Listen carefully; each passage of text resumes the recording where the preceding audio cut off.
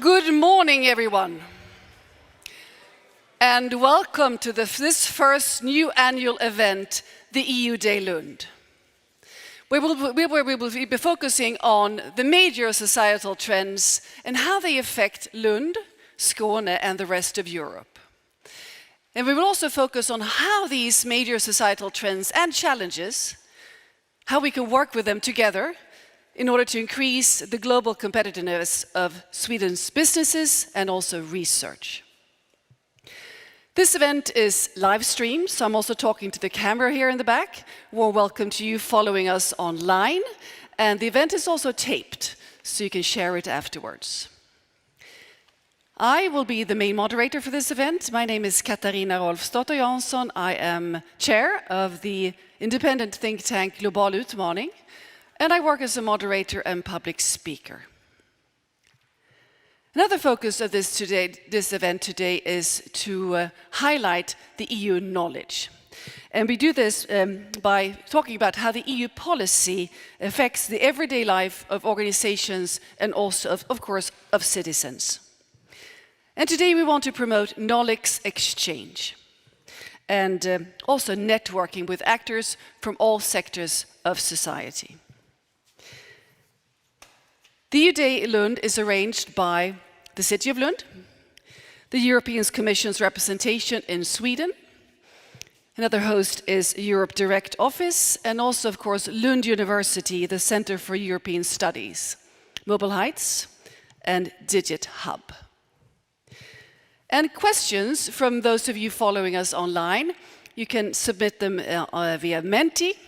And there are separate Menti codes for the different sessions, because we do have quite a lot of sessions here today. So, right now I'd like to offer the stage to the real hosts today, Filip Sandberg, who is Mayor of Lund, and also Christian Danielsson, Head of European Commission, Sweden. A warm applause. Thank you.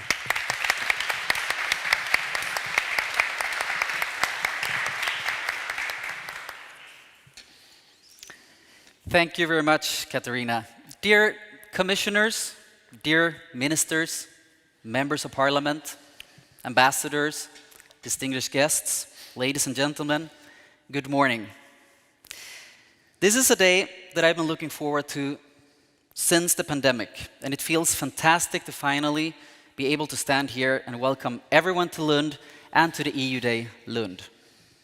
This is the first of what we hope will become an annual gathering about future challenges and our part in the development of Europe. And what better place to do so than here in Lund? Lund is an international university city in a Swedish border region with strong connections to the rest of Europe and with a history stretching back to the first Nordic city of Uppåkra. For several hundred years, researchers from Lund have made discoveries and created innovations that have been of great importance. For example, the artificial kidney, the medical ultrasound, Bluetooth, facial recognition technology, advanced packing technology, invisible cycling helmets, and so on. We want Lund to keep this tradition of leading the development through innovation and knowledge.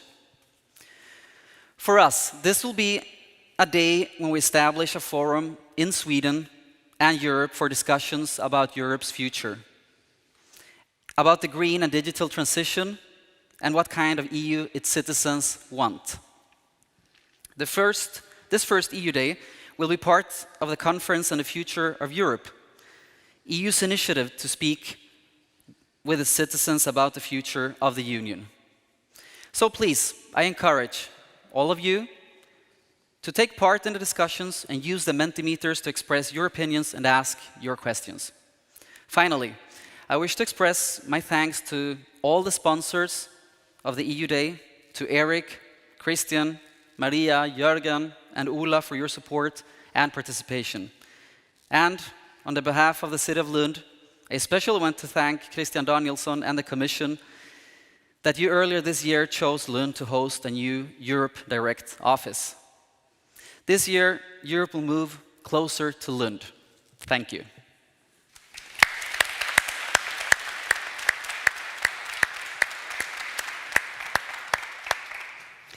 Please proceed, Christian.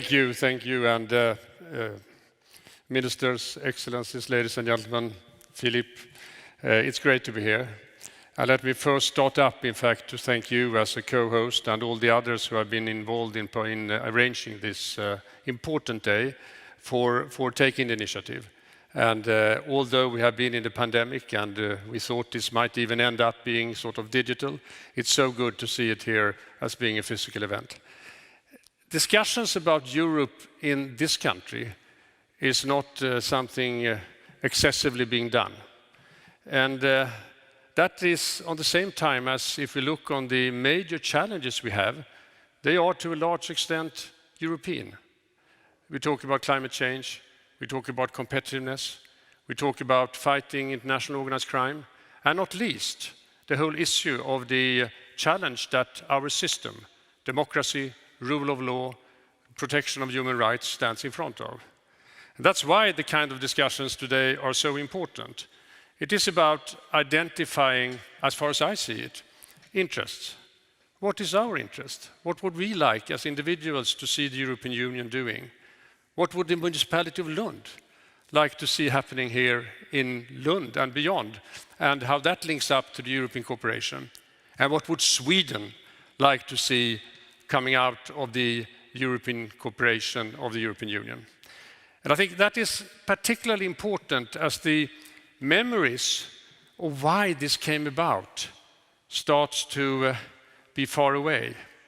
The fact that Europe dragged itself and the world into the abyss through two major wars, and that was what was behind the idea of creating a structure which would make war unthinkable.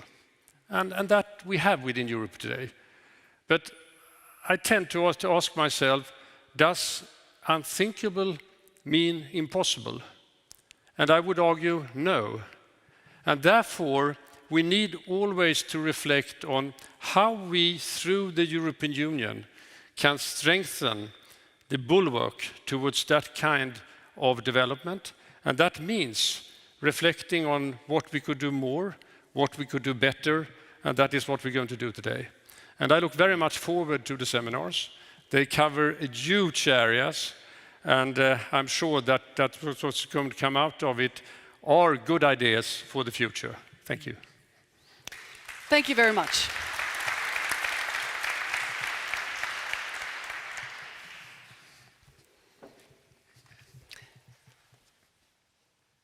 It is now my pleasure to introduce up on stage Erik Renström, Vice Chancellor of the University of Lund, Ola Svedin, CEO Mobile Heights, and also Maria Strömvik, Center for European Studies. Please join me here on stage.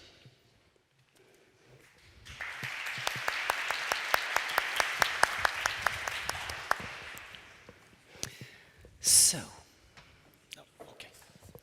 I'd like to start with you, Erik Renström.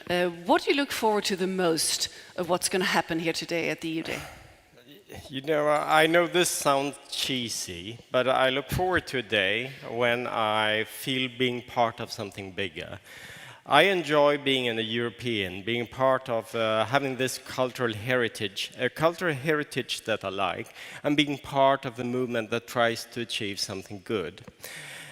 I think today we have to also realize that the Euro politicians have actually made a good job in making us looking forward and having optimism to a larger extent than the rest of the world after the pandemic. And then, well, the program is stupendous, so it's hard to choose. Thank you very much. How about you, Ola Svedin? Well, Mobile Heights, we are an organization that gathers academia and business and public administration to work as one. And our focus is mostly on the regional level, but we also have a strong vision to be in the forefront of the European innovation ecosystem. So that is why this event today is so important for us. We broaden the scope to the European level, and we make a place for Skåne as a region in the European system. Thank you. Maria, what's your perspective?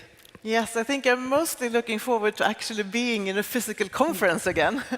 But in addition to that, I think it's fantastic that there's such a big interest among people who work in Lund, around Lund, and I'm looking forward to meeting them all.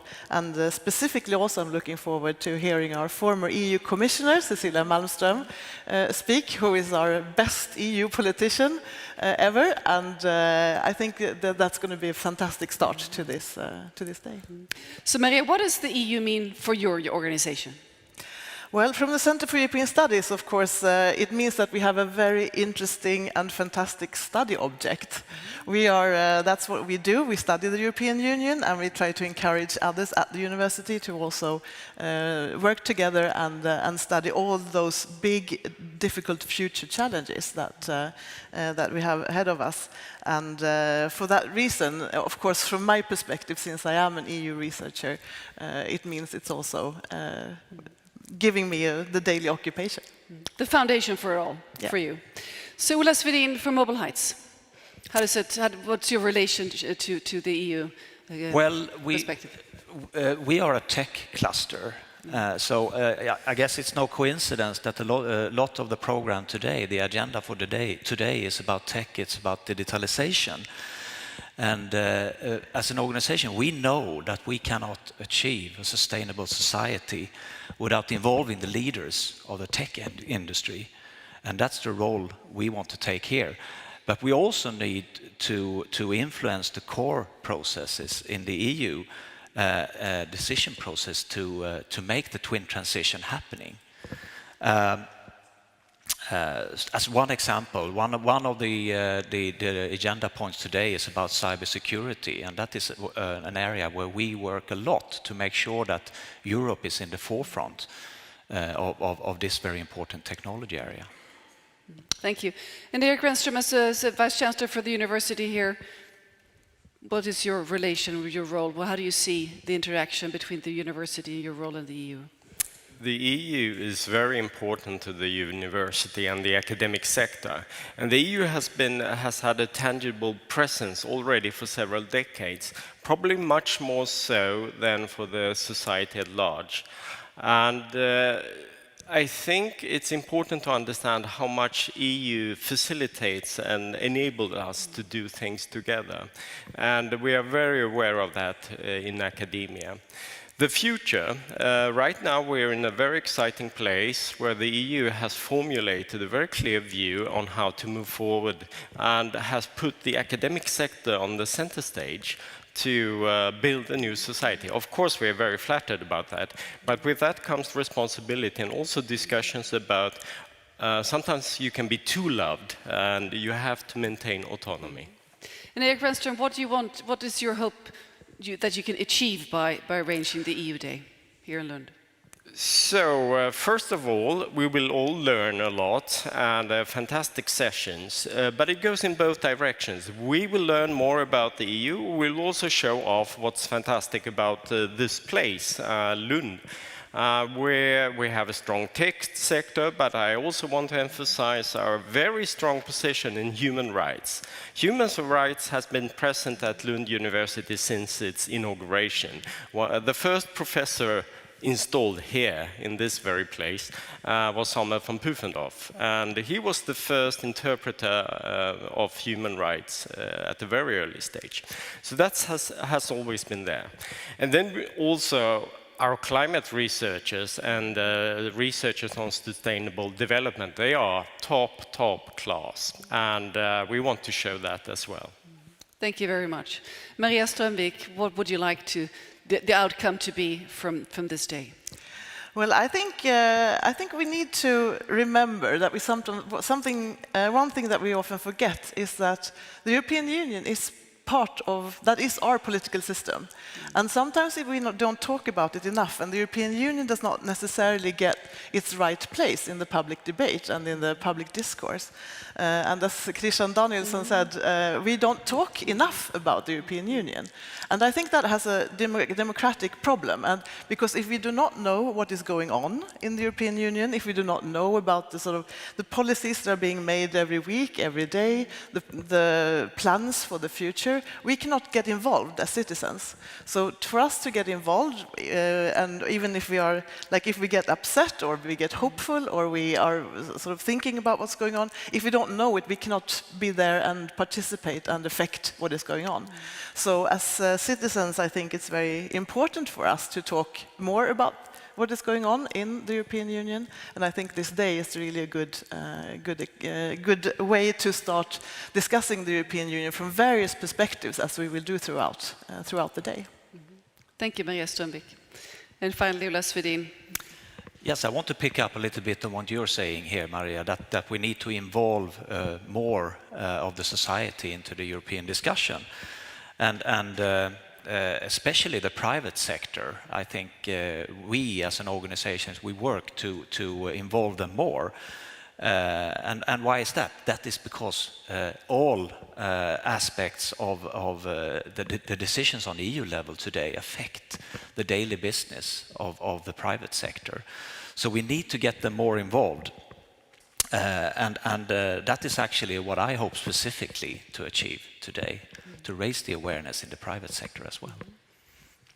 Well, thank you very much, all three of you, for sharing your perspective and your hopes for this first EU Day Lund. Thank you. Thank you.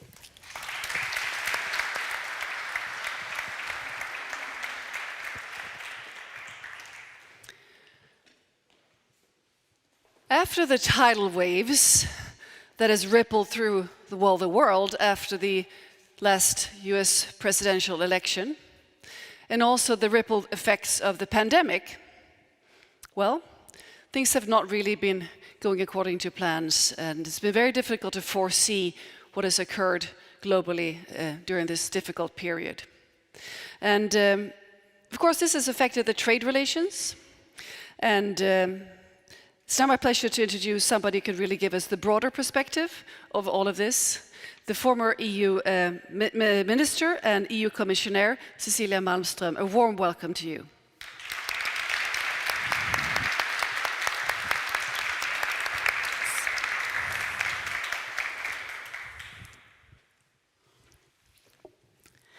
Thank you very much. Good morning, ministers, commissioners, Mr. Mayor, ladies and gentlemen, excellencies, dear friends. It's a pleasure and an honor to be back in Lund again, and a beautiful day like this, and finally getting out from our Zoom caves and meeting and talking in person. Last week, I was asked by an American think tank to talk about the state of play in Europe. And they wanted me particularly to focus on the difficulties emerging after the German election. And I told them that that's actually not the biggest problem in Europe today. We have, of course, the German people. Europe is waiting for the new coalition government to be formed. That can still take some time. And we don't exactly know what program that government will have, which is normal after an election. But Germany is still there. There's still the transitional government led by Angela Merkel. Germany is a stable, pro-European, important partner in the European Union. The coalition talks led by Mr. Olaf Scholz seem to be going rather well, and it looks likely that he will lead a traffic light coalition government with his party, the Social Democrats, the Greens, and the Liberals. So whatever happens, there will be a stability in Germany, even if it drags on a little bit before we can see the new government emerging.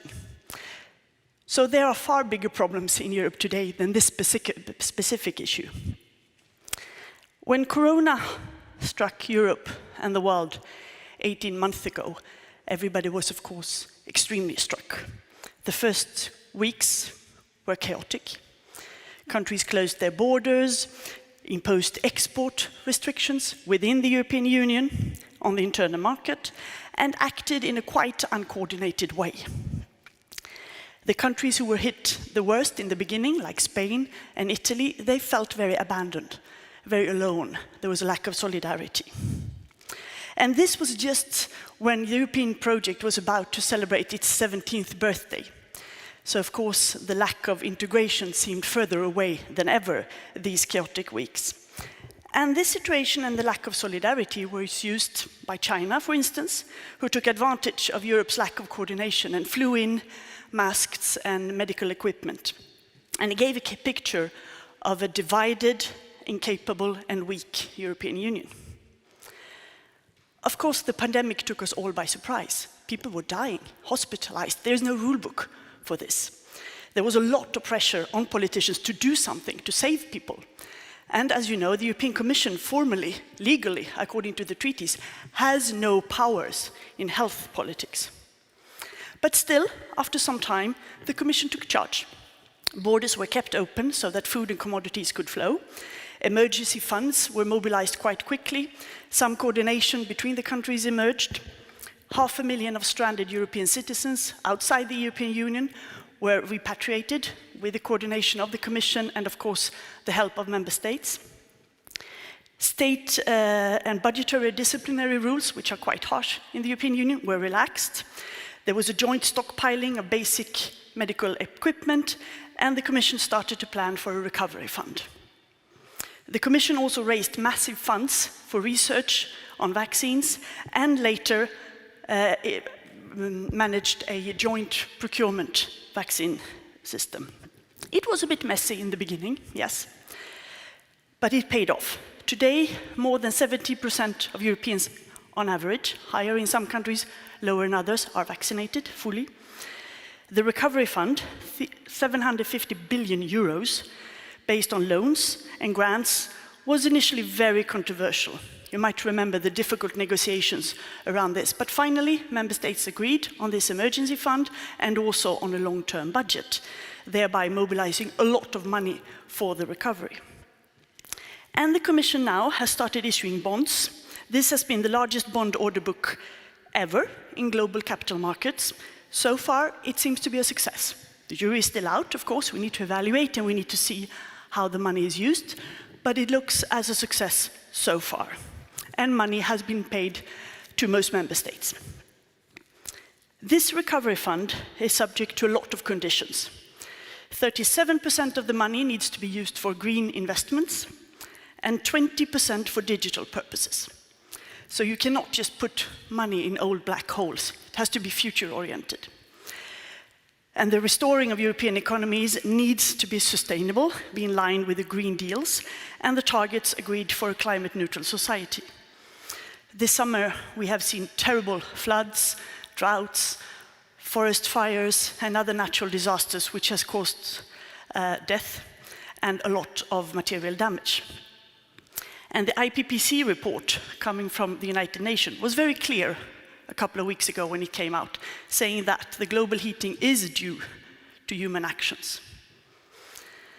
And as you know, tomorrow or Sunday, leaders from all over the world will gather in Glasgow to try to take the Paris goals a step further, to discuss what more can be done to address this huge challenge that we're all facing. And here the world needs strong leadership. The EU has been leading so far with its Green Deal and its Fit for 55 package. That is not a boot camp for middle-aged people. It is a package of 12 different proposals. I think they're not calling it Fit for 55, right? It gives the wrong connotations. But it, of course, alludes to reduction of gas emission with 55% by 2030. And it includes 12 different legal proposals to transform the European Union to a carbon-free continent. And there are proposals on an expanded emission trading system, on agriculture, on forest, on energy, on housing, infrastructure, buildings, etc. And it all aims for the goals to reduce gas emissions with 55% by 2030, 40% renewable energy the same year, 2030, and to reach climate neutrality by 2050. And those goals everybody has agreed upon. Now the tricky thing is, of course, to get there, and the means.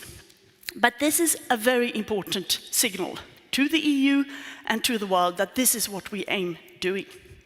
And it is crucial not to scale down on ambitions right now. We see worrying signs all over the world and within the European Union to slow down on ambitions. And this would be detrimental, I say. There will be discussions on these different proposals. One that will cause quite a lot of internal debate in the EU, but also externally, is the mechanism to reduce carbon at the border, the Carbon Border Adjustment Mechanism. It's one of these EU acronyms that you will have to remember if you want to follow the debate the coming month, CBAM. And it is a fee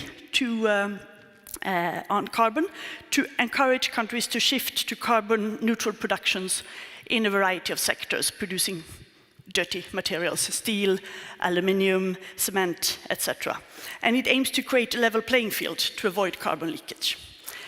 This is controversial inside the EU, but also other trading partners who will be directly stuck by this, and they will probably challenge it. I hope that we will not focus on the details of this, because several other countries in the world have similar thoughts to reduce carbon at the border and to tax carbon.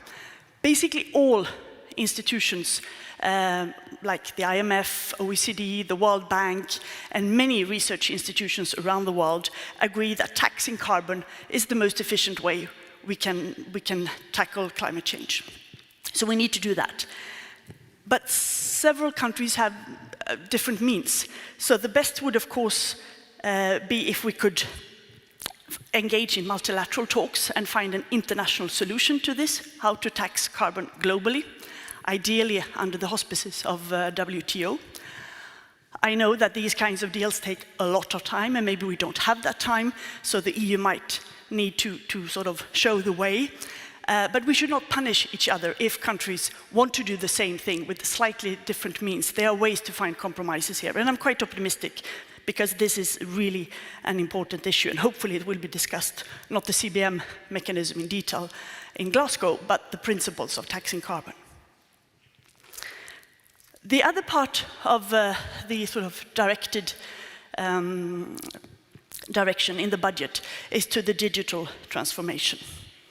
I think the pandemic has forced us all to become digital, but some have had it easier than others. And the pandemic has also showed the huge divide within countries and between countries, of those who have had possibilities to work or to study from home and do so rather successfully, and others who had not had this possibility. We have millions of children, hundreds of millions of children worldwide who have not been able to go to school for a year and who have not been able to log in and follow their courses. And this will have dire consequences for a very, very long time. And they will need time to catch up. So we need to invest broadly in digital infrastructure, embrace the possibilities of artificial intelligence solutions. And here I know that Lund is very advanced. And I think there is a special seminar on this just after the coffee break, so we'll discuss that further. Trade is an area I've been working with for a couple of years.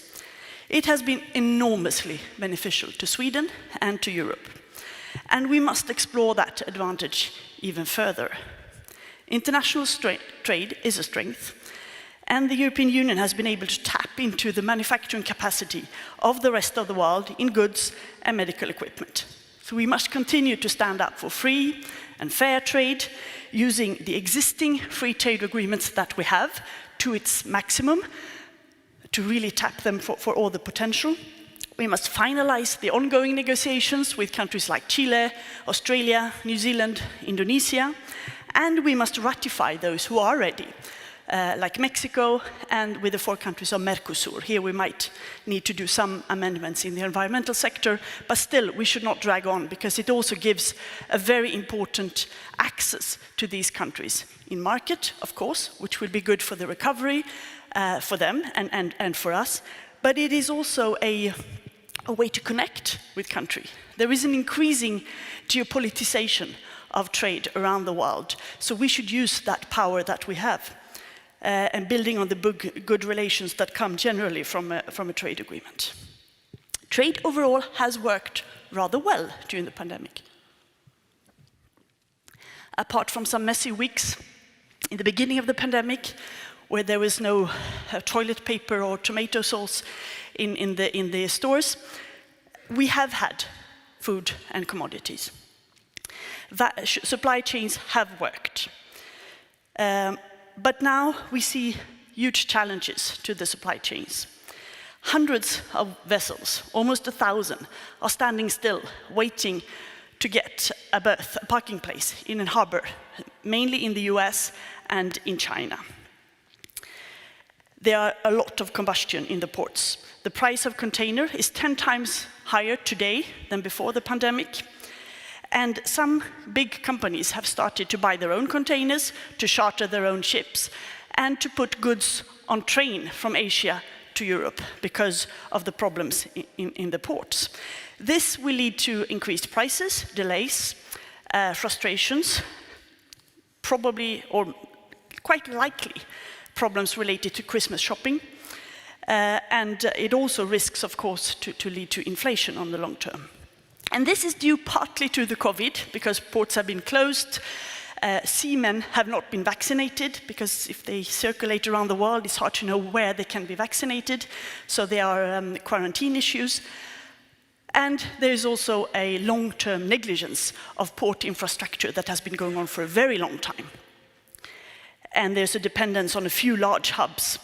And of course, a changing trading pattern where we have been shopping digitally during the pandemic and now waiting for all these goods to arrive. And they are transported to a very, very large extent by ship.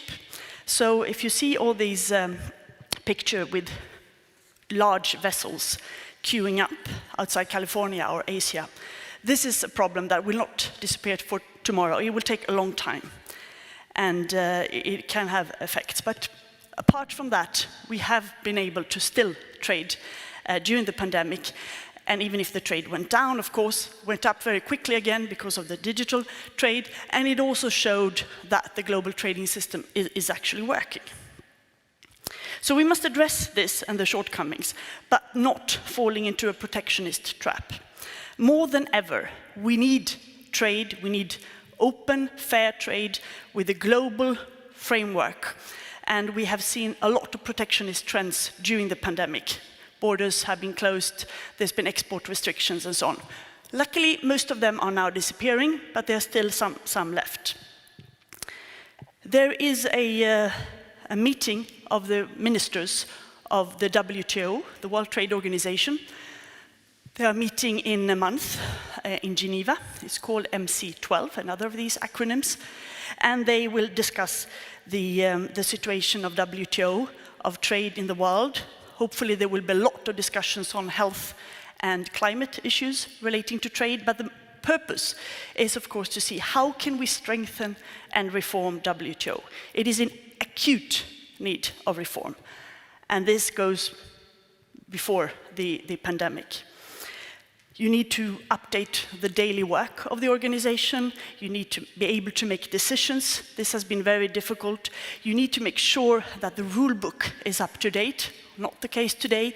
You need to have a dispute settlement mechanism that has been the core of the WTO system, and before that GATT, since the end of the Second World War, and has avoided a lot of escalation of conflicts. And you need to make sure that you deal with issues that people trade in.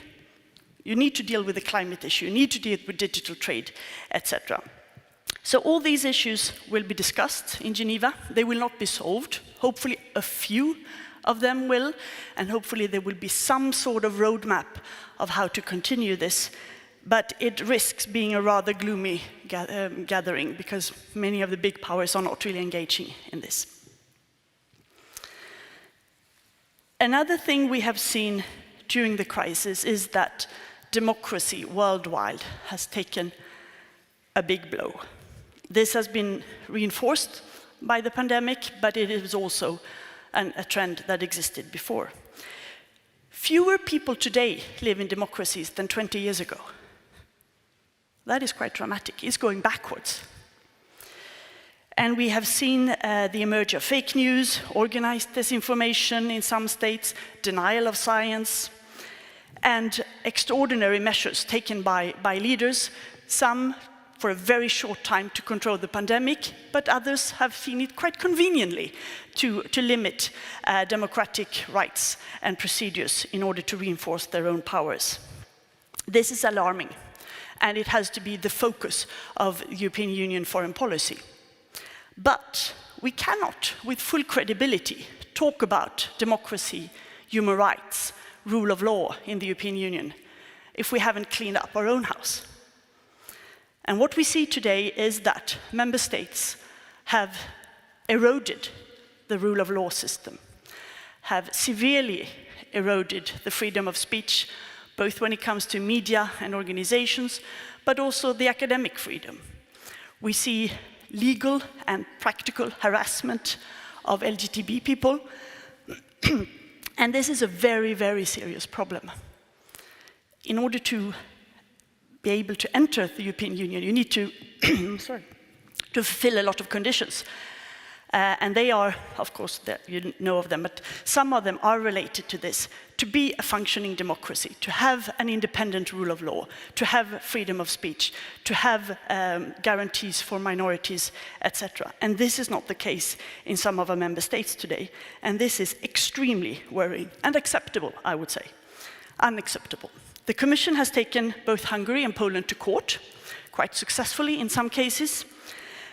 But stronger measures will be needed, especially now since the court in Poland decided that the Constitutional Court of Poland has declared that Poland will not accept the supremacy of the European Court of Justice, which is of course key for any member states and the whole idea of the European Union.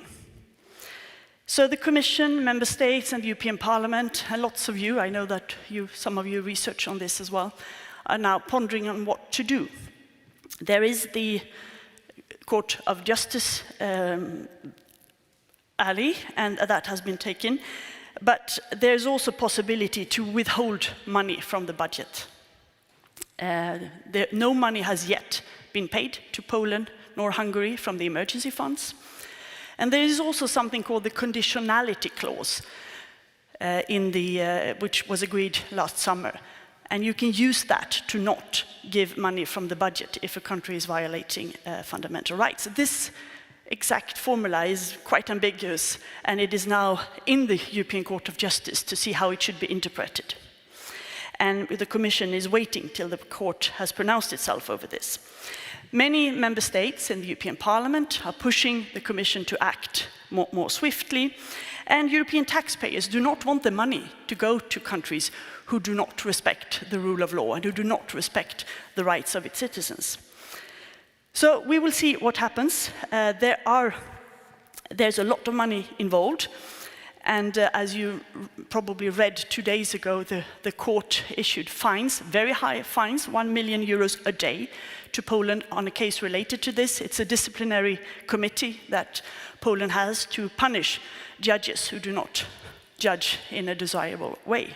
And this is, of course, against European law.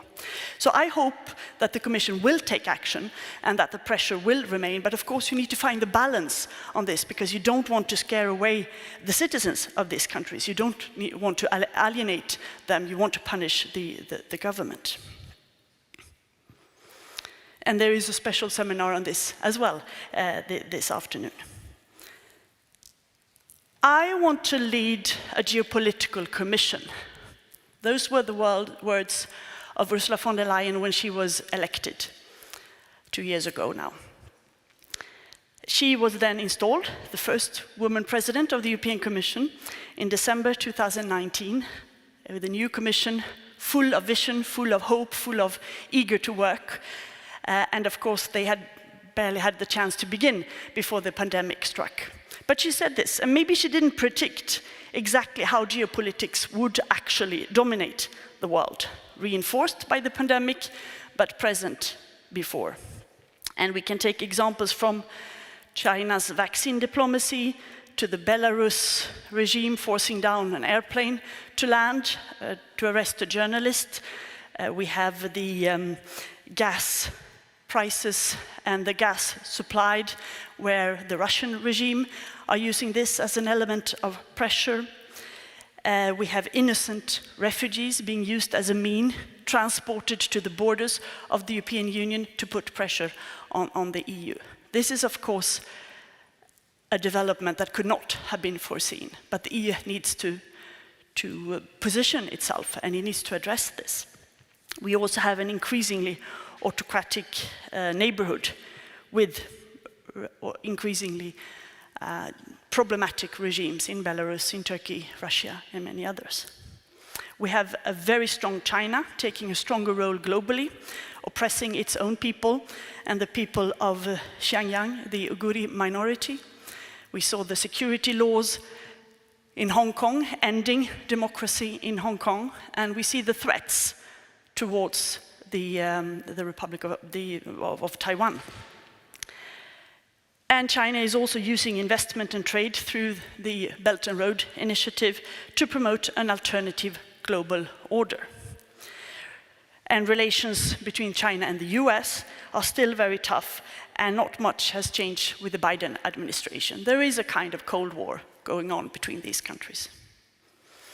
Relations between EU and the US were very tense under the former administration.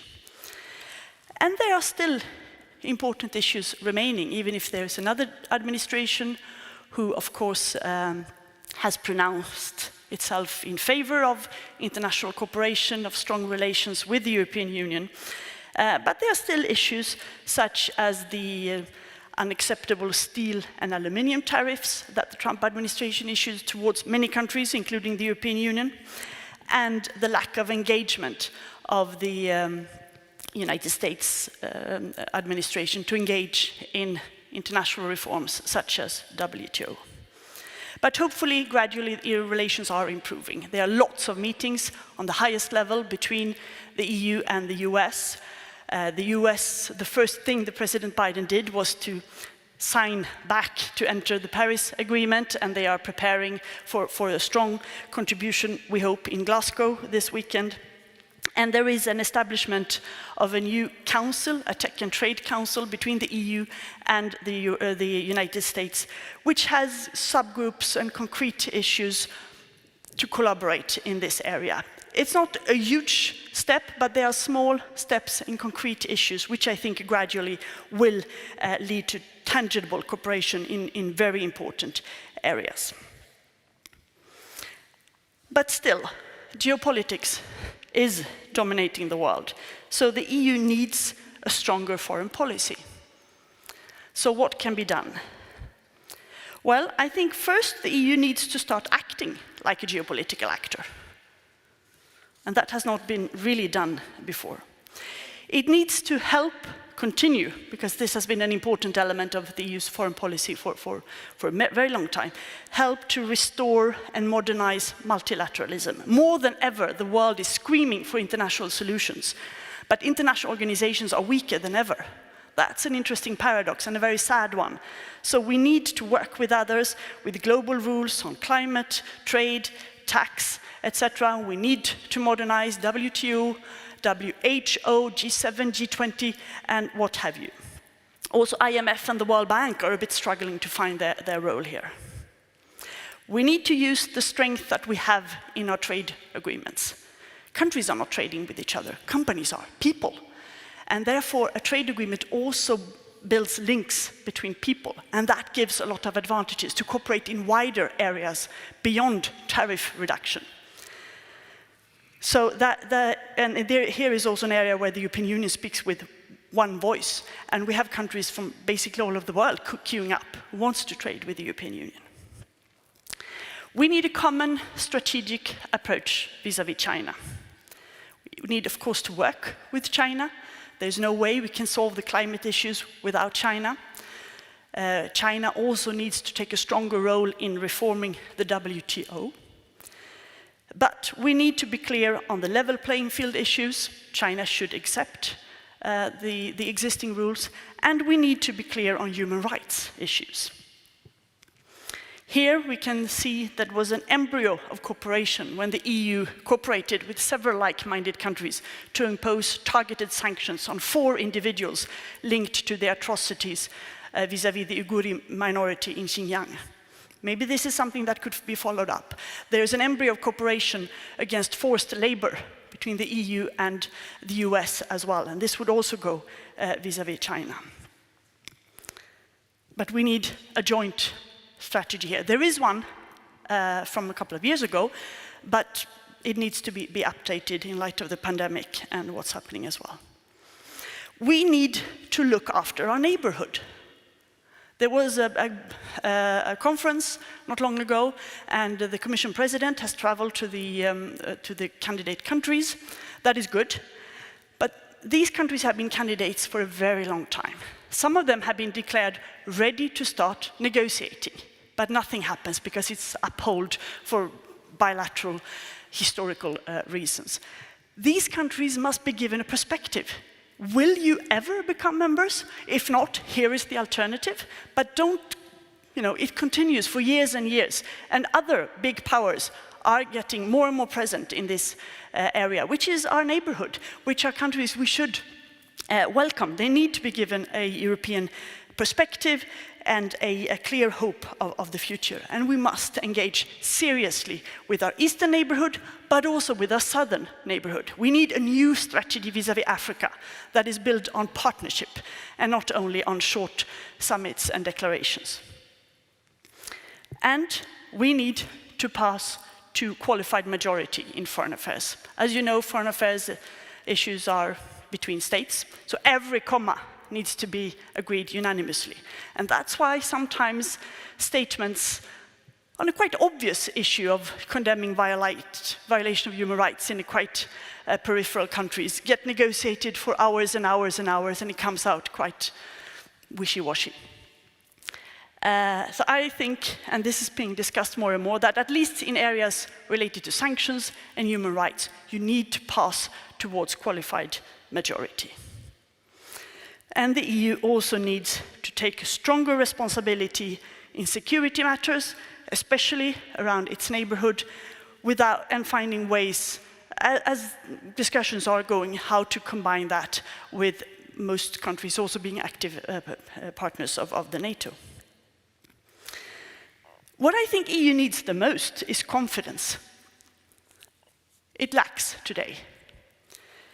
EU is an economic giant. It has the biggest internal market in the world. There are needs for reforms, yes, but it is a very attractive and unique thing in the world. Countries are queuing up to trade on that market.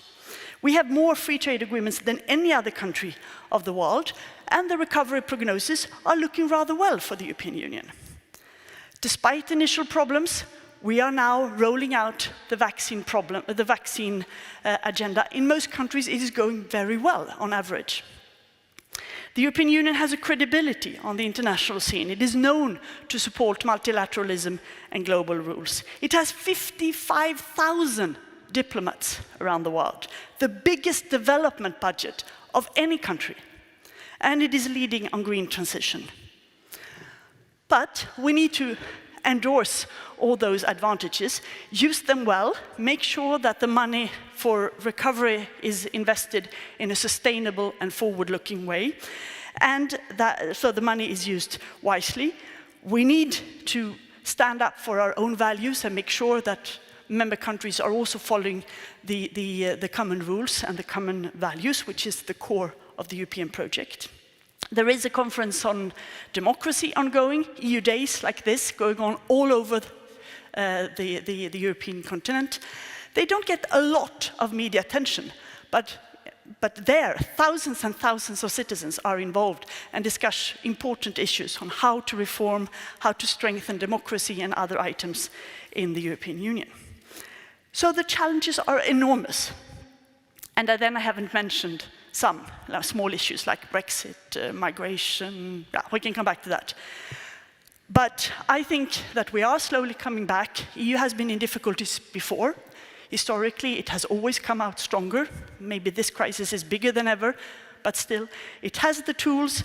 It needs to use them in a strategic, intelligent way to build back better. And I think it is possible. Thank you very much for your kind attention.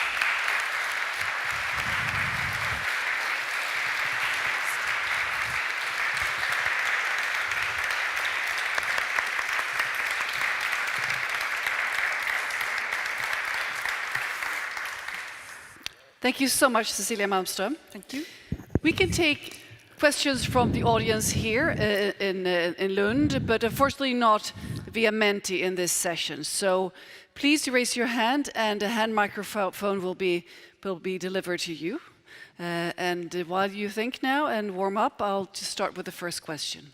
You mentioned that the EU lacks confidence, and this is supposed to be an annual EU Day. So next year, when we look back at the year that has taken place, in what way has the European Union acted on the geopolitical arena in more confidence, would you say and hope? Well, I would hope, because it is not like in a year everything will be shiny and it's glossy. a short period, yes. But hopefully the world, and also the world outside European Union, is moving out from the pandemic. We need to really make sure that also countries in Africa, in Asia, and Latin America gets vaccinated. But I hope that some of these things that I mentioned are being put in place, that the EU can see that it has all these advantages. And yes, the EU is not US, it is not China, but it has so much else, and it can act with full confidence in that, using the tools, be more strategic, engaging very much with its neighborhood, building partnership, friendship, and liaisons there, and also well, you need to, and there I don't really know how, but you need to address the issue of rule of law in Poland and Hungary in a way, because if you want to travel the world and you say you need to, if you want to lecture other countries on democracy, you need to be credible, and this is not the case today. Thank you. Hand up for a question over here, please. And state your name and your question, please.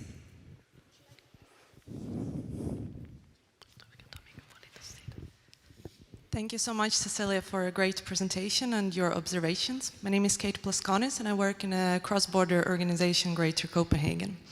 So my question is following. Now, Corona crisis is not the first crisis that Europe deals with, and obviously not the last.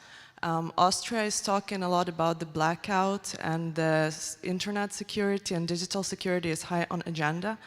In your opinion, do you think that Europe will be more prepared for the next crisis? Do you think that the mechanism of cooperation, collaborations are on place? Thank you. Thank you, Kate. Well, not yet. Not everything is in place, but I sincerely hope that it will be better prepared. Because, of course, you can criticize the lack of preparation in the beginning, but nobody was prepared. Of course, there was a lot of scientists who had warned that this would come one day, but still, there wasn't enough preparation. Every country, and including the European Union, is, of course, looking at what conclusions can we draw? What went wrong in the beginning? How can we make sure that we are better prepared for this? What strength do we have? And how can we build upon that? And that goes from everything from joint stockpiling to some common rules and better coordination mechanisms and so on. I mean, lots of this is being now gradually built up in the European Union within the Commission, but also some member states are taking responsibilities for some stockpiling places that could be there for other countries as well for next time. But next catastrophe might not be a pandemic. It could be something related to antibiotic resistance, or it could be something else. So of course you cannot really fully prepare, but I sincerely hope and I think that real lessons will be drawn and that you will try to put these crisis mechanisms in place for next time. Thank you. Another question, please. Over here, please. Tulio Capriles, I'm a high school teacher. And I'm thinking about democracy and the challenge being today, as I see, there's a lot of people that maybe don't appreciate it. That we take democracy, or that democracy is maybe becoming outdated. Is that a risk? I think, for example, in China, where a lot of people are happy with what they have, or in the US, where a lot of people support a government or a leader that was anti-democratic, the way I understand it. So is there a risk that democracy is being outdated, or is that the biggest problem? Thank you. Outdated, I don't know, but you're definitely right in that democracy is being challenged in many countries, and that in democratic countries, things that we would not consider as or classify as democratic are happening with the full consent of at least a majority of the citizens. And there are lots of studies being looked at this. At the University of Gothenburg, there's an international center called VDEM, Variations of Democracy, and they are looking at democracy all over the world. There are thousands of researchers connected to this.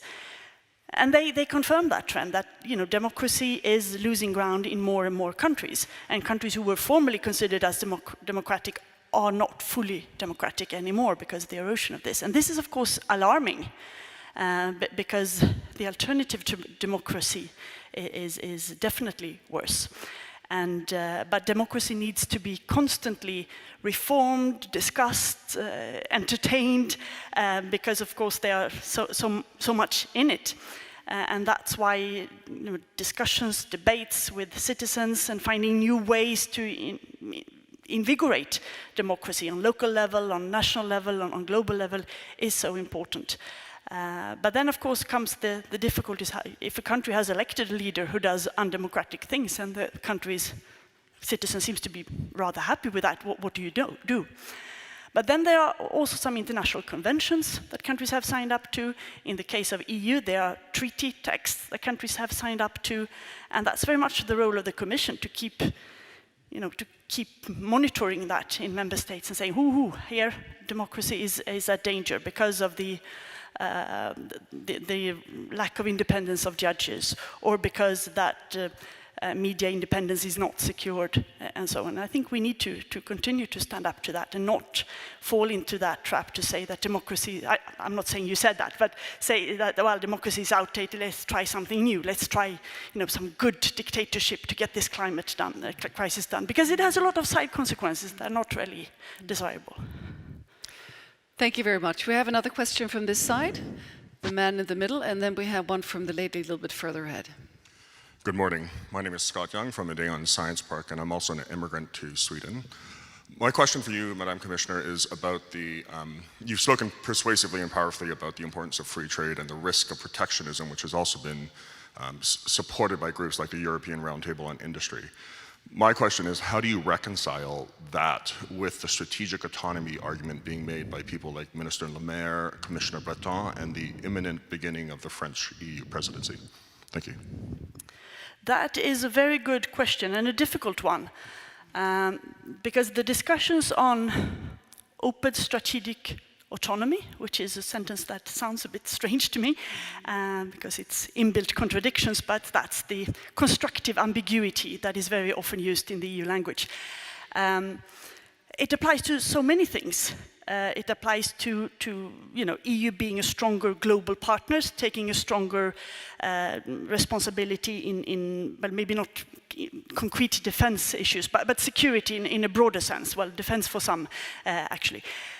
It also spills over to trade, where I can understand the feeling that there are some key products that we really need to have in the European Union. We need to make sure that we have masks and ventilators and a few of the key medical equipments, regionally produced. And there is also a recognition that the EU is very dependent on some raw materials that can only be acquired from a very limited amount of producers. But this is not something you change over day. And this is not even desirable, in my view, to change over day. Because if you say that we will become more autonomous, well, others will become more autonomous from us as well. That's what we call the autonomy trap. And that's a bad thing. What the world needs is more interdependence, but we need to make sure that it is embedded in rules and international organizations and standards that we can live in. Companies have already adopted to this during the crisis. They become much more flexible, they have diversified their supply chains, they've made themselves more resilient so that they can stand up for crisis in a quite remarkable way all over the world. And we need to recognize this. So going into some sort of recoupling or decoupling or re-globalization or deglobalization, all this, I think that is a dangerous way to go. Thank you. Over here, please. Yes, hello. My name is Rebecca Hinn, and I work at the Swedish Agency for Youth and Civil Society. I know that this conference on the future of Europe is ongoing, and I'm reflecting upon like how can we make more people actually see this direct channel on influencing the future we have together.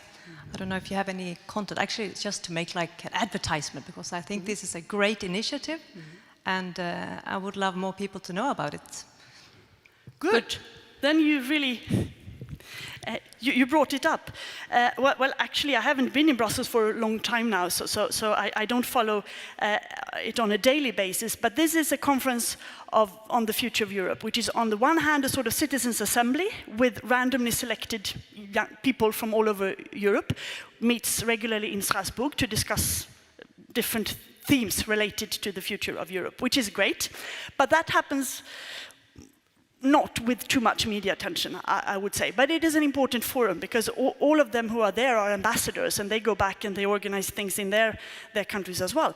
But then there is also the big encouragement to organize events all over the European Union. There has been several. I have attended a few in Sweden. This is one of them, in order to discuss thematic important issues. Could be everything from you know, quite detailed, what do we do with the Digital Act, till how can we improve citizens' participation in the European Union. And bringing all this, and there's a joint website at the European institutions where you can register your conference on this. You can also send proposals. So the idea is that there will be thousands and thousands of concrete proposals that member states will deal with. It closes in May, the conference, I think, or April. Very handy at the same time as the French presidency election. And then exactly how this will be processed, whether there will be a new intergovernmental conference or whether there will be, you know, discussed at the European Council, see how it will be processed. I think that remains a bit to be seen, but I'm right on this. Okay, just checking with the boss there, former. But I think it's a very good idea. Because as was said here originally, Maria and others brought it up, we need to discuss Europe. You can think that it's going in the right direction, in the wrong direction, to go to this direction and this, but we need to talk about it. Because it is happening. And if we don't engage, someone else will decide for us. So that is why it's so important to be there, to participate, to come with proposals, to criticize if you want, of course. But also, you know, make it a normal part of life, of education in schools on all levels, of, you know, like when you work with young people, the workplace, because we are very much a part of the European Union, and it goes on without us. And if we're not there, well, there are 26 others who will run the show. Good point. Thank you. Do we have another question over here? Yes, please. Hi, my name is Nicholas Chendi. I'm a student here at Lund University, and I have a question about Africa is a continent that is growing in importance quite rapidly and is very close in proximity to Europe. In your opinion, what would an optimal systemic engagement with Africa look like for the future, dealing with trade and migration and relations with the Middle East, for instance? Thank you. Oh, that's a 2-hour seminar. But a very important issue indeed. But the most important, I mean, EU is engaging with Africa. There is a partnership. There are, you know, meeting points, and there's a lot of cooperation. There is trade ongoing, and there is, you know, lots of development projects and so on. But I think you need to look at this with a little bit fresh eyes as well. Africa is a growing and very important continent, and it is our neighbor, and we need to have a partnership on an equal basis.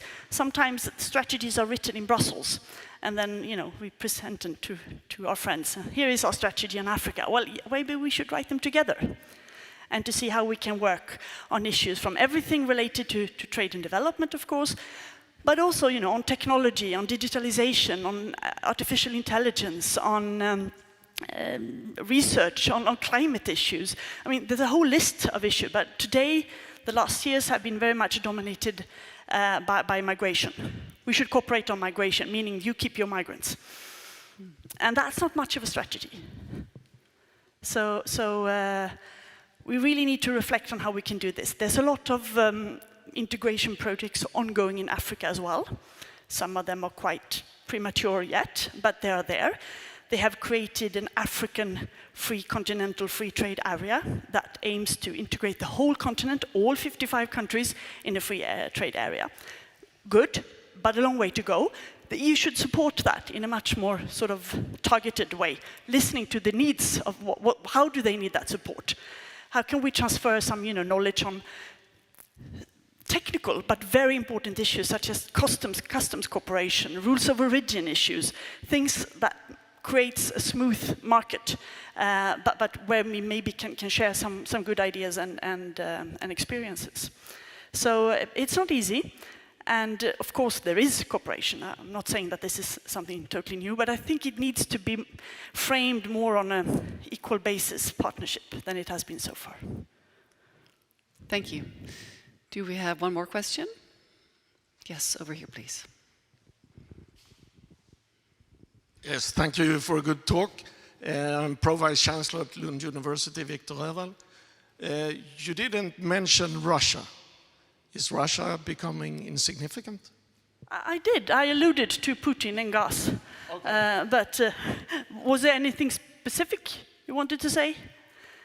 Relations between EU and Russia are, of course, very difficult right now, and increasingly so since a long time, well, since the annexation of Crimea and Donbas, and of course the situation of human rights and the way to treat the opposition in Russia, the Navalny case and Novichok, and then him coming back and being imprisoned, other quite strange trial, which has of course resulted in a lot of criticism from the European Union side, and a general erosion of human rights in China, increasingly autocratic regime. And then we have the gas problem, which will be even stronger this winter, especially if it's cold. Too many countries are still dependent on Russian gas, which doesn't have to be a problem, in general.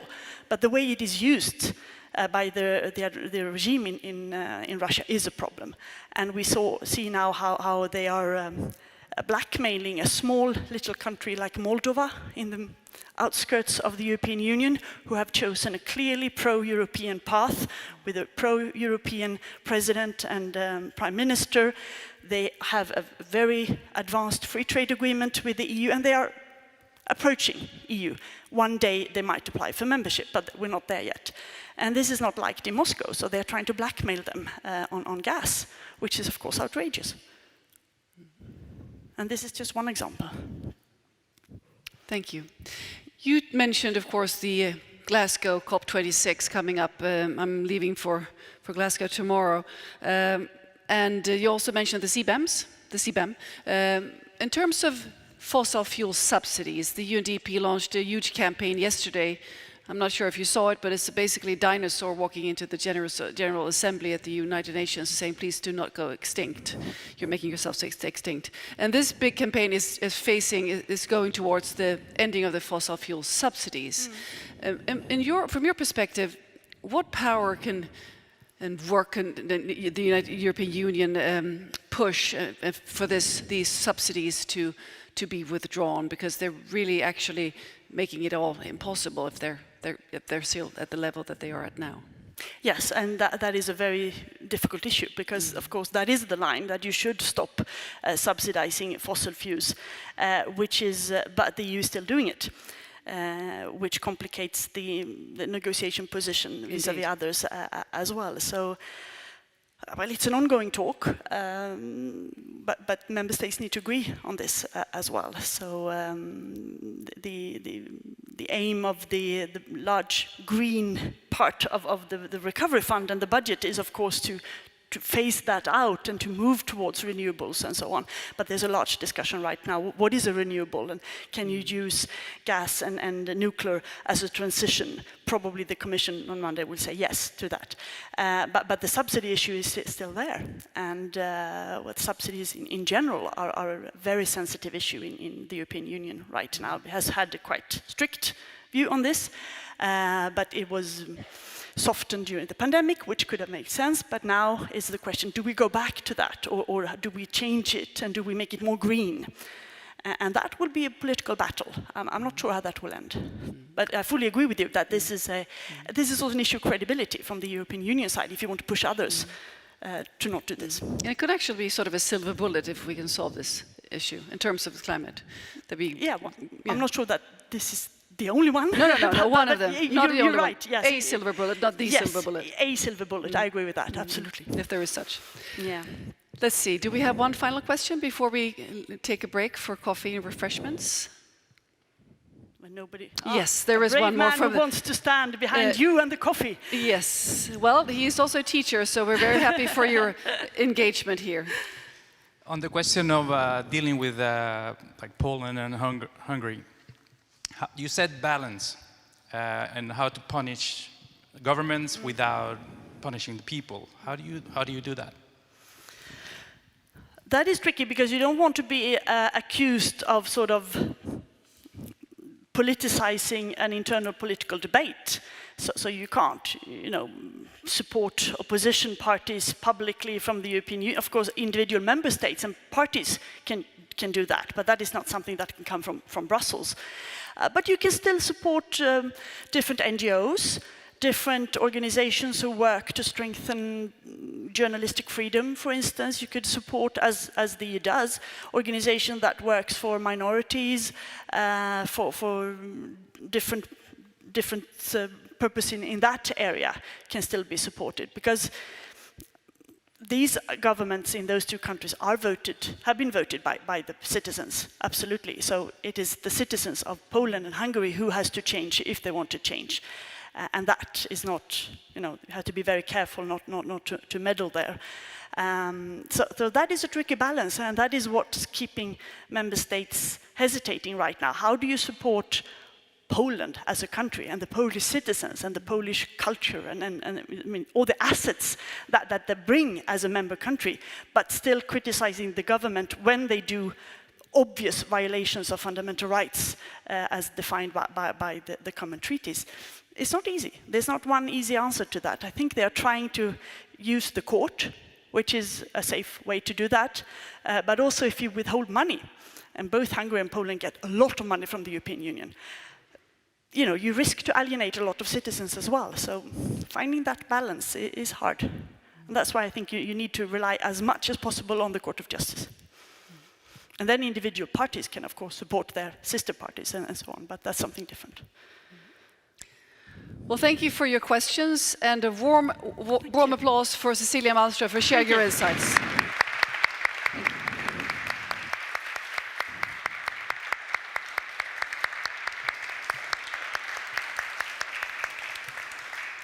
And now, before you head out for refreshments, please note where you're going, because we have different sessions, and you are supposed to take your coffee at the venue where you're supposed to be next. And if you are slightly confused of where that is, you can ask anybody in the white t-shirts, that's the staff, and you can also look here on the screen. There should be something coming up here that can help you identify. Otherwise, it will be on the webpage, the EU Day webpage, which sessions there are, and so where you're going, you'll be able to find out. We start back again at 11 o'clock, and networking, coffee, enjoy yourself. Thank you.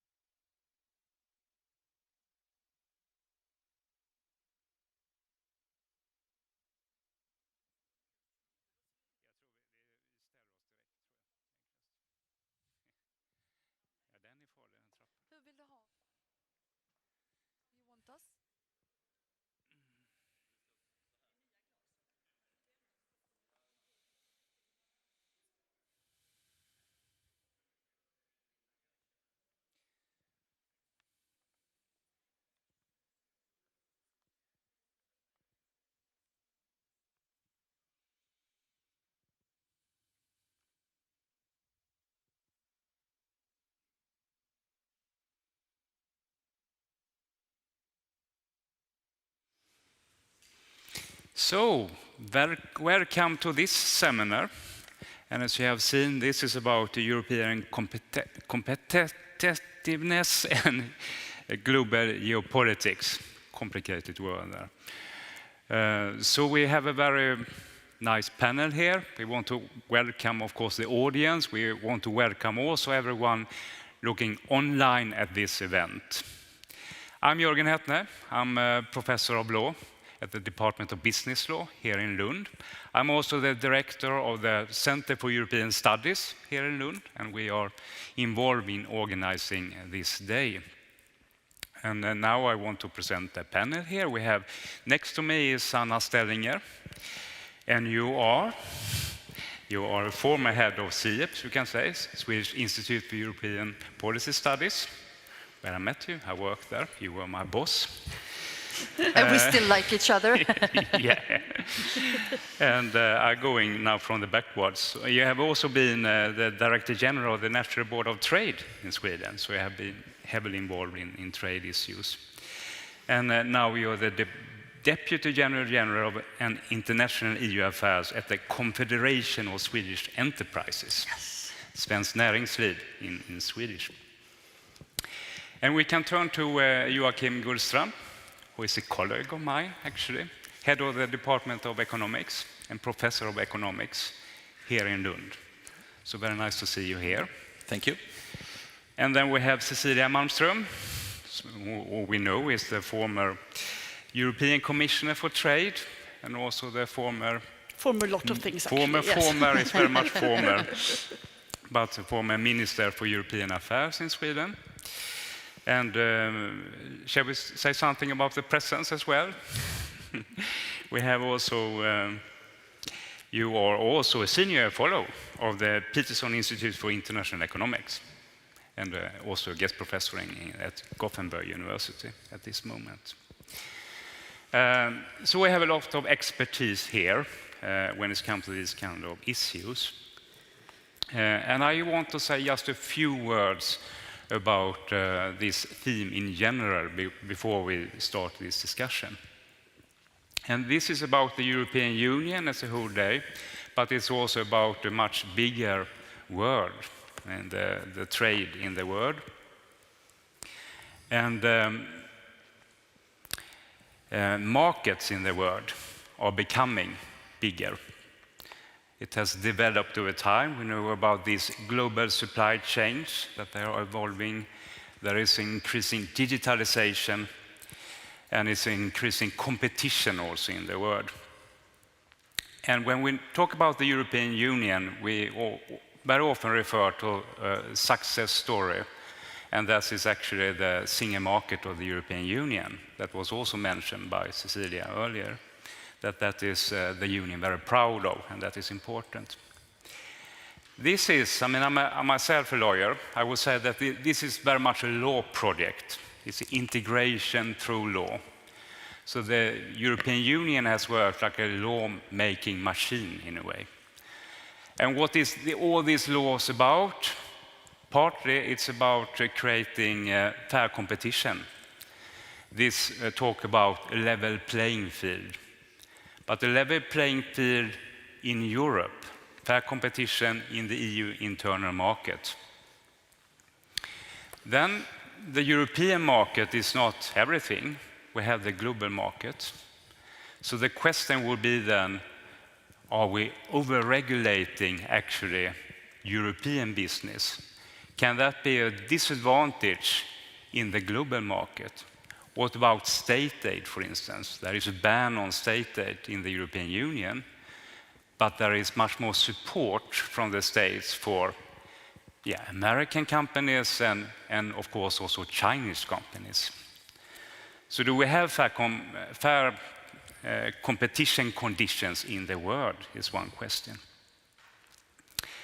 And there is a system for that, the rule-based system in international trade, and that is a WTO. We will come back to that. But if that is not functioned properly, then the question will be, do we have a fair global level playing field or not? And if not, and that has been claimed, what can the European Union do about it? Should it be more selfish? Should the European Union look into itself, thinking that we should boost our bigger companies to try to compete with the biggest American and Chinese companies?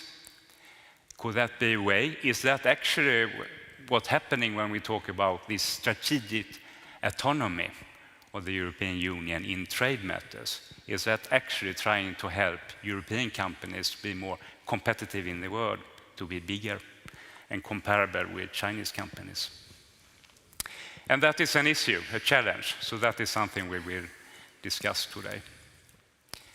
So after these few words about trade, I will now then address this expert panel with questions. So we'll start with one very general question. So trade in the world has been then troubled by many developments lately, not least the COVID-19, as we know. But what is actually the biggest challenges we have in front of us? We start with this question, and I think I'll give the word to you first, Anna.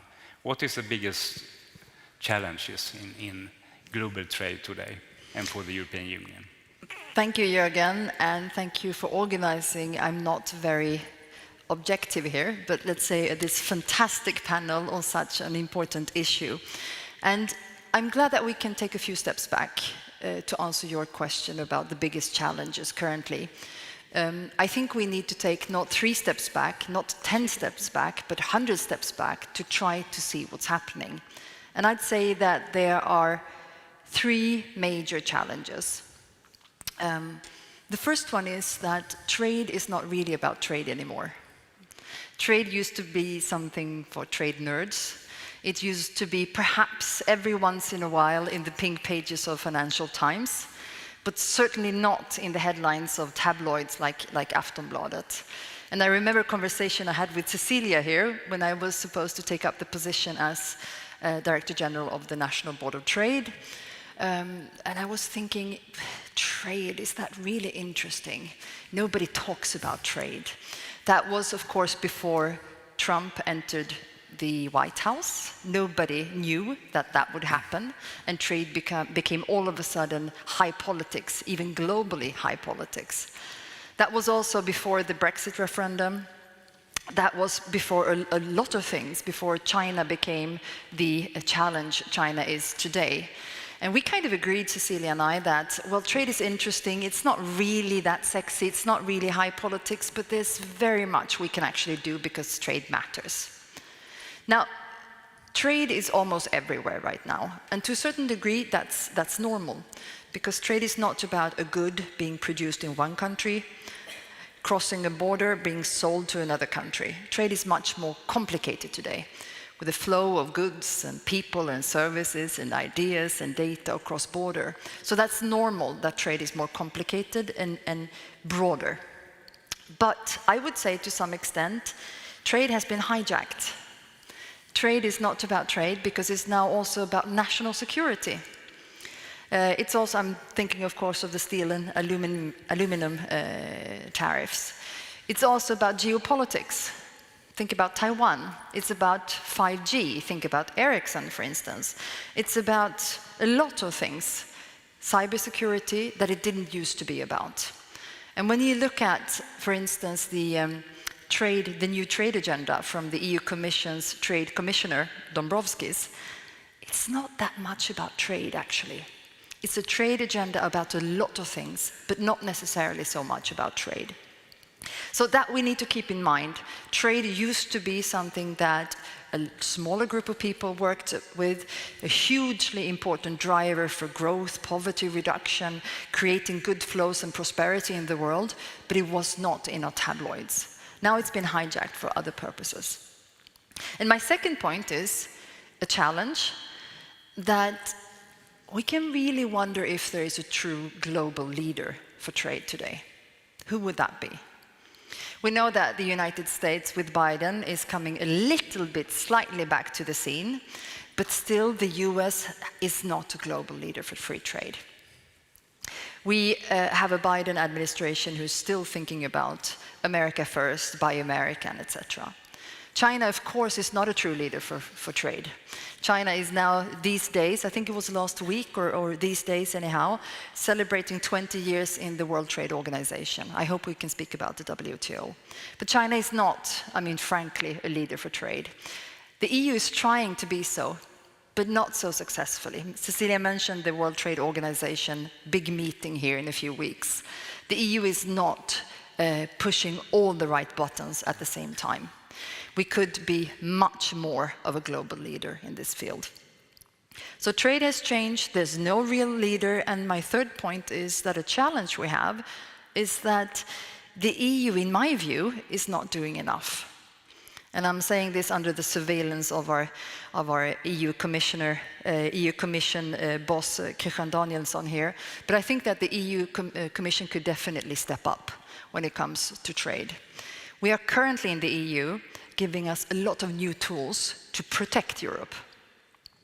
We have international procurement instruments to protect our markets. We have a chief enforcement officer to protect us when others are not doing what they're supposed to do. We have a foreign direct investment screening mechanism to stop investments when we don't want them. We have a new tool these days, anti-coercion, to strike back against other countries when they're not doing what they're supposed to. So the EU is giving itself a toolbox of protection.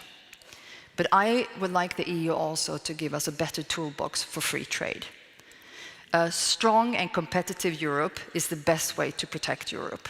And I am a little bit worried, I see that as a true challenge today, that the EU is more looking at to protectionist measures that can be justified. Each one of them is truly justified, but it makes up a toolbox, a rather dense toolbox of protection. Where is the free trade agenda? We need to have both. So those would be the three rather bigger challenges as I see them. Thank you. Very interesting. It seems like trade is extremely complex. We heard that from Cecilia earlier as well. I mean, it seems to be everything. But there is one commissioner for trade, right, in the European Commission. What do you say, Cecilia? Is it possible to focus on trade like this? Is the challenge so broad, as Anna is suggesting? Well, thank you very much for inviting me, and Anna is absolutely right, and highlighting the pedagogic environment of trade is, as you say, very important. No, you cannot just take trade and then the other things. It is very linked. The problem I see, I mean, the biggest problem right now, and I alluded to it in my introduction earlier this morning, is that the world is in desperate need of international cooperation. And the international organizations are weaker than ever, or in a very long time. And the WTO is very weak. And we would now need, when we are recovering and coming out of the COVID, we would need strong global rules. We would need a functioning international organization who can endorse and encourage trade that is fair and free and with rules. And that takes account of the huge challenges related to trade, like climate, like environmental issues, like digitalization and so on, where the WTO is not on board. This is a long-going process, but it is looking very, very gloomy for the ministerial conference. We can come back to that. And the second challenge that I see, and I think we're on the same board here, is that the EU is not assessing the role that it has on global trade. It is a global trade leader, but it's not acting as a leader. And it's sort of agonizing in these protectional tools and do not see the potential. I mean, we have trade agreements with a lot of powerful economies, not with China and not with the US, and we can come back to that, but with Japan, with Singapore, with Canada, with South Korea, and we're negotiating with other big economies, and we have ready agreements that are just laying there, and for political reasons, they cannot come about to vote on them in the Council. So we are depriving ourselves of a huge power in this geopolitical world by not using these trade agreements economically, but also building on the relations that comes from it, that leads to so much other cooperation, broader than trade. And that is a lack of confidence, I think, and it can really be counterproductive. Thank you very much. Yeah, Joachim, it sounds a little bit complicated, this. I mean, from an academic point of view, can we cover this? Exactly. Can we say anything from an academic point of view? Thank you, first of all, for being thank you for being part of this, bringing me into this panel, and thank you both, Cecilia and Anna, for your points here. And I think I agree with you in these issues. And also when it comes to that trade is actually everything. It makes my life easier. I'm a professor of international economics, so I could do whatever actually, and still it's trade. But I think that we could divide it perhaps into long-term and short-term issues when it comes to what is problematic perhaps. And in the short term, we could see, for example, that the EU has a high energy dependence, for example, and that is covered by we import a lot of fossil fuels from other countries. And one problem with this is, of course, that we can't in EU switch over to quick fixes, such as different types of fossil fuels, because we dismantle it. And that we have done for good reasons and necessary reasons. But of course, that gives us some kind of dependence from the rest of the world, and we are dependent of when it comes to the autocratic nations instead. And that bring us into this geopolitics, as both Anna and Cecilia has mentioned. So that is one issue that is in short term quite important, I think. And then in more long run, I think, just as Cecilia was mentioning here, it is the dismantling of the order of how we actually decide how trade should work, and the rule-based system that has been so good to us for since, say 50, 60, 70 years for now. So. It is actually hindered to some extent by allies of us, so to say. So I think that is the two main issues. Okay, thank you very much. That's interesting. I referred also to something else in the beginning, and that was about this strategic autonomy. I mean, that we hear in many different circumstances, but meaning it could be, as I try to say, could it be that the European Union should be more selfish in a way? Is this what it's about?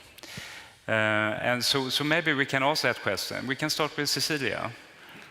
What about the role in trade and this expression, strategic autonomy? Well, I think, frankly, it's a lot of mumbo-jumbo. Open strategic autonomy. It doesn't really go together. It's this kind of things when you add words to make everybody happy, and then in the end it doesn't mean anything. But there are forces in the European Union who think that not becoming more selfish, but that we should be more inward-looking. We should become less dependent from other countries in trade. And on certain areas, of course, we must make sure that we, as I said before, that we have some basic medical equipment very near hand. And that's why we're now stockpiling and so on. But we have made it through this pandemic by trading with others. There has been food and mostly medical equipment and in the shops. There has been commodities for the companies. There is a semiconductor problem, yes, and there's a lack of some woods and timber. But overall it has worked because we are so interacted. And you cannot build up an illusion that suddenly we will open mines of rare materials all over the European Union. That doesn't happen over a weekend. We are dependent on others. Yes, reducing strategic dependence on China is a good thing, I think. But it cannot, I mean, you'd have to do that in a clever way. You have to gradually build up other partnerships and so on. And that's what companies are mainly doing. So we should not fall into the autonomy trap, as I said before. And I think we should, assess the huge possibilities that we have in our trade policies and build on them and go further instead of closing. Thank you. No autonomy trap. What do you think about that, Anna? Do you agree? Or should we think about Sweden now, right? Yes, to be quite both Sweden industry. Exactly, exactly. And to be quite honest, autonomy is problematic. Even strategic autonomy is problematic. And even if we put open ahead of it, it's still problematic.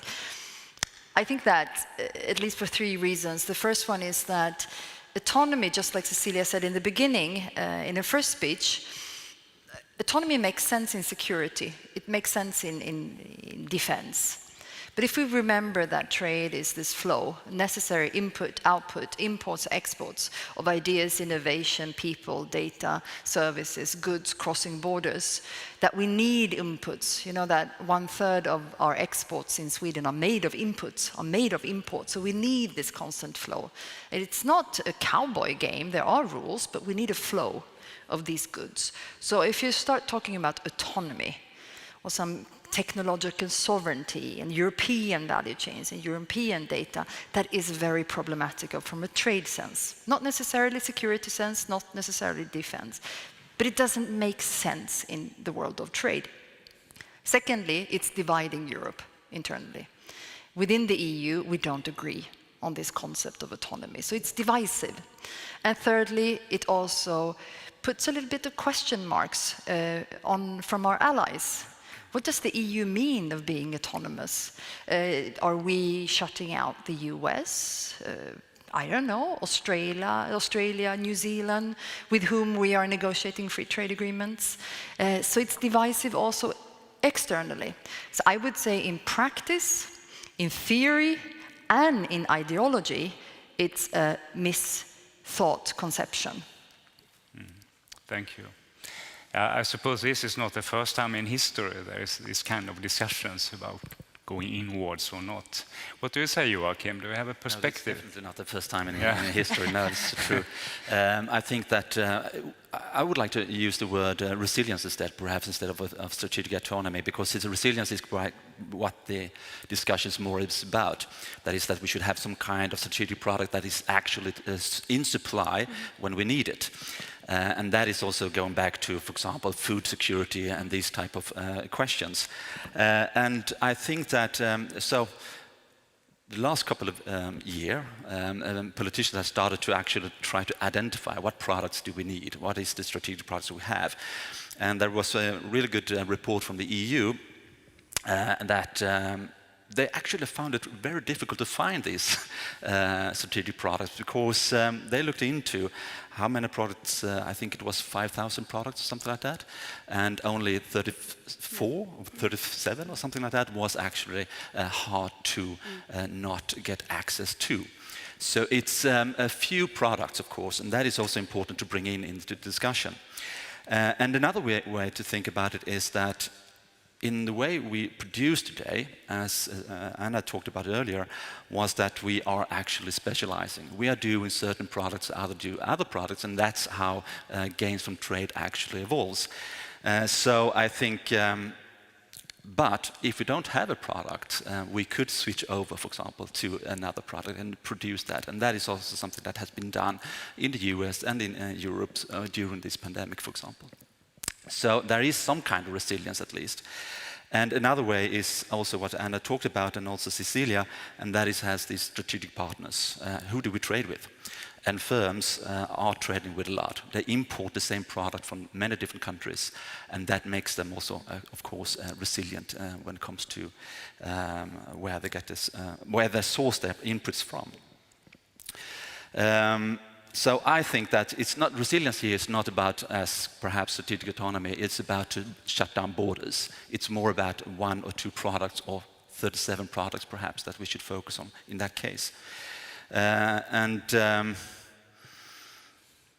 It's also, I think it's also important to bring in here that if we, as in EU, build up critical industries and start not trading with others, others will do the same, and eventually there will be a surplus of these products, and we all try to sell them in the global market, and the prices goes down, and there becomes, of course, issues in that case as well. Yeah, I think I stop there. Thank you very much. Yeah, so maybe that is not a perfect concept, at least not in the trade context, right? It will most likely create more tensions among trade partners. But I want to turn to something which has, in a way, provoked that debate, and that is also the WTO. Right? So the WTO, as Cecilia also said, you covered most of it this morning, doesn't work very well. So that is also about if WTO have not creating fair conditions for trade, then you have this kind of debate. So what can we do about WTO? Maybe not we in the room, but what can what can the world do? Shall we start with you, Anna? I'm so happy that we're talking about the World Trade Organization because we have been saying, all of us have been saying for decades that the World Trade Organization is our plan A. We need to get the multilateral trading system back on track. We need international rules because we know that this organization that resembles 164 countries today, it's easier for small countries, it's easier for big countries, it's easier for small companies, SMEs, but also the big ones.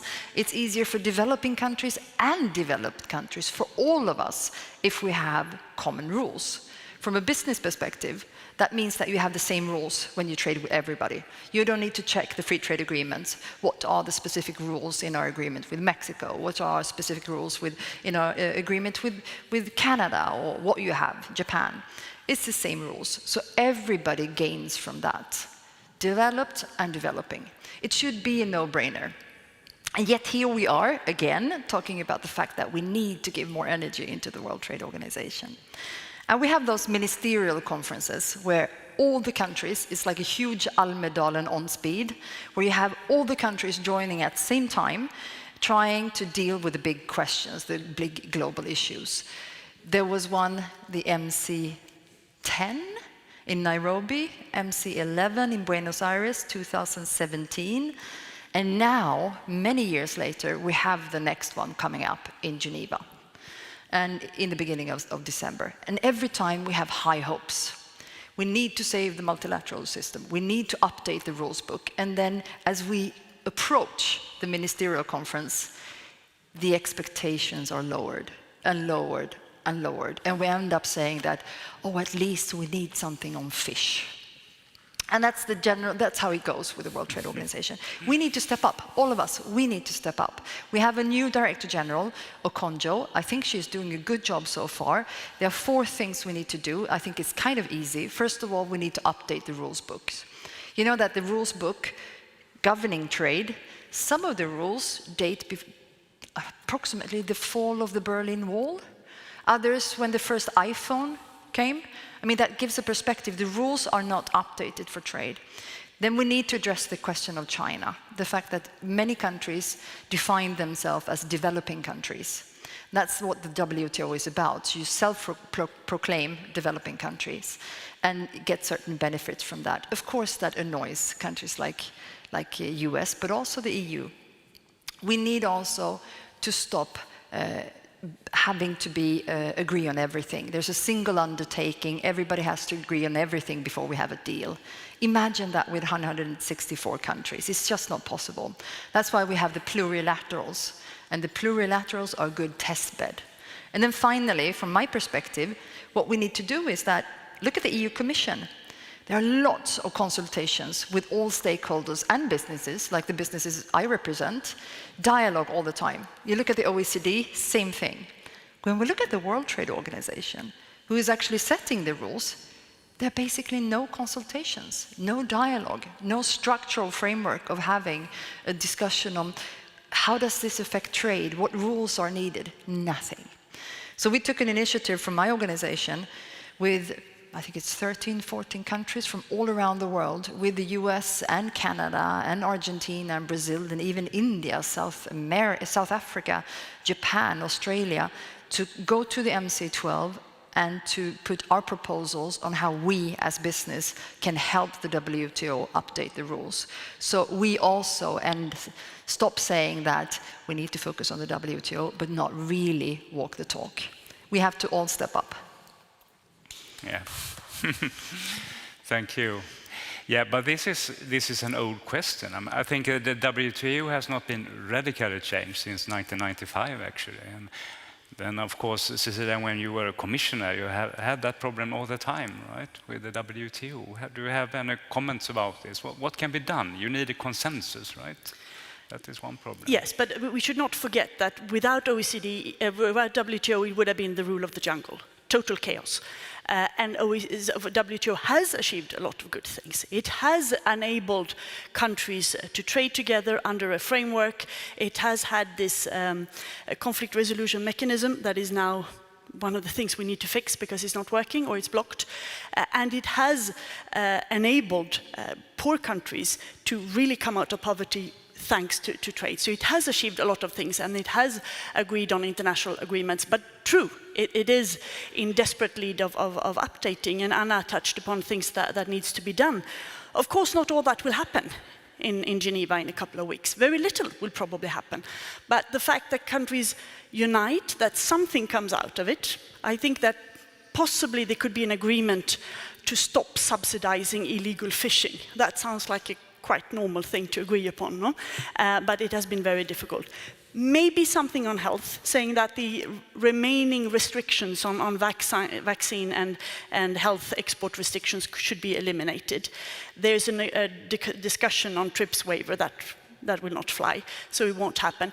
And maybe at least some sort of roadmap towards reform, and engaging to see how we can set up the appellate body, which is the second level of the dispute settlement mechanism that is so important because you have to solve conflicts in a civilized way, and not as today when you impose tariffs back and forth. So there could be a few things happening if everybody engaged. The European Union has tried to engage with like-minded countries, has proposed a rather realistic agenda, but you need big countries like US, China, and India to engage, which is difficult right now.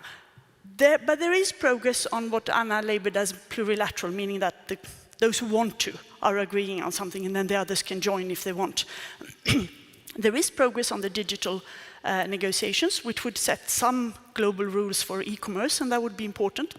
I don't think they're ready to close, but they're at least ready to say, this is where we are. And those negotiations started in Buenos Aires, so in international context, they haven't gone on for a very long time. So a few things can come out, but I think we need to see the Geneva meeting as one stepping stone in a very long process, with realistic expectations, but with a clear mind that this is a long road, and we need to engage all the big players as well. Oh, thank you. Yeah, WTO in double speed. I mean, it sounds to look like the European Union in a way, similar discussion. But Joachim, do you have a perspective on this WTO problem? I think, first of all, I think it's really good that Cecilia brings up that WTO has done a lot of good things, and it has worked for a long period of time. Issues now is, for example, geopolitics, for example, and that it's more power perhaps than rules. That is, but also I think it is important to note that today, if WTO should be relevant, it have to include so many different things that is interacting with trade. It's need to, for example, to bring in climate, sustainability. It's need to bring in human rights, workers' rights. It has to bring in, let me see, how should we facilitate development for developing countries so that we actually reduce poverty, and how could trade actually help in those cases. And the problem here, I think, is that we bring us closer to issues that is really difficult to actually come to one-size-fits-all solution. And then that brings us into what we could call the, by Daniel Roderick, the political trilemma of the world trade system, or world trade economy. And that is that we are, in some cases, we need perhaps hyperglobalization, that is really one size fits all in order to solve issues such as climate issues. But at the same time, we have local preferences. And these local preferences, it looks differently in different countries, different regions within countries. And also, we need some kind of democratic process in order to, what kind of preferences do we actually need? Or do we actually want to lift forward? And of course, if we would like to have one size fits all, we need a global governance. And we don't have that. So we have more local or national democracy. And that implies that we will always have these preferences coming from the voters that will, of course, look different in different countries. So if we have one size fits all, then, of course, who is deciding these rules? And if it's bureaucrats, then, of course, it will be some kind of democratic deficit.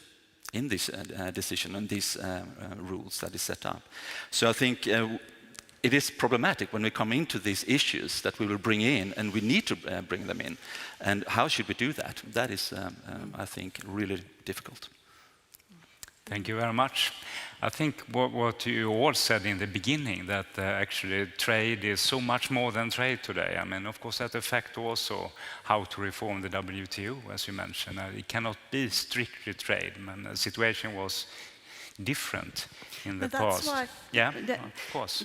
What Anna said about consultation with the broader society is a very valid point. But I think actually the new team around Dr. Ngozi, who has taken over, and all her deputies have started to do that. They have engaged in business and civil society consultations, and they've also started to have a more structural work with WHO, with the World Bank, with IMF, to see what can we do together on these joint challenges, climate, health, for instance, which might not lead to a concrete, tangible result tomorrow, but it's a process that I think we should not underestimate, because it acknowledges just what you said, that it's complicated.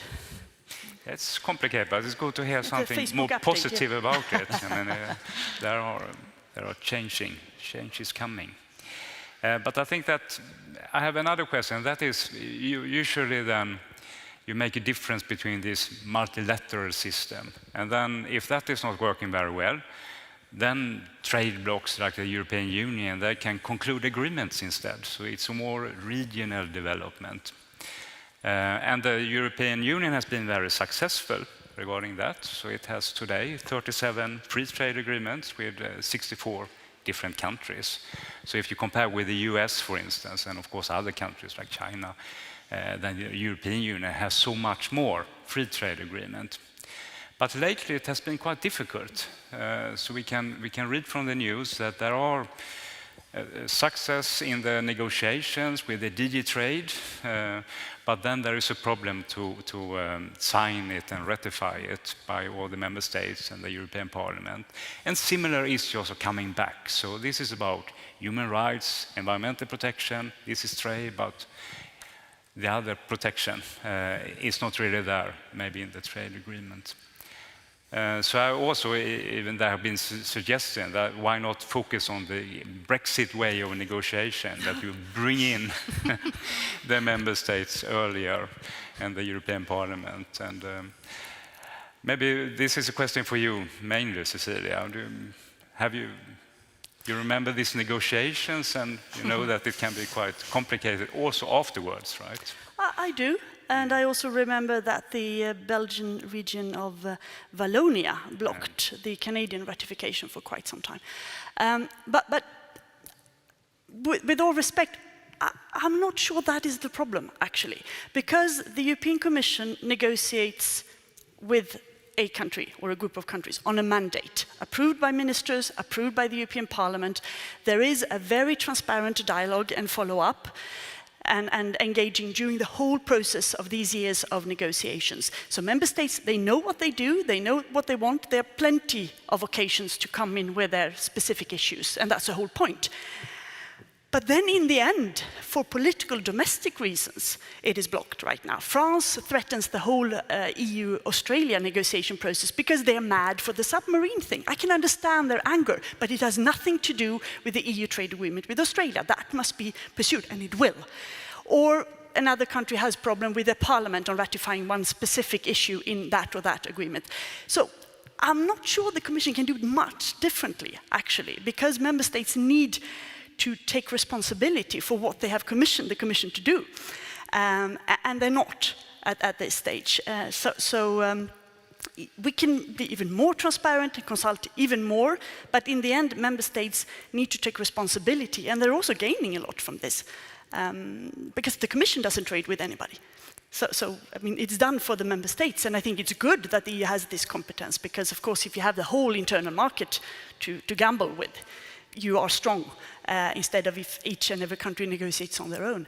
So I will call for more national responsibility on this, actually. It will be a huge asset coming out of the crisis to fully use our trade agreements, and we should accomplish those in negotiations and ratify them we have. And then we should look at, should we do anything more? Maybe the EU should enter the CPTPP.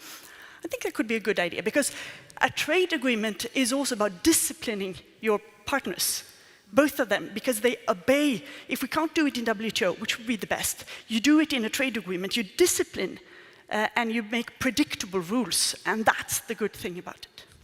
And the more countries who have trade agreements, the better. Okay, thank you. Maybe Anna have a more nationalistic perspective on that. I mean, you're more representing Sweden now. And do you have any comments on this to be more engaged in the, She's known to be the Commission negotiations with other countries? Yeah, exactly. Or the industry, maybe. Well, you're touching on something very important, and there I will try to put a business perspective on that. But what's very important is that it's very difficult to negotiate free trade agreements. It takes 5 years, 7 years, 10 years. I think Cecilia knows better than anyone that this is complicated. But we come to a situation where it's even more complicated to get them voted through and implemented and ratified. And I'm not sure that anybody wants to revive the Brexit experience, including more and having more of member state interference in the negotiation. Just like Cecilia says, the member states give a mandate to the Commission and the Commission negotiates within that mandate. That's clear, good. What your question has as an undertone is that there's a resistance of trade. There is a problem of getting the free trade agreements voted. And it's like Cecilia says, it needs national courage. It needs courage from the politicians. And we do have courage in Sweden. We are quite proud of the politicians we've had from all colors of the political spectrum. They understand free trade and they are good proponents of trade.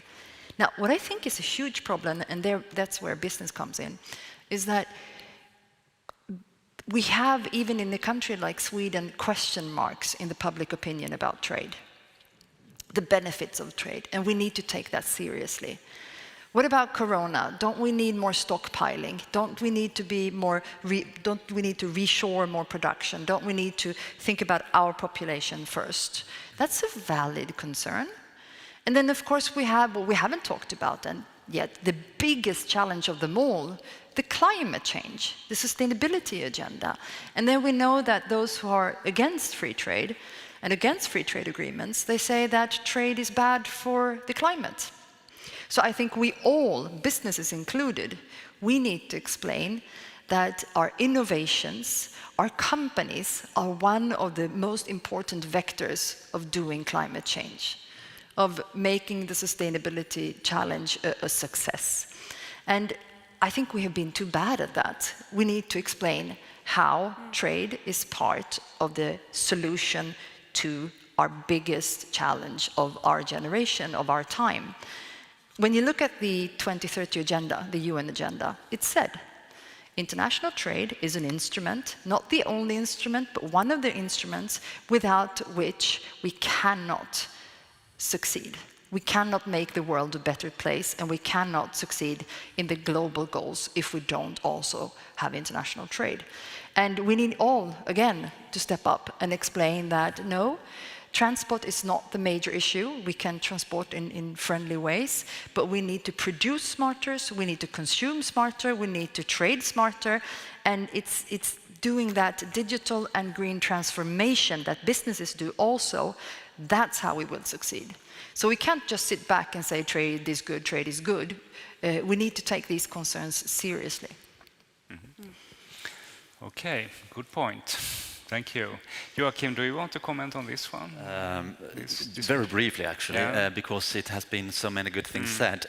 But I just would like to re-emphasize perhaps that I think it's good that, as Cecilia did bring up, is that if we are working together within the European Union, we will be stronger. We could actually add more and be more active when it comes to things that we think could be important, the human rights, that is environmental concerns, and so on and so forth.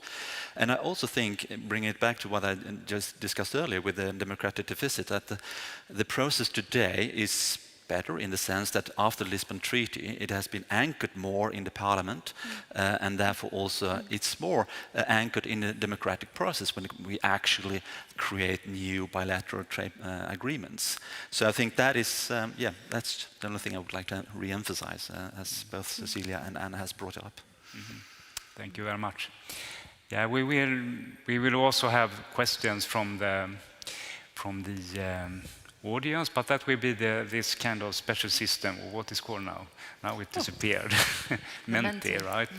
But I think we should at least cover this situation between the European Union and the US before we do that. And there is, I mean, Donald Trump was famous for talking about America first, and now we hear the Biden campaign is instead talk about work with allies, right? So that is in a way changing the politics towards, for instance, Europe.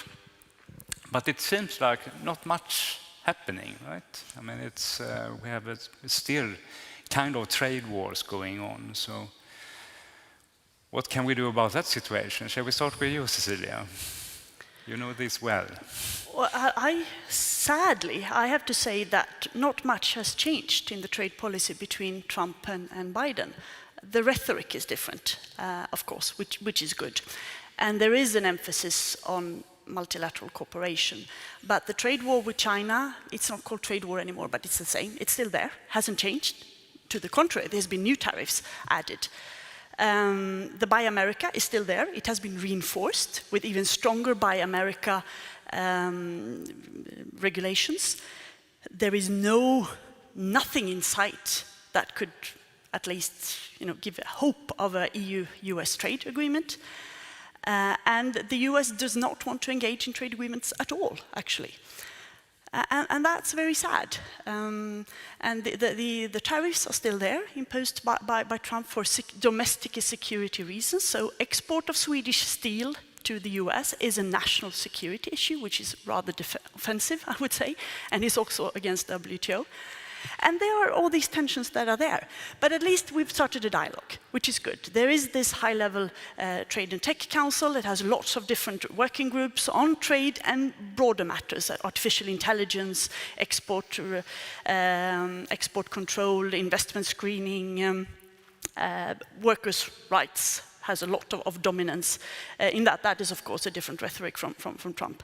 But not much has changed on the ground. So I think we need to build on small successes and there also is a lot of trust to be built, because that was damaged during the last administration. And if the former president comes back, EU would be a bit reluctant to put all their eggs in the same basket, I think.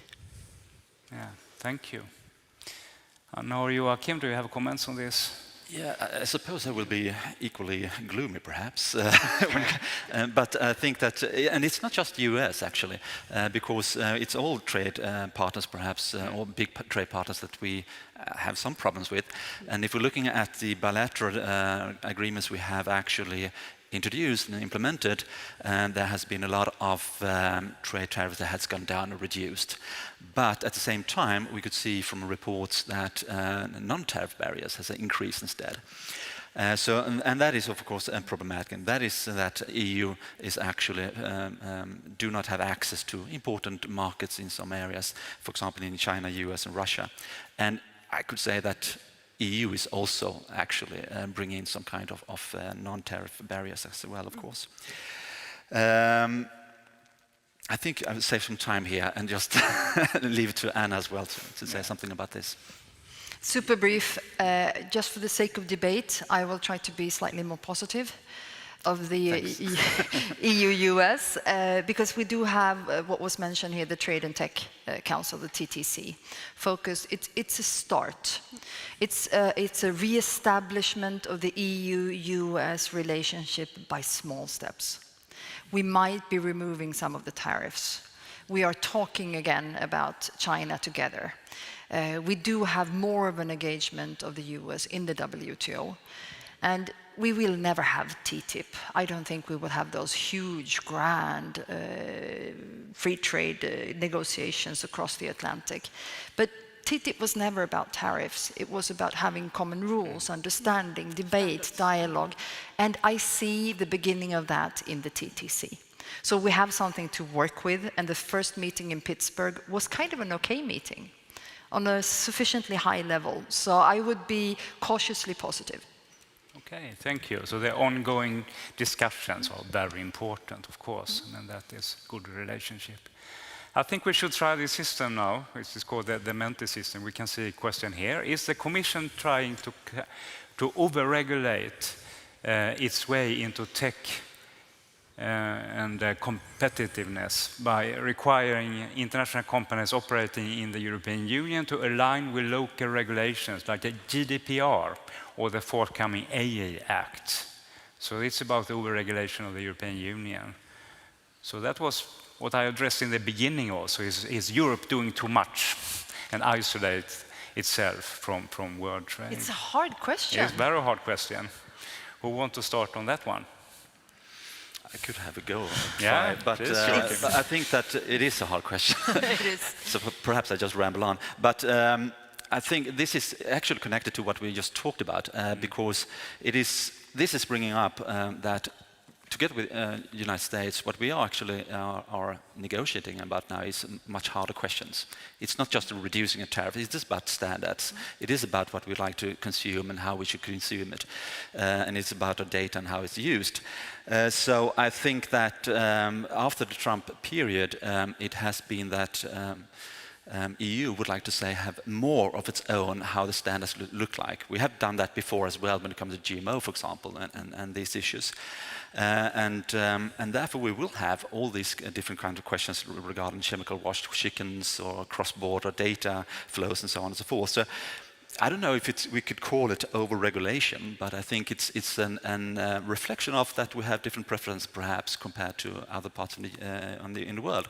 And as Anna said, I think they will solve this eventually, if I also go over to the positive side, because there will be small steps all the way. So I think that is the... Thank you. Sometimes it's also called the Brazil effect, right? That, exactly, yeah. EU is taking the lead and then others will adapt, even if they're not forced to do it, because the European market is big enough. But since you're asking me to take a business perspective sometimes, this is something where we need to remember that the end game from a company perspective, what is always the best is having international standards. What would be absolutely disaster is having the so-called decoupling in the world with different systems, different standards, different 6Gs, 5Gs, etc. So of course, whenever we regulate, we need to think of the end game that should be as international as possible. Okay. I think we just see one question now. We do have more questions on the Menti. There's one here also. Menti, yeah. We can take one from the audience directly here, please. But then.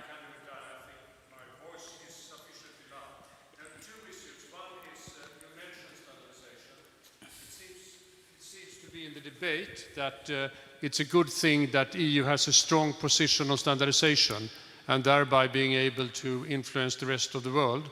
Perhaps you could comment on that one. And the second is that very much of discussion now is about ecosystems, the need to have a cooperation between academia, public sector, and the industry in order to move forward on areas such as strategic areas, such as batteries or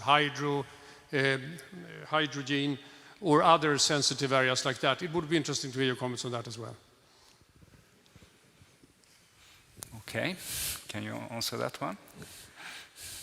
Well, standards is really important, and it will be that's what it is about in the future in trade a lot. So setting common standard, complicated matters, the whole digital, the whole artificial intelligence area, the whole data sharing area is complicated and it's difficult. And we need to find a balance between protecting personal data and also make it, commercially profitable. And I think sometimes there is a fear that we don't have the exact regulation yet, so we are sort of intimidating the innovation part of this. It's the same tendency in the US, actually. There's a fear of not having enough regulation. We do need regulation, and ideally we would have as many countries signing up as possible to joint standards and regulation. Big tech, you can't, it's discussed every day in Congress in the US as well, so we need to make sure that we diverge there. So we do not diverge, rather. So I think that this is an area where the EU should step up and not be shy. But also reach out and see how many other like-minded partners you can align on this. Because if the West doesn't find the standards, it will be the Chinese standards. So, there's nothing between there. So I'd rather that we land there. But we need also not to forget the whole fantastic innovation potential in this. And sometimes I think that is being kept down. But that's another discussion maybe. Thank you. Yeah, we will continue with one more question from the online audience. The ecosystem, yeah, that's more Anna's. Oh, the ecosystems. Okay. I suspected you would not forget that one. Ecosystems. Let me say, I'm going to be very diplomatic and still clear. I think it's hugely important that when the Commission and the EU defines ecosystems, it needs to be in very good dialogue together with the industries and the businesses. Because when we start identifying from a political standpoint where the ecosystems will be, where the innovation will be, where the business will be, and where the growth will be, it's always very tricky to do it from a bureaucratic or political perspective. It needs to be done in dialogue. We need to know what are the ecosystems of the future. I'm a little bit scared sometimes that we define things that will not be the future in 5 years. So ecosystems, why not?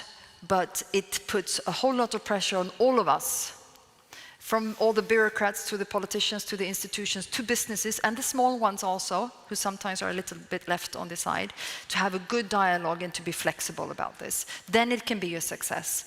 I think perhaps we would need a little bit more about that, of this kind of dialogue, but that also brings it back to responsibility to the business side. Very vague questions, but I think you get the point. Sure. And a very vague answer to your precise question. We have a short comment from Joachim as well. Yeah, and perhaps even more vaguely, but also more naive, since I'm from the academia, of course. But I think Anna has a really good point here when she says that we don't know what the future is.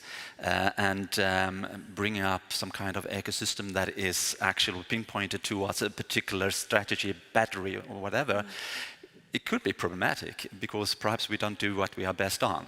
And also it could be problematic since we lock ourselves into perhaps something that will not be used in the future. It's difficult, of course, but it could be perhaps more general ecosystem in that case, so there is a room for development and also some kind of innovation. So I think that is, otherwise we are back to industry policy. Thank you. We have time for at least one more question, and then I want to also ask you a last question before we round up. And this is from the Menti, so it's directed to Cecilia. You speak about EU needs confidence. How do we create this? Does it not come down to the individual leaders within the EU who might be hidden by the structure setup of the European Union? A good question, right? It's a very good question, and I think that is partially true.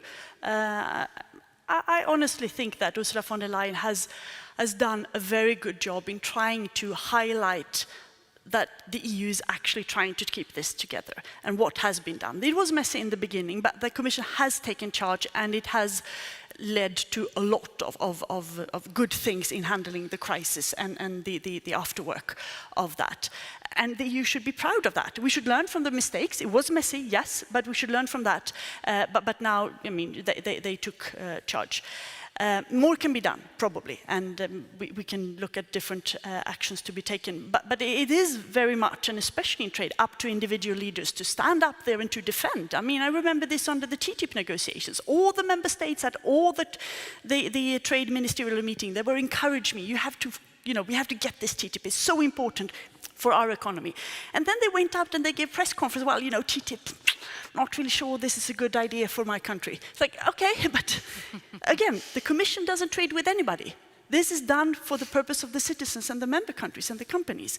So yes, they should stand up. And I mean, we saw what happened in Brexit. This is when members, leaders do not stand up for the EU. Of course, why should the citizens care?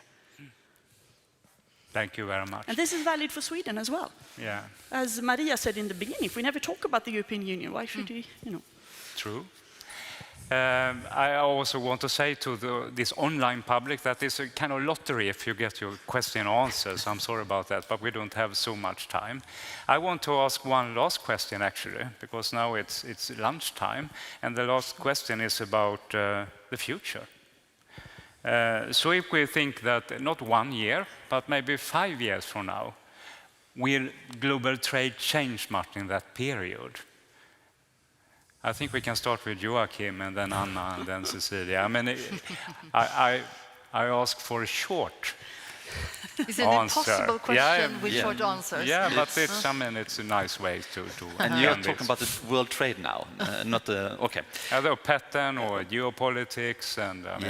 okay, we bring it back perhaps to trade order and the system, so to say. And I think we have touched upon all these different questions, but it is about that we are moving away from this more rule-based system. And we are doing that, and we need to find some kind of more stable system that is not erratic and not just is steered by power instead of rules. And also we need to have bring in some kind of system that incorporates all these different types of questions we have brought up here that is important for the future. So it could be a broader one, and that implies that how should we do that? And that is about, should we have it on one size fits all, or should we go back to have some kind of more GATT solutions in certain areas, not all areas, or could we have that or not? So I think we are moving in a direction with quite a lot of uncertainty how we actually will handle the trade and in the future. Okay, thank you. What do you say, Anna? Do you agree? I think we need to be humble when we look 5 years ahead. 6, 7 years ago, we didn't have Trump, we didn't have Brexit, we didn't have the pandemic. So it's hard to think 5 years ahead. I think we know two things. First of all, we know that trade will continue. The actual trade that companies and people do will continue. It will be definitely much more green, and it will definitely be much more digital. Trade will go on. It always does. It does now also after the pandemic. But we also know that trade policy, not actual trade, but trade policy will continue to be more complex and more intertwined with geopolitics.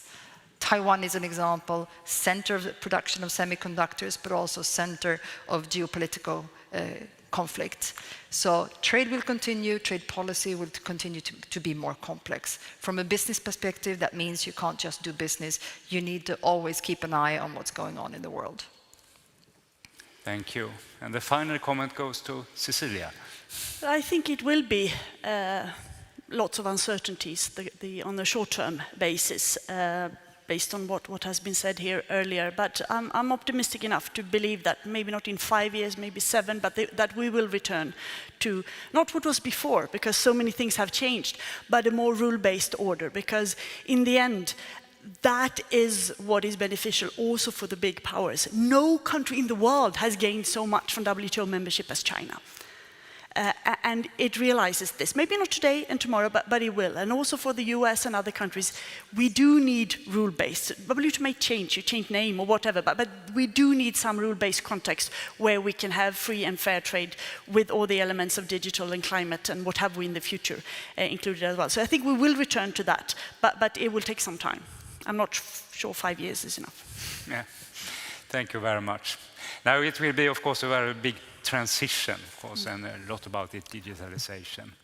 But I think we have to end there, actually, because we have to keep the schedule here.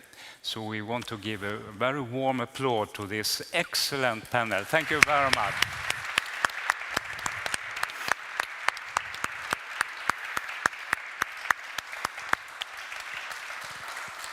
And then just before you leave, I want to say also that now it's lunch, as I suppose you know. And then at 1:15, there is a speech from our Minister for European Affairs, Hans Dahlgren, who is not here, but he will give the speech. So don't miss that. 1:15, everything starts again. Thank you very much.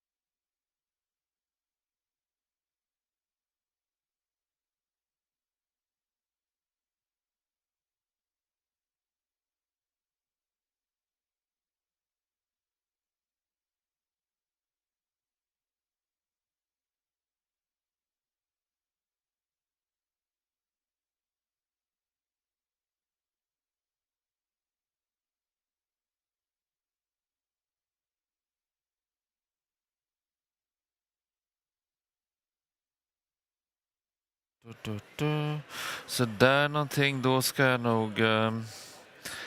Då skickar jag till zoomeriet där. Ja, det ska det göra. Så där, 1, 2, 3, 4. Hej, hej, hej. 1, 2, ja. Sa. Hej, hej, sa, hej. Ja. Då lyssnar jag på Zoom här. Där kom inte så mycket. Borde det komma något från Zoom nu alltså? Vad är det vi får från Zoom då? Nej, jag får ingenting just nu. Nej. Borde... Surrar bara. Vad sa du? Zoom? Nej, kommer inget Zoom. Ja, jag kan prata på. Jag pratar på här. Det ska komma till Zoom. Ska vi se här. Ska titta hur mycket vi skickar in i mixen där då. Det kanske är lite minsta laget här. Kanske ska dra på lite här. Så där, nu, där och nu går det rött. Nu sänker jag lite. Det där då. Nu är det lite mer. Hej. Där, nu går det. Hör de någonting? Ja. Sådär ja, men ska jag höra tillbaka den meningen eller? Vad? Ja. Ja. Oj jävlar.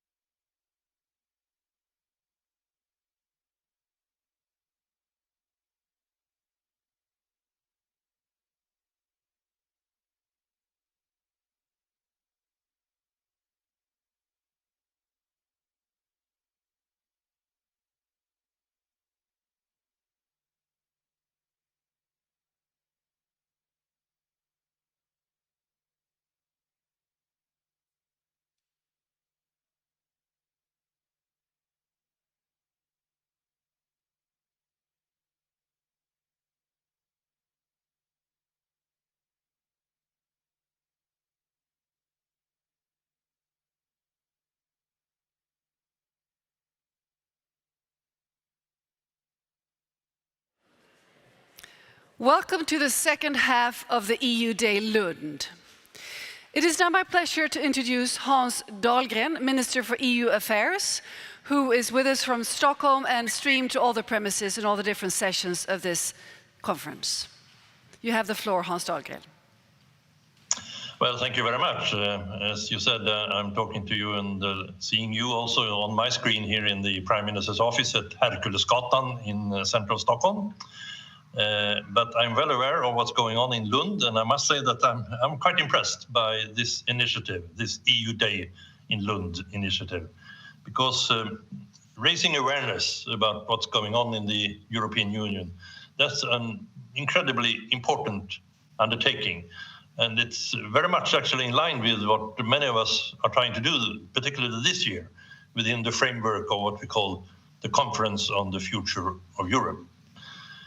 Because as I think most of us are aware, the European Union, well, it may sometimes seem quite abstract to many, and to many of our citizens with all the institutions and the frameworks, something that exists far away and that only involves perhaps bureaucrats and politicians in Brussels or in Luxembourg or in Strasbourg. But that's, of course, far from the truth. There are few things that have such an enormous impact on our daily lives, also here in Sweden, as the European Union, which is the reason for why I think it's particularly important to really take the time to discuss matters related to what the Union does and how the Union functions, like we are doing here today. Can I start perhaps by telling you a little of why I myself am such a devoted fan of European cooperation and integration? And that is that the European Union began and still is a project of peace. This dream of peace on our continent after the horrors and the atrocities of the Second World War, a dream of us being able to form such strong links between our nations, between our countries, through trade, through travel, through exchanges, through common projects, so strong bands that another war between the states of our union would not be possible. And this endeavor, our European integration project, in this way, it has undoubtedly been an astounding success, because war between member states of the EU, simply unthinkable today. And of course, meanwhile, the European Union has now grown to become so much more. A grand European project uniting almost 450 million people under the banners of free movement, single market, shared interests, common values. And if I'm not mistaken, this is actually the strongest political union involving so many member states that has ever been created any time in world history. That's remarkable. So I think this union actually is an incredible achievement, something to be quite proud of, and also for us who joined later than others. Because the European Union gives so much to us, to our citizens. Peace and stability, an economic prosperity unequaled on any other continent, a common identity, I would say, and the opportunities that we have to move freely across our borders, to live in another member state, to work there, to study there, and the way for us all, especially those of us who represent countries like Sweden, to amplify our voices on the world stage.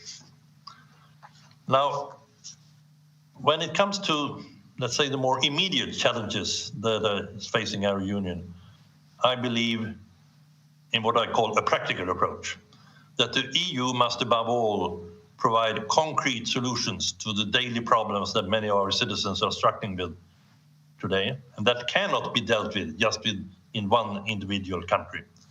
And that's a perspective, this practical perspective, that I think is important to have, also when we just discuss the big issues. And I'd like today to focus on three such issues where I see a particular need for political action joint political action in the immediate future. The first one is about challenges to our common values here in our union. The second, the ongoing and very evident climate crisis that we are in. And third, strengthening the EU's resilience while remaining open to the world around us. First, on values. I'd say that, to me, one of the European Union's greatest strengths, that's its firm commitment to a set of fundamental values, very well written in Article 2 of our treaty. The commitment to freedom and democracy, to equality, rule of law, respect for human rights, tolerance, equality. It's all there. And these values, they are, I would say, the very foundations on which our democratic societies are built.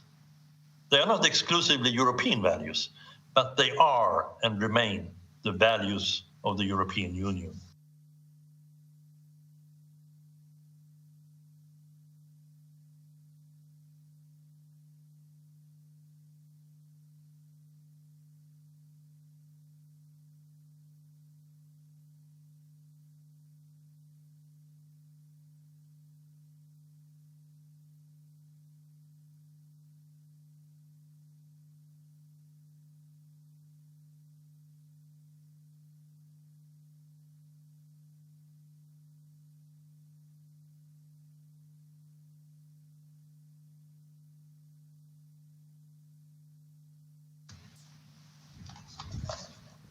And that we use,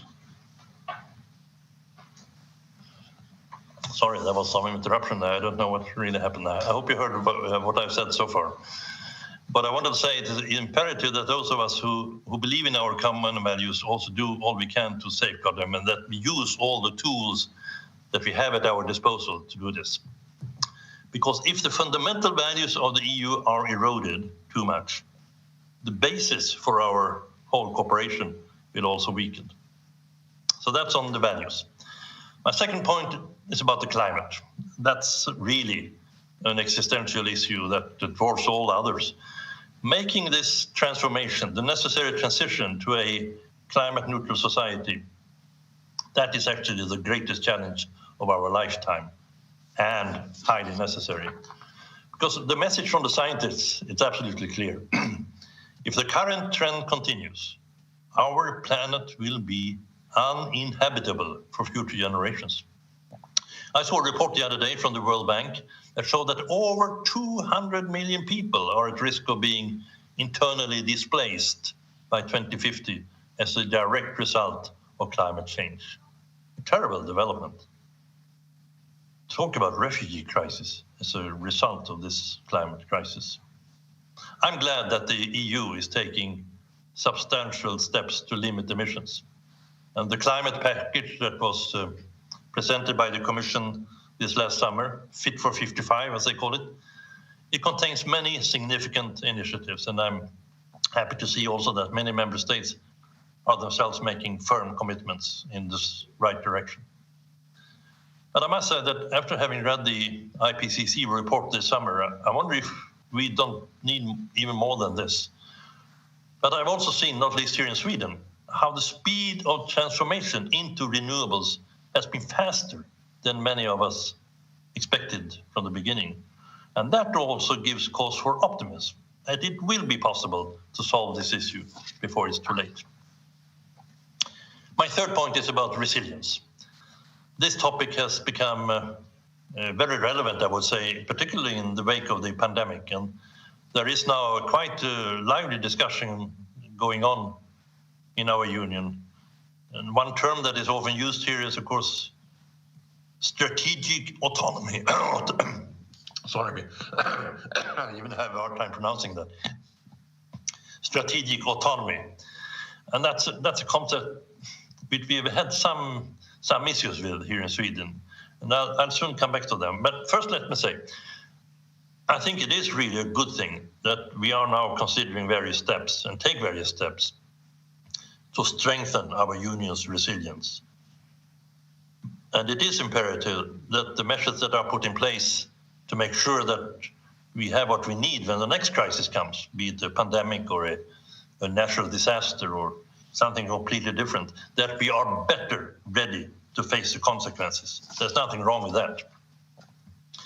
And the pandemic, it has clearly shown how powerful our European cooperation can be. Take the vaccines, for example.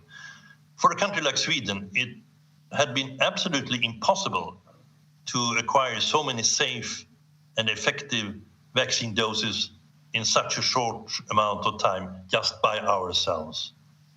And I'm utterly convinced that the common EU approach that we have had in the vaccine campaign, both the development of these vaccines and the production of them, that have saved many, many lives all over our continent, and also here in Sweden, of course. But what I also wanted to add is that we shouldn't forget, in this eagerness to strengthen our union and make it more practical for our citizens, let's not forget what has made us also quite prosperous in the first place. What makes the EU really very strong is, I believe, our openness to the world, our highly competitive single market, our strong defense of free trade, our strong defense of a fair global trading system, and our willingness to work with partners across the globe. And I don't want to compromise on those basic principles. Some of the initiatives that we have heard about in the European debate may take things too far, because I don't think the EU can, nor do I think it should, stand alone in the world. And we can't hide behind large walls or impose protectionist measures to unfairly help our own industries. That is why in these discussions, I always try to insist on using the term open strategic autonomy, which serves as a reminder that yes, the EU should strengthen its capabilities in many areas, but any measures should be considered carefully and not compromise our openness to the rest of the world. Selective and smart. Now, just to conclude, I think it's clear that there are many issues to tackle in our European discussion during the coming years. I've just mentioned 3, and there are several others, of course. But on the whole, I must say, I'm basically quite optimistic, because when I meet young people traveling around in this country and also in other countries, I'm constantly impressed by how passionate they are about the issues of substance. They don't care too much about institutions or organizational details and so on. But the substance, climate, values, security, these are things that young people are really arguing for in a very positive sense. And that is, I think, also a good promise for the future. Thank you for listening.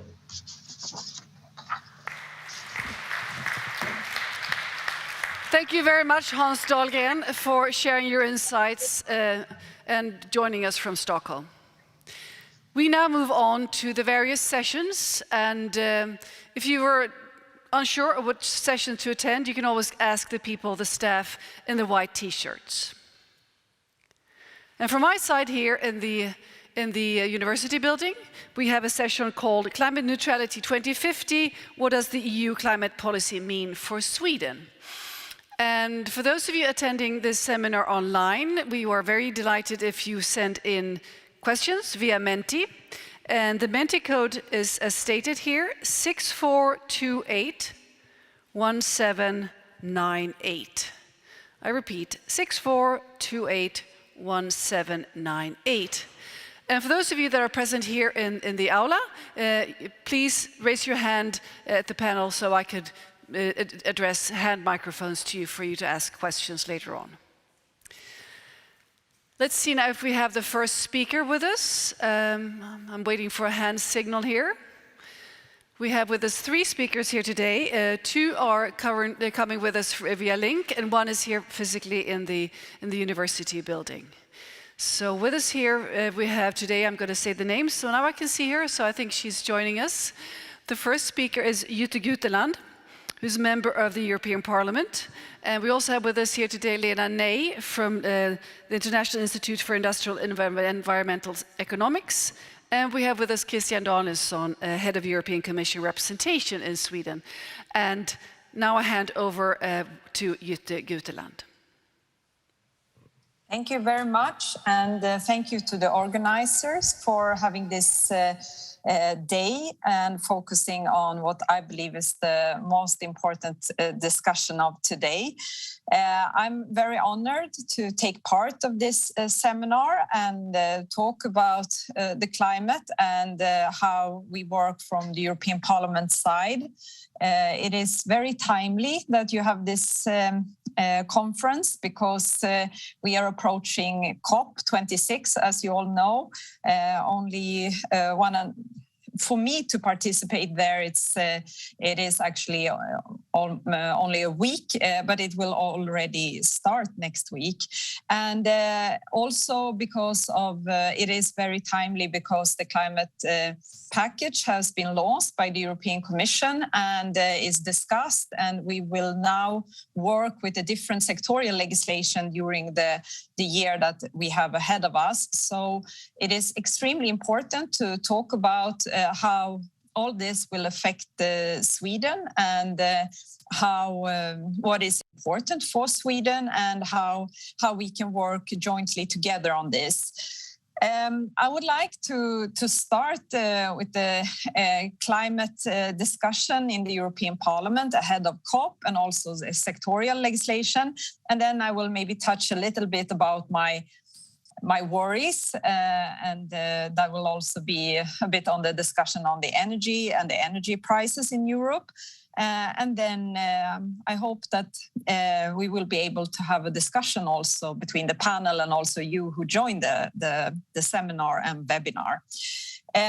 If I start, I think this year is a climate year the climate #1 year. I have never experienced anything like this with all that is going on, and the climate debate is all over the place. And I would say, I think you know about it, but I can mention that one thing is that in the European Union, we have newly adopted a climate law that is stating that we, as the first region in the world, will be a climate neutral region at the latest 2050. But there is also targets on the way, and we increase the efforts to 2030 by 55% reduction if you compare it to 1990. And we also introduced a couple of elements in the law that will also make sure that we increase the work towards climate neutrality. With one example, greenhouse gas budget that will follow how every sector is delivering and also how we are delivering according to the Paris Agreement, but also an expert panel that is going to evaluate how the member states are doing, how EU level is doing towards its own target, but also the climate agreement. The climate law is extremely important, and it has already had the effect on the sectorial legislation. And this summer, the Commission presented, as you are probably aware, a big package for climate. 8 of this sectorial legislation will my committee, the Environmental Committee, be leading committee on, and we will have lots of job during this year, but it will be very interesting and important. And one of the key elements is that the Commission is presenting extended ETS reform. So we will not only do more for the industry and the energy sector, but the idea is also to involve the transport and construction sector under a new ETS. There are also new elements in the climate package, like CBAM, price on carbon by the borders for third countries' export to European Union will be we will set a price. That the meaning of that is, of course, that these industrial products that has the highest emission will also pay accordingly to what is we have to pay internally in the European Union with our ETS measures. I think this will be a very important tool to make sure that we also push globally. And this is also something that will be discussed now in COP. I would like to then go from us to the COP and to the world and say that I have high expectations for next week and the week after. I hope that this climate meeting in Glasgow will be more successful than the one I experienced and we all experienced the year we have behind us. Madrid was a bit of a disappointment, and hopefully this time the world will be able not only to agree on the rule book so that we count in a way that is sufficient and avoid double accounting and make sure that we are transparent in that work. I also, of course, have high expectations that we will have a better situation when it comes to fulfilling the Paris Agreement and the NDCs, the national commitments, that they will be increased by the countries. And I also have hopes that this climate meeting will make sure that we also give more in climate financing to developing countries. We don't fulfill the commitment of today of 100 billion euros. We should not only fulfill that, but we should also make sure that we do more to 2050. And I think Sweden is an excellent example that is actually doubling its own efforts by 7.5 million and going towards the doubling. That is really good. We should have the same work from other countries. All that said, I think now I promised to mention some obstacles, and I think obstacles is one example is that we are having a bit of a negative debate again when we approach this COP, and that is since we unfortunately have higher energy prices in Europe now, and also Sweden touched upon that and have problems, but not maybe in the same by the same reason as for the rest of Europe. But everyone is also feeling the energy prices. There has been some member states now ahead of COP who actually raised the idea that one should take it easier on the climate policy, and that we should actually not only go in a more slow direction, but also are actually discussing the climate law again, and if it should be revised in some way. I must say, I think this is very counterproductive. There are many reasons why it's counterproductive. One is, of course, that the big problem for us is that we are dependent on the fossil fuel energy today, and that is actually 80% of the problem, and only 20% relates to climate policy such as the ETS when it comes to the energy prices. So it would lock us in if we stay in that fossil dependence. I also find it of course, negative if we slow down the transition, since it creates so much hope and jobs also for Europe. And I would like to conclude in that optimistic mind, because if we look at Sweden, and that was also the question of today, how Sweden is delivering and what's happening in Sweden, one must say that the transition suits Sweden well. We have very positive development and a new industrialization wave going on, and you all know about it, of course, but this is also very discussed in the European level. Not only do we see investment after investment being made, we have also very good hopes that it will help the situation on the European level with many before today difficult situation such as the steel industry is now not only delivering solutions, but it could also create jobs and be part of a very positive effect outside of Sweden. The hybrid project could cut Sweden's emissions and greenhouse gas emissions by 10% by a year. This is extremely positive. And we also have Northvolt with the battery factory, and we also have very positive projects when it comes to the bio-CCS. So I like to stop in that positive mind and say that I think this is an inspiration on the EU level, and Sweden should be really proud of it, and we should continue to believe in the green transition and have a industry focus that will help this snowball effect go even faster. Thank you. Well, thank you very much, Jutta Guteland.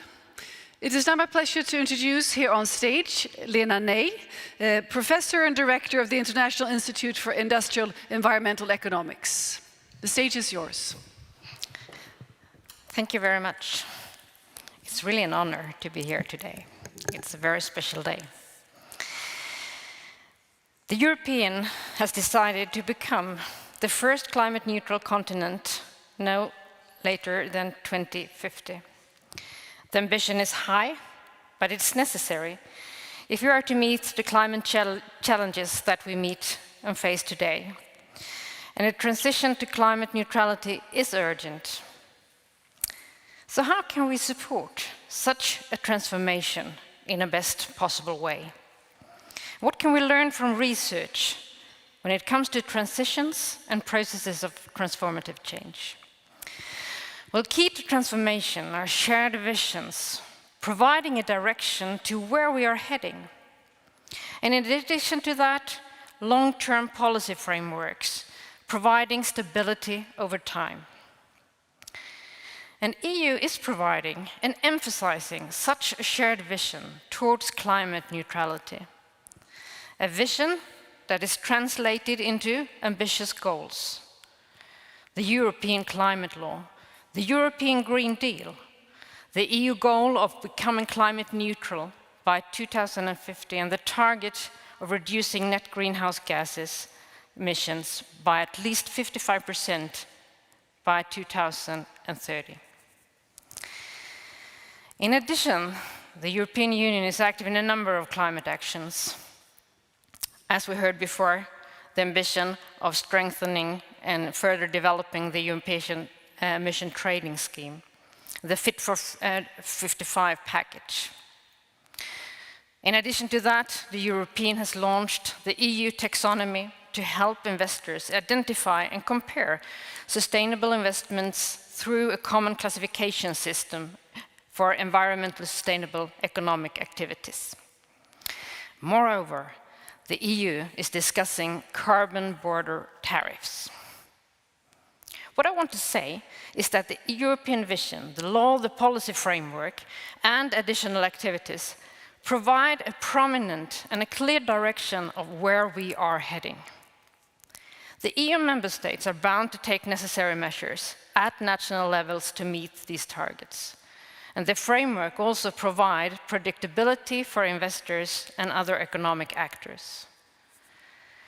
The EU climate work clearly influences member countries' view on climate actions, as well as the industry's views on their possibilities to engage and to be in the forefront. And to support this, being in the forefront, the EU also provides in funding for climate research, for innovation, and for demonstration of innovative low-carbon technologies. The EU framework is very important for ambitious climate actions, also in Sweden. And as we have heard, Sweden has had a green profile for a long time. We have been providing renewable energy for many years, and we are now even increasing the share. The aim is to have 100% renewable electricity by 2040. In parallel to this larger investments that we now see in renewable energy, costs have been decreasing. The cost of solar cells has in the last decade been reduced by 90%, wind turbines by 55%, batteries by 85%. Based on this clear direction of where we are heading, the decreasing cost, and also the competition of industries, of being in the forefront, we experience companies who would like to establish and further develop their activities and production in Sweden. This due to our green profile. Sweden has the potential of becoming a leading country in developing green economy. Yes, Sweden, we are supported by the strong framework in the European Union towards a green economy and future. But I would also like to say that Sweden contributes to the European climate framework, and I will give you one example. The EU is now launching a number of missions, one of them being 100 climate-neutral cities by 2030, by and for citizens. This mission is to promote 100 European cities in their transformation towards climate neutrality, and to make these cities into hubs of experimentation and innovation to provide learning for other cities in Europe. Central to this transformation is the Climate City Contract. This process of signing contracts between the cities and agencies or the European Union is actually a copy of the Swedish contracts, a process that started a few years ago, and the first city contracts being signed already in 2020. And the city of Lund has been signing one of these contracts. So, the work on the EU level spur ambitious climate actions in Sweden, but also the other way around. Swedish climate actions spur EU climate actions. Thank you.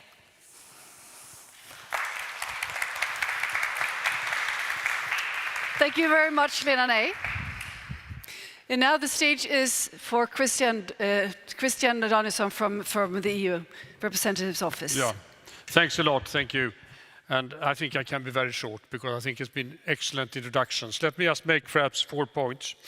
First is that globally, this is an existential issue, and I think Hans Dahlgren put it very, very rightly so. Secondly, EU is in the lead, and I think that's something we should be proud of, and something that we should also have in our minds when we are looking into this. It implies challenges.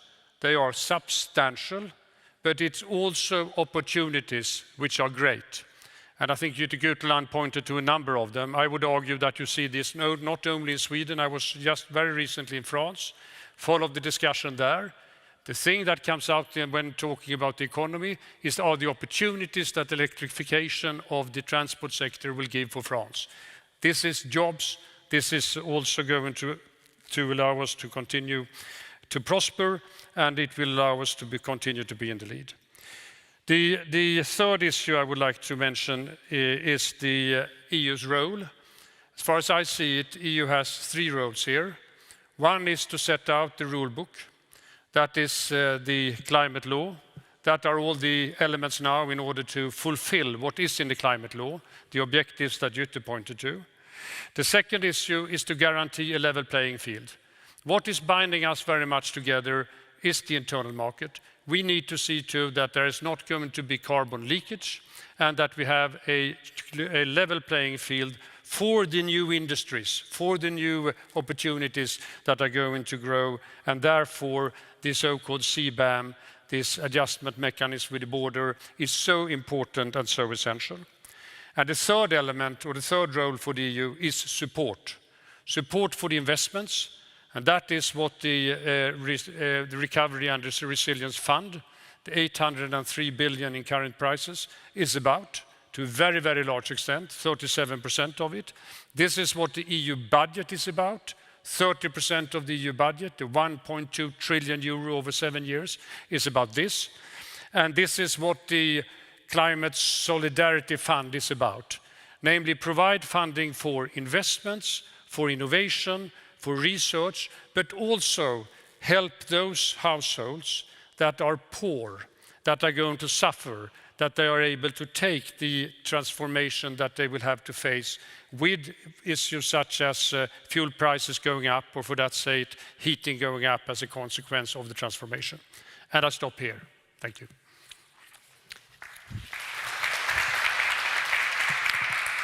Thank you, and thank you for pointing out the necessity of the just transition in this process. And Lena Ney, please join us here on stage. And we have with us here in the camera, that's where Jutta Guteland sees us, here all the way at the back of the camera.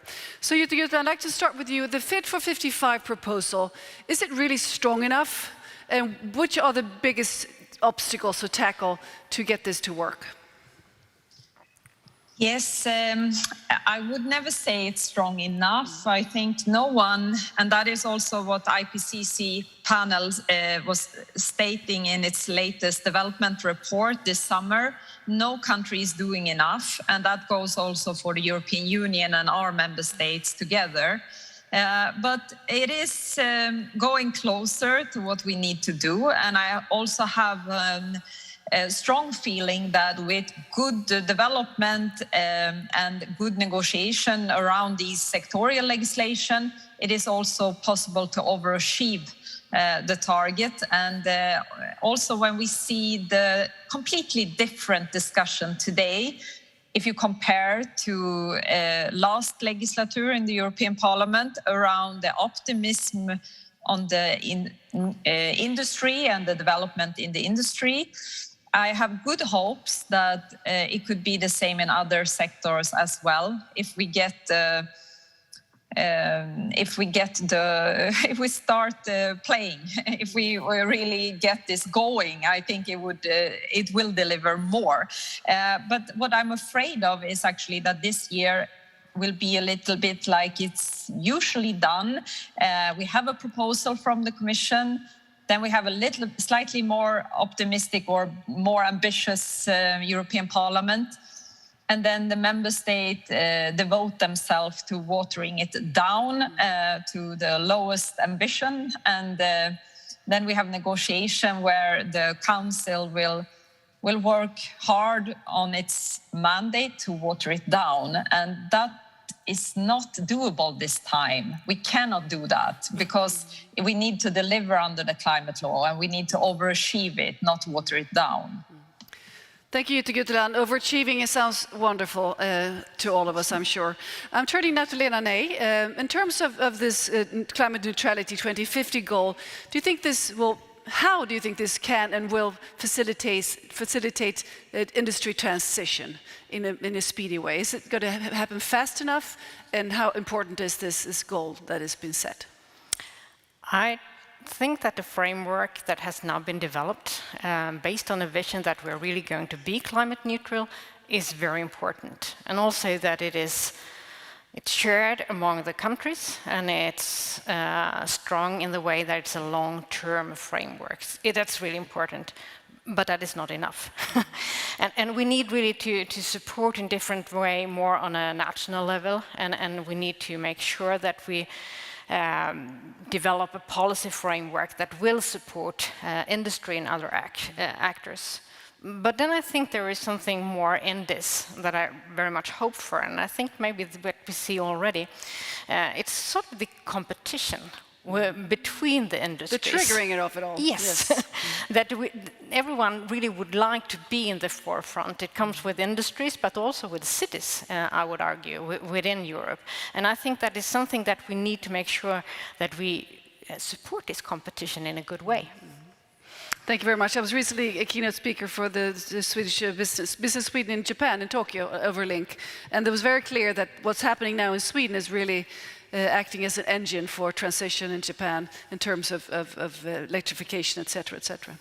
So, Christian, this policy of the EU, the climate policy, of course, has global implications and consequences. And the EU is the most ambitious part of the statement of the Paris Agreement. There is, however, a risk for carbon leakage. And I'd like for you to address this topic, because this is something that is crucial for us to be aware of. Yeah, no, it is very important indeed. What are we talking about? Well, we are going to put, already have put conditions on industry that are emitting very much of CO2. We're talking about cement, we talk about aluminium, we are talking about fertilizers, iron and steel, and electricity. Now that means that industry will, with this new Fit for 55, take a strong hit, if we can use that, in terms of costs, if they continue to emit as much as they are doing. And the whole thinking behind it is that they should adapt, they should change, which is what's happening in Sweden if we think about hybrid, or we think about these other initiatives that are up in northern Sweden. Now, if we don't do anything, it's quite likely that we either will have imports from the outside of, let's put it like, dirty steel that will then compete with these investments and make them probably more difficult to get into place. Or we will have industries in the EU that will put their factories outside the EU in order to avoid to fall under this emissions trading system that we are putting into place, ambitious as it is. Now, in order to mitigate against that, what the Commission has suggested is a border adjustment mechanism. The CBAMs. CBAM, yeah, the CBAM. And what that one will do is on each product, it will assess what is the actual cost that the producer has paid for the emissions of CO2, similar to what we have within the ETS system. And if they haven't done that, then they will get that, they will have to buy emission certificates in order to sell on the European market. It's a bit complex and complicated. It's going to lead to quite a lot of discussions, but it is something that is absolutely essential. And then the question comes up, yeah, but hang on, will not all the others say this doesn't work out? Now, the similar discussion is going on in the United States for the same reason. And one of the objectives of this one is, in fact, to get this kind of discussion underway, namely to limit CO2 emissions from these heavy emitting industries, to get that discussion underway in other producer countries. And we can already see that that is happening, reflections in Ukraine, but of course, from others that might create a bit of tensions, but that is what comes with it. It's absolutely necessary for the level playing field within the European Union of these industries. Thank you. I'd like to follow up on the CBAM with you, Lena. You are in close contact with many industries and development in this field as a director here at this section of the university. So from what you hear from the industry, how do they regard the CBAM procedure? Well, I think it's very different. First of all, to understand this, I think there is sort of many being positive, because then you can be very active in developing more sort of supporting climate neutrality within Europe, and it will be support for those companies. But also it's new and we don't know. So of course it's always like that, and we need to learn much more, and we really need to discuss this, what will be, and how can we develop this in the best possible way. We see a lot of transition projects here in transition and big, powerful green transition projects like hybrid. We've mentioned hybrid, I think, 5 times already today, because it's amazing what it's achieved, and also, of course, Northvolt. Is industry outrunning politics? I'm going to turn to Jutta here now. Are the EU politicians ambitious enough? Jutta? No, I would not be able to say yes.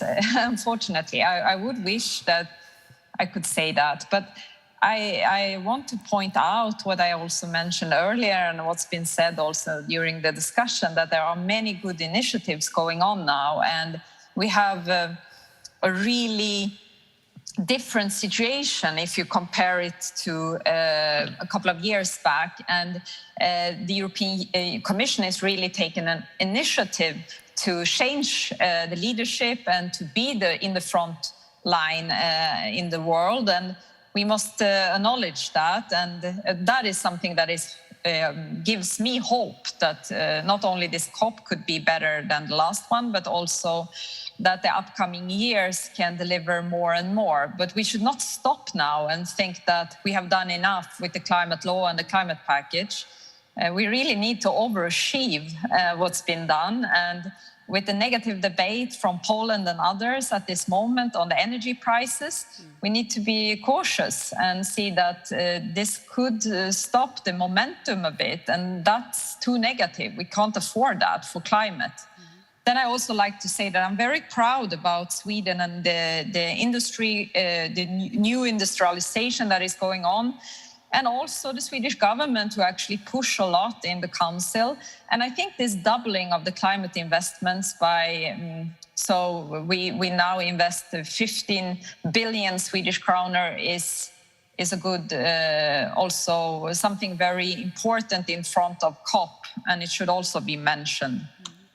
Thank you, Jutta. And Lena, all these investments, are they enough to push the development of technologies here on the Swedish side? Innovation, for instance? No, it will never be enough. Never be enough. There is so much more than actually funding. There is learning, there is different views in this.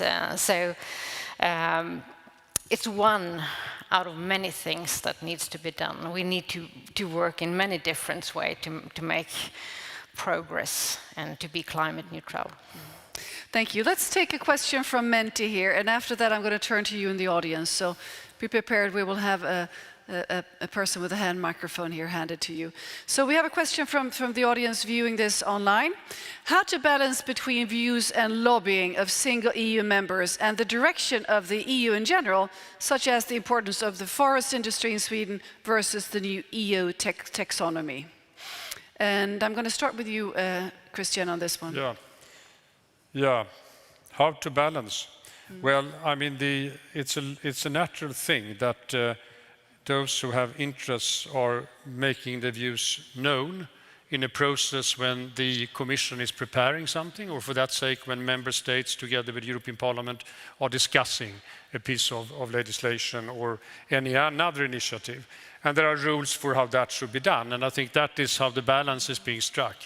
Now, then there is another issue in this question which has to do with forests. And of course, that is linked to the fact that forests are going to play an important role when it comes to abating the climate change. It plays a role when it comes to, in particular, as a sink for CO2.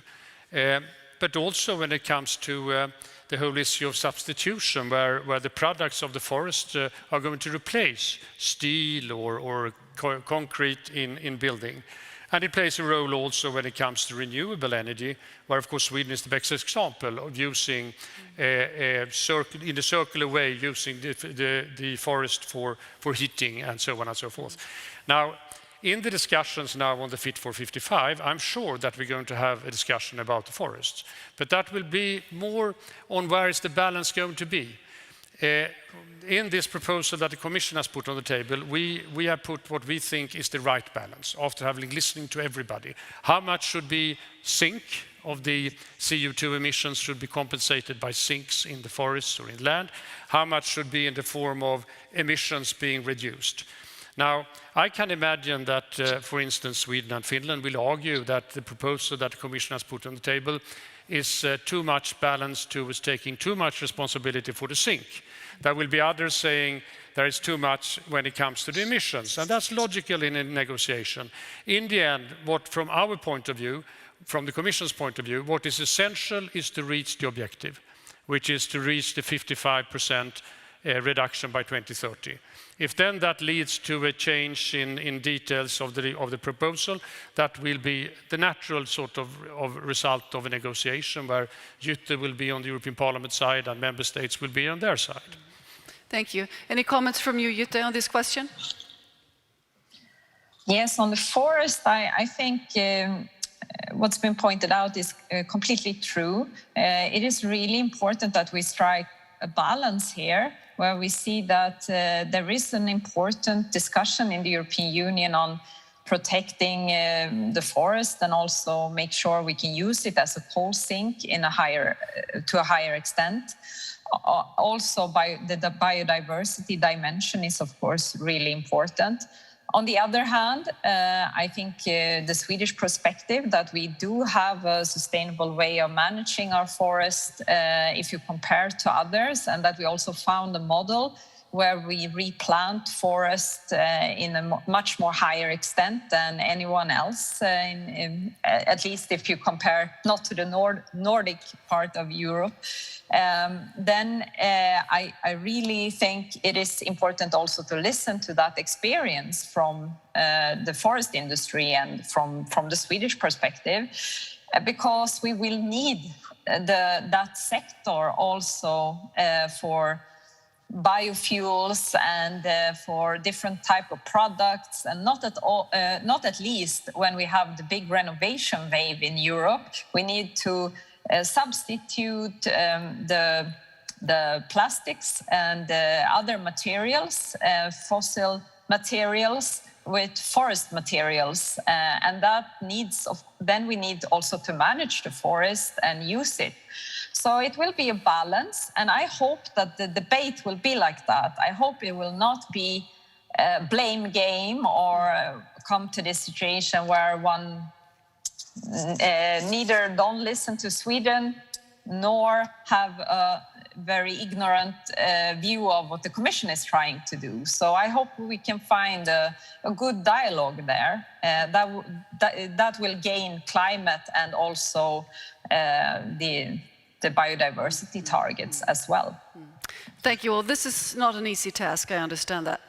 So let's see if we have any questions here from the audience here at the university in Lund. Let's see, we have a question, not from the room. Yes, we do. Great. Hand microphone to the lady with the red scarf, please. And stand up and state your name and where you're from. My name is Anna Ekblad, and I work here at City of Lund. This subject for this session is what does the EU climate policy mean for Sweden? And you have been discussion about the industry, the heavy tech and so on. But how does the discussions go when it comes to the people and our daily life? Because we can't continue as we do now. So what are the plans going for this? Because I think we need to downsize our lives, but how are the discussions in the EU about this? Thank you. Thank you very much, Anna, for your question.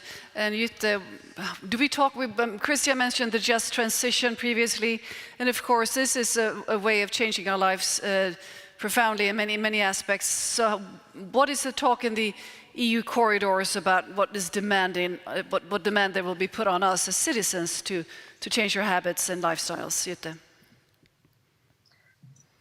I think there is a different kind of dialogues or discussions going on that subject, and it's truly important, of course. And one thing is the consumption in the European Union, that we know that it is not sustainable today, and we talk sometimes that the Swedish consumption we would need 4 planets to be able to have the consumption we have today, and that's not sustainable.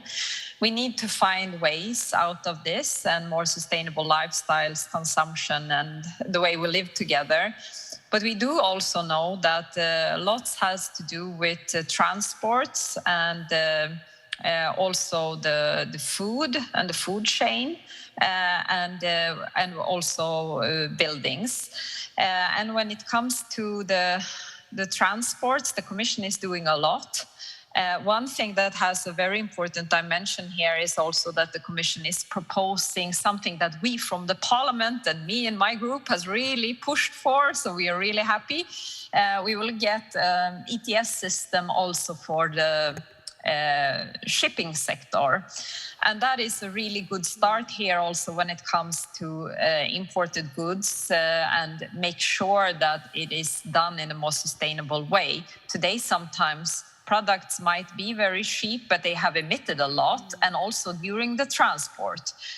So the transport sector needs to also fulfill the Paris Agreement and find new techniques. And we need also, to make that happen, it needs to cost a bit more to push it, but also to make sure that we don't emit the way we do.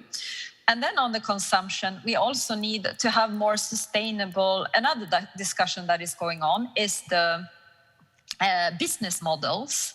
And that is something that both we in the Parliament have pushed for, but also the Commission now is trying to do different things to sort out. I mean, in the past, we talked a lot about the waste, and we had a revision of the 4 waste directives. But now we need to talk also about how can we improve the situation when it comes to the consumption, so that you can repair things better, so that you can use products for a longer time, so you don't have to buy a new phone because a part of it is broken, or because they actually want you to buy a new phone instead of using the old one. So we need to find business models that is more sustainable. And that is something that we will work more and more on the upcoming years. And lastly, I would like to also mention in this situation, or in this case on how we live our lives, that I think CBAM is a start also on taking a more global approach on the emissions, even though this first attempt is about the industry goods that emits the most, comparable to the ones that are under the ETS in the EU. It is still a start that we will discuss with third countries how much their production chain is emitting. And I think this is also going to initiate a debate on a wider scale, because if we have consumption with imported goods from countries and we emit a lot outside the European Union, we also have a responsibility for that. So I think this is a very good thing. It is a bit controversial and it will be highly debated in Glasgow, but it is a way to take responsibility. Thank you, Jutta. And of course, here in Sweden, we're examining the possibilities of setting consumption-based targets for citizens also. Yes, Lena? Yeah, maybe I can also shortly respond on this question, because I think there are many things that are indirect in a way that you, as a citizen, don't see. So the European Union is working with transport to make it climate neutral, with energy supporting renewables, and now also supporting more sustainable consumption in different various ways. And we don't see that directly. But I will also follow this development of the missions, especially the one then on climate neutral cities. And just looking upon how it has, that discussion and how the mission has been framed, it's not only named climate neutral cities now, but also by and for citizens. And there is a clear, I would say, goal on making sure that cities are involving more actively the citizens in this process. So it's also for the European Commission to move from being working more indirectly to more directly with the citizen. Thank you for this perspective. Would you like to add, Christian? Yeah, no, I think firstly, the EU sets the rule book, and that indirectly, of course, affects us as citizens. We're going to see it both in a positive sense, that you have all this innovation, etc., that comes, new products coming out on the market, new ways of how the transport sector functions. We will also see it directly in terms of costs. It will be more costly to have a car that is rolling on petrol or fuel. It will be slightly more costly if you have your house being heated through fossil fuels. And that is politically, I think, one of the major issues, not so much in this country, but it will be a major issue in some of the other countries. Remember, Yellow Vests had to do with an increase of the fuel price. So that's an area I can see it coming. I think it will come in terms of influencing peer pressure.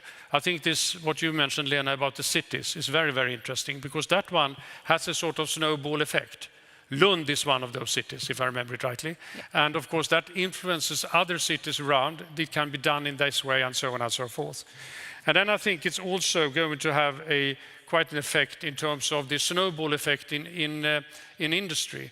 Generally speaking, this whole issue of circular economy. When I was at the Volvo Group the other day, they now want to sell cars, or in this case with lorries in fact, but the same for cars, that are fully fossil-free. And that is something we will see when it comes to other products as well, and that will of course also influence the way that what we are going to buy, I presume. So I think there's a number of issues of those kind where it's going to be influenced. Let's see if we have a question from the room here. Yes, all the way in the back. Hi. I just wanted to ask a question about the CBAM and how the implications with free trade and whether there's going to be any pushback from the World Trade Organization. Yes, please. Thank you for that question. And Jytte, could you answer this one, please? Start at least, and then we'll hand over to Lena and Christian for reflections. It has been a very important perspective in the dialogue on the CBAM, and the Commission has made it very clear that it needs to be compatible with the World Trade Organizations and the rules there. And there is a reference to a paragraph on the rules that we need to obey, where climate and these kind of nature catastrophe situations are a reason that you could have a price for and have a mechanism like the one we are suggesting and that the Commission is launching now.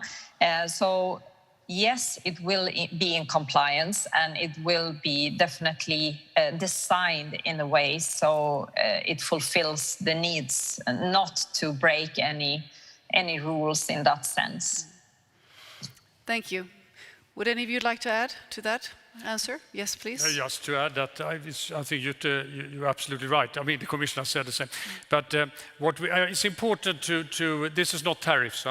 It's not tariffs. It's not product lines. That's the usual way the WTO works. This is on individual products.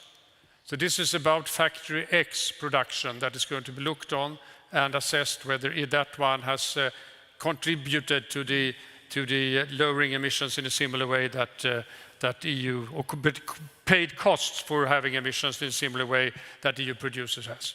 So I think it's fairly stand on firm ground. Thank you very much. Let's take a question from Menti here.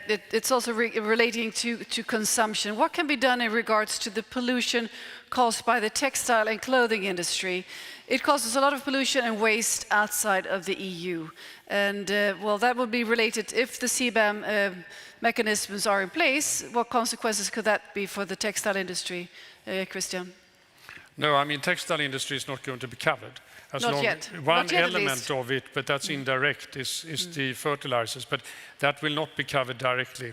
So it's not covered by the CBAM as it stands today, as regards CO2. But I think in the future, let's see. Let's now start with this one. It will be sufficiently complex and complicated, and the sort of there is a transition period for its introduction, which starts in 2026 and will go on for 10 years. So I wouldn't like to offend the future, but I don't think I can say anything about it. No. Not yet, at least. Lena? I just want to add, I think this is a learning process, and I just wanted to say that I think it's important that we take it step by step, so that we build up something that we can trust and rely on, and that we can improve as needed. I think what this actually shows is that the European Union is bold, are willing to try new things, and that's something that we need to do also when it comes to policy.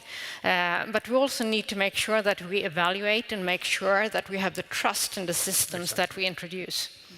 And there is indeed a lot going on. I moderated a big DO event just this week in another university in Borås here about textile globally, and there is plenty of innovation. And just next to us here in Malmö, we have the world's first textile sorting machine, the Siptex, that actually has 10 different sections that could separate textiles, and you could make them into new textiles again. So innovation is indeed happening here.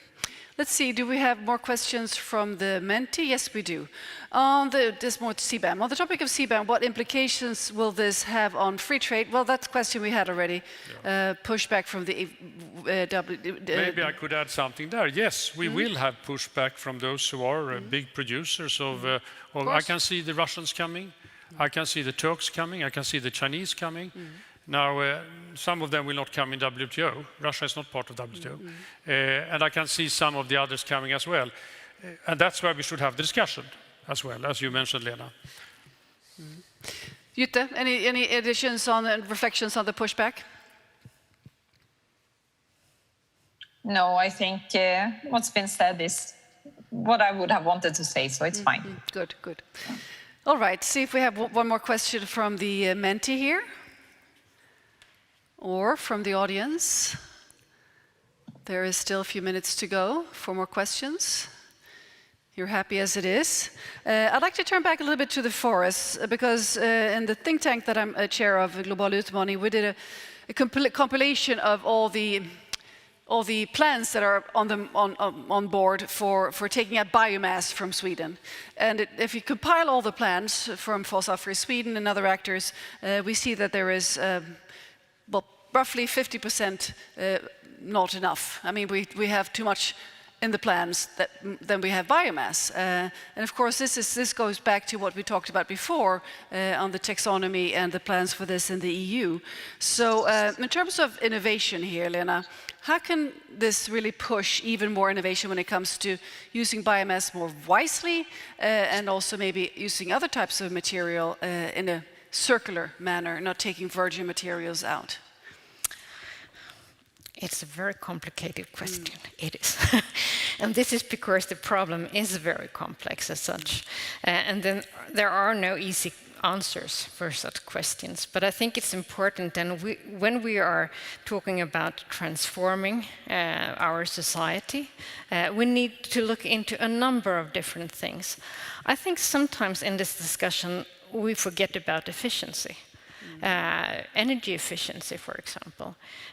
We tend to rely on or talk about how can we supply energy in different ways. And I think that's one very, very urgent thing to talk more about. Then when it comes to the forest, I think what we're doing now, we are really discussing this. I think it's been needed for a long time, that we understand how we would like to use this resource that we have.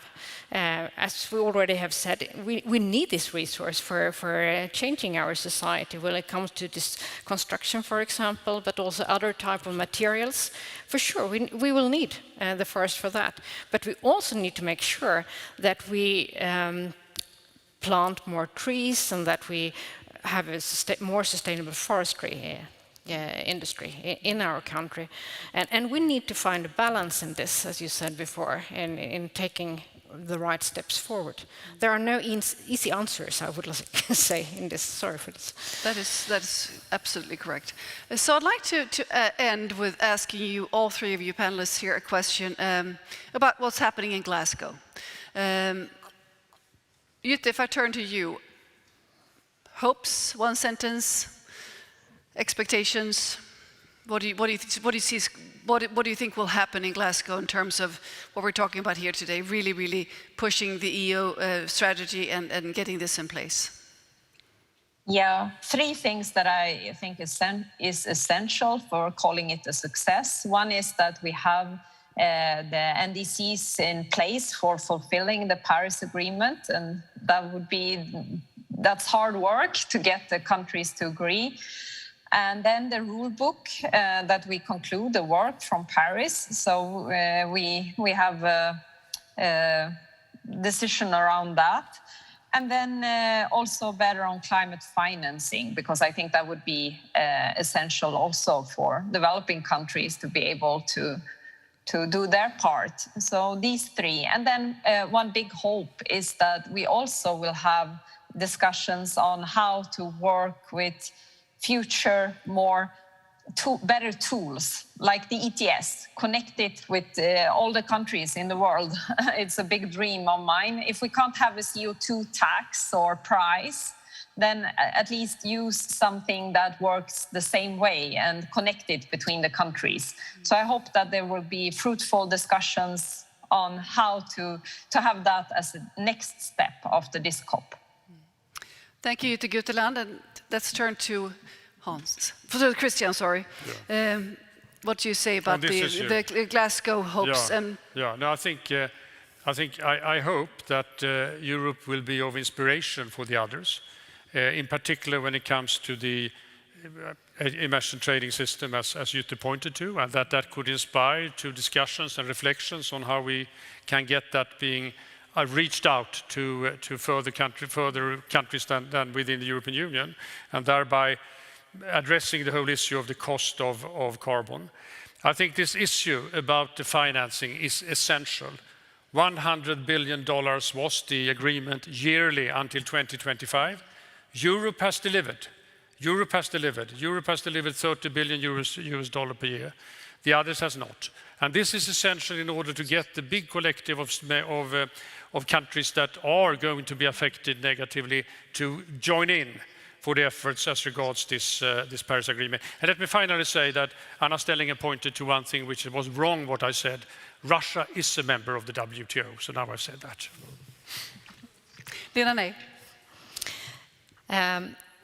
It's a very important meeting next days.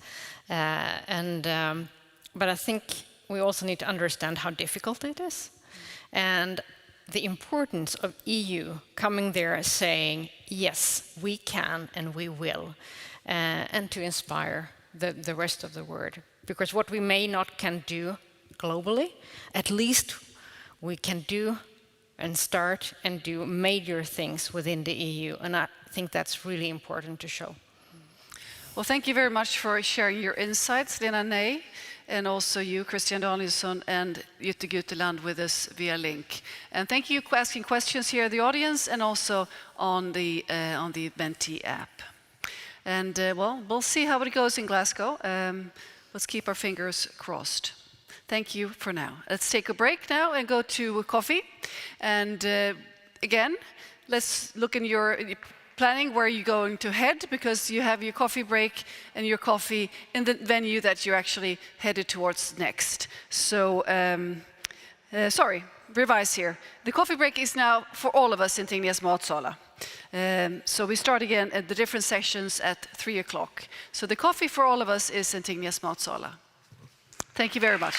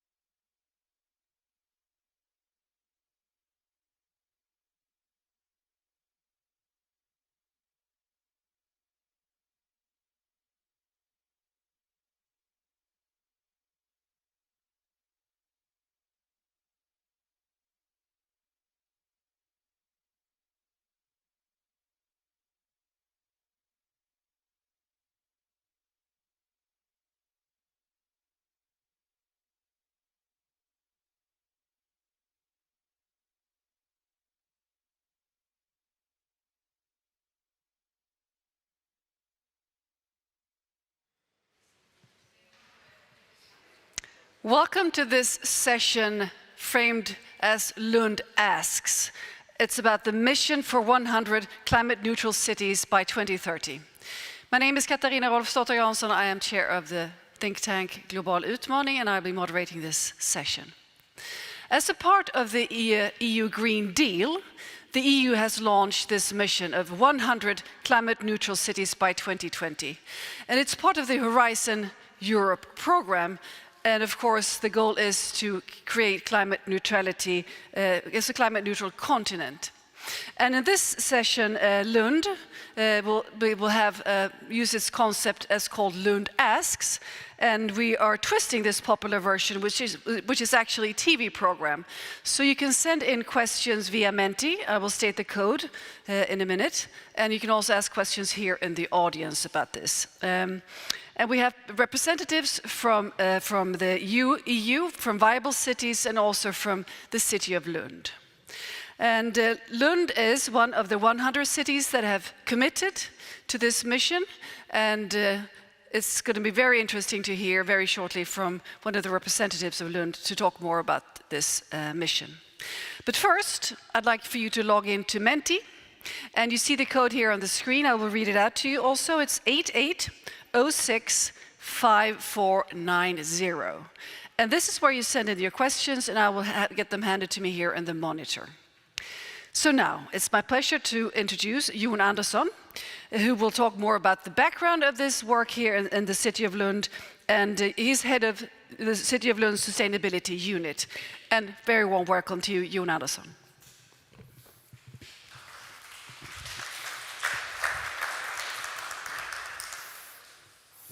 Thank you very much. I would like to start this session by addressing three parts of our sustainability work in Lund. It's about our ambitions, or about some of our success stories, and of course some of our challenges. I think our ambitions are summarized in our quite new sustainability policy, which will guide the city's decision and efforts towards a sustainable direction. The sustainability policy clarifies the city's approach to Agenda 2030, both internally in our organization, but also how we will interact with other actors. It also defines different principles for sustainable development, and the policy declares that Lund should be a leader in sustainable development. We should actively collaborate with other actors, such as the university, the business community, and many others. And we should also engage citizens and our own employed in the city. And recently, the City Council decided on a new updated program for ecological sustainability. The program contains the climate goals for the city of Lund, and the overall goal for Lund, for the geographical area of the Lund municipality, is that in 2030, Lund will be a climate neutral and fossil fuel free city that is adapted to a changing climate. The program also contains specific targets for emission reduction for the transport sector, targets for increasing production of renewables, more efficient energy use, and increased carbon storage. In addition to these territorial emissions, there are also goals to reduce consumption-based emissions and climate-neutral construction.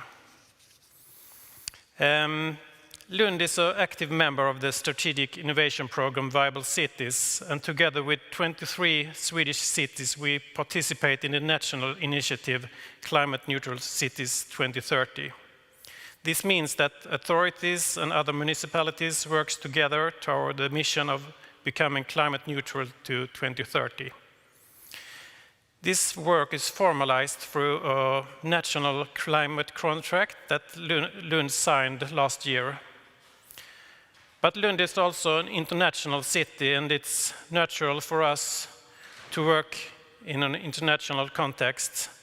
And recently, our mayor signed a Covenant of Mayors for Energy and Climate commitment for 2050. And Lund is also part of the Cities Race to Zero campaign to put pressure on national actors before the COP26 in Glasgow. But ambition, contracts and goals are not worth much without action, so I therefore like to highlight some of our success stories in Lund. Lund have reached the climate goal of halving the emissions from 1990 to 2020, 2 years in advance. The reduction is mainly in the energy sector, where fossil fuel have been replaced by renewables, and in Lund, district heating is completely fossil-free. All public transport is fossil fuel-free, and the new tramway will increase the capacity of sustainable transportation substantially. And within our own organization, the city operations, we are 99% fossil fuel-free, including electricity, heating, and transport. Only a few of our own cars are now running on fossil fuels. But it's not enough just to work with our own organization, so we also like to be a test bed for new technology.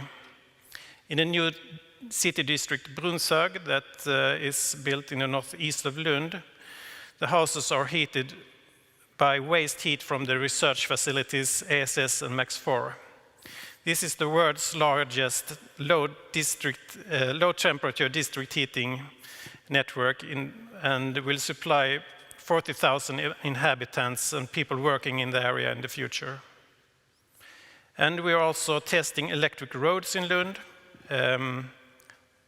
They are tested where cars can charge and buses can charge while they are driving. I think that's an interesting solution for electrifying the transport sector.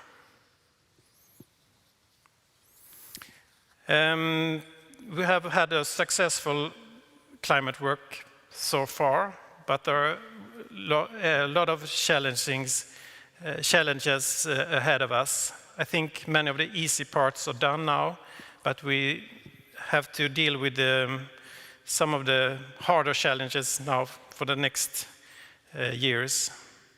Lund has Sweden's first local climate policy council that reviews our climate work and our climate policies. And they point out that the city need to speed up the work now to achieve the goals. And we see the major challenges in the transport sector, where the transition is not fast enough. And another major challenge is the emissions from land use, where methane and nitrous oxides are difficult to manage.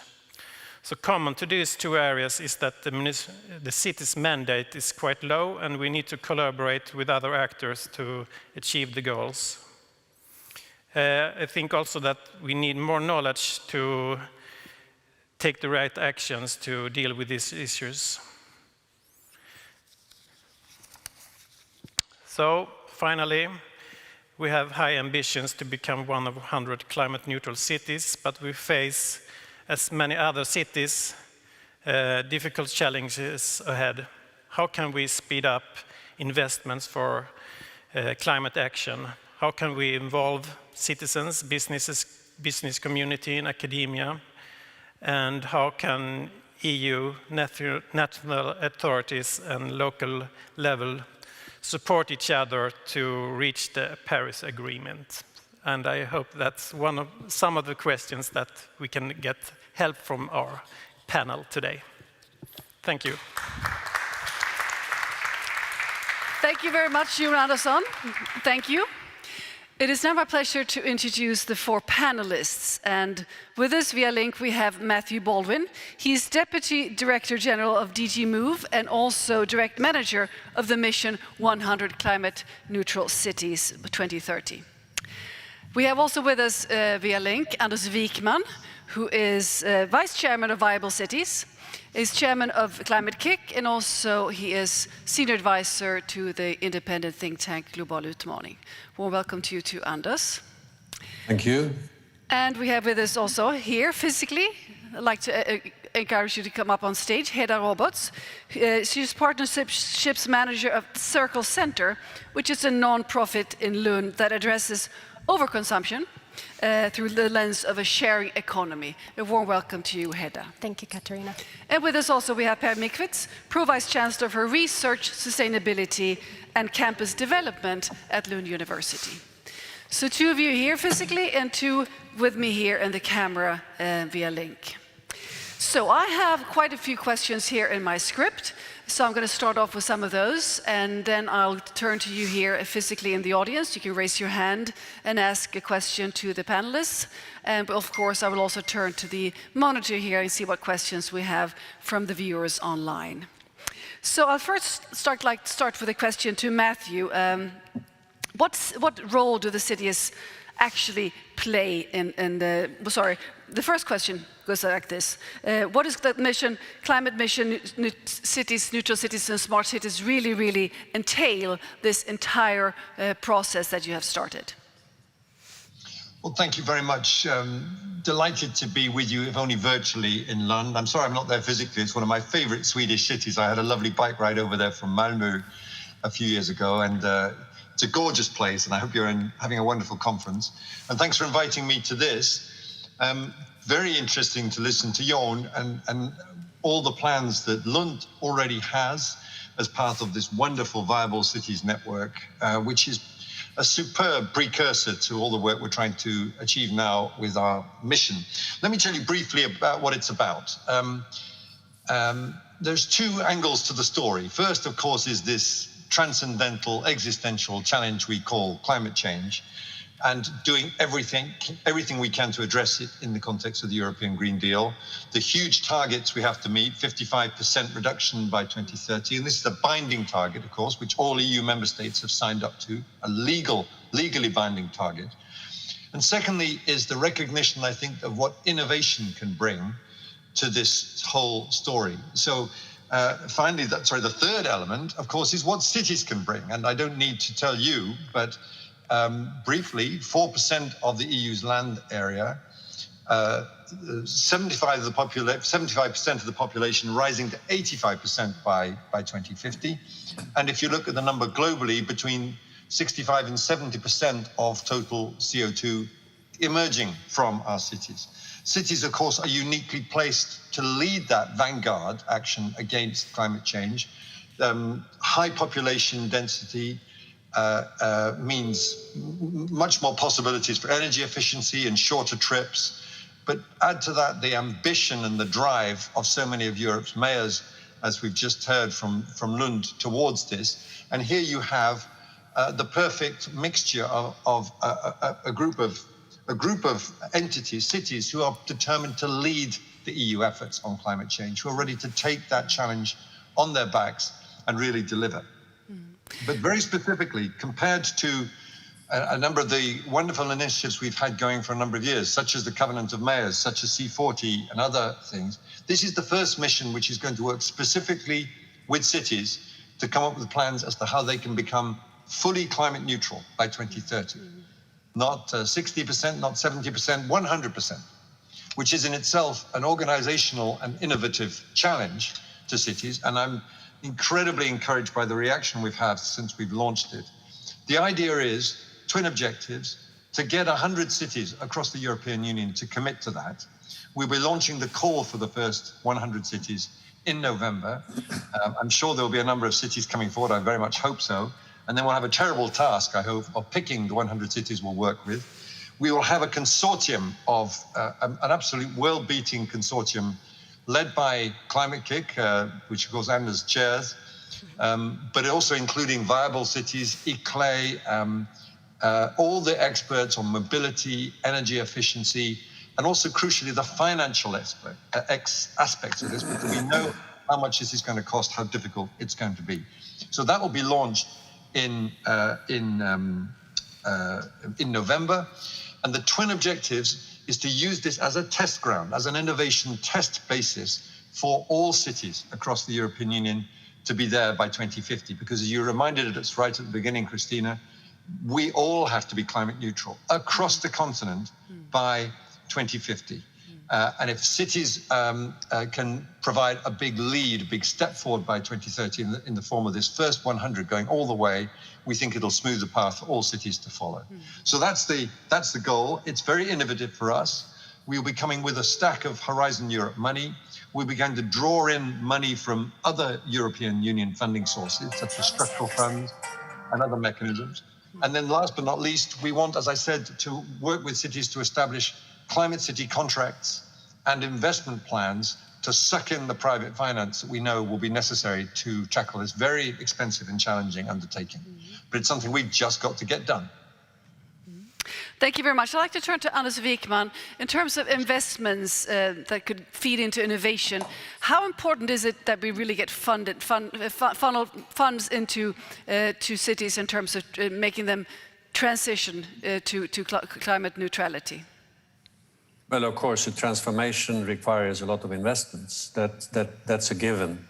And some of those investments are not profitable according to market conditions. So you really need to blend public sector finance with the private investments. In some areas, the public sector can sort of help take the risk for a new technology or a new sort of concept.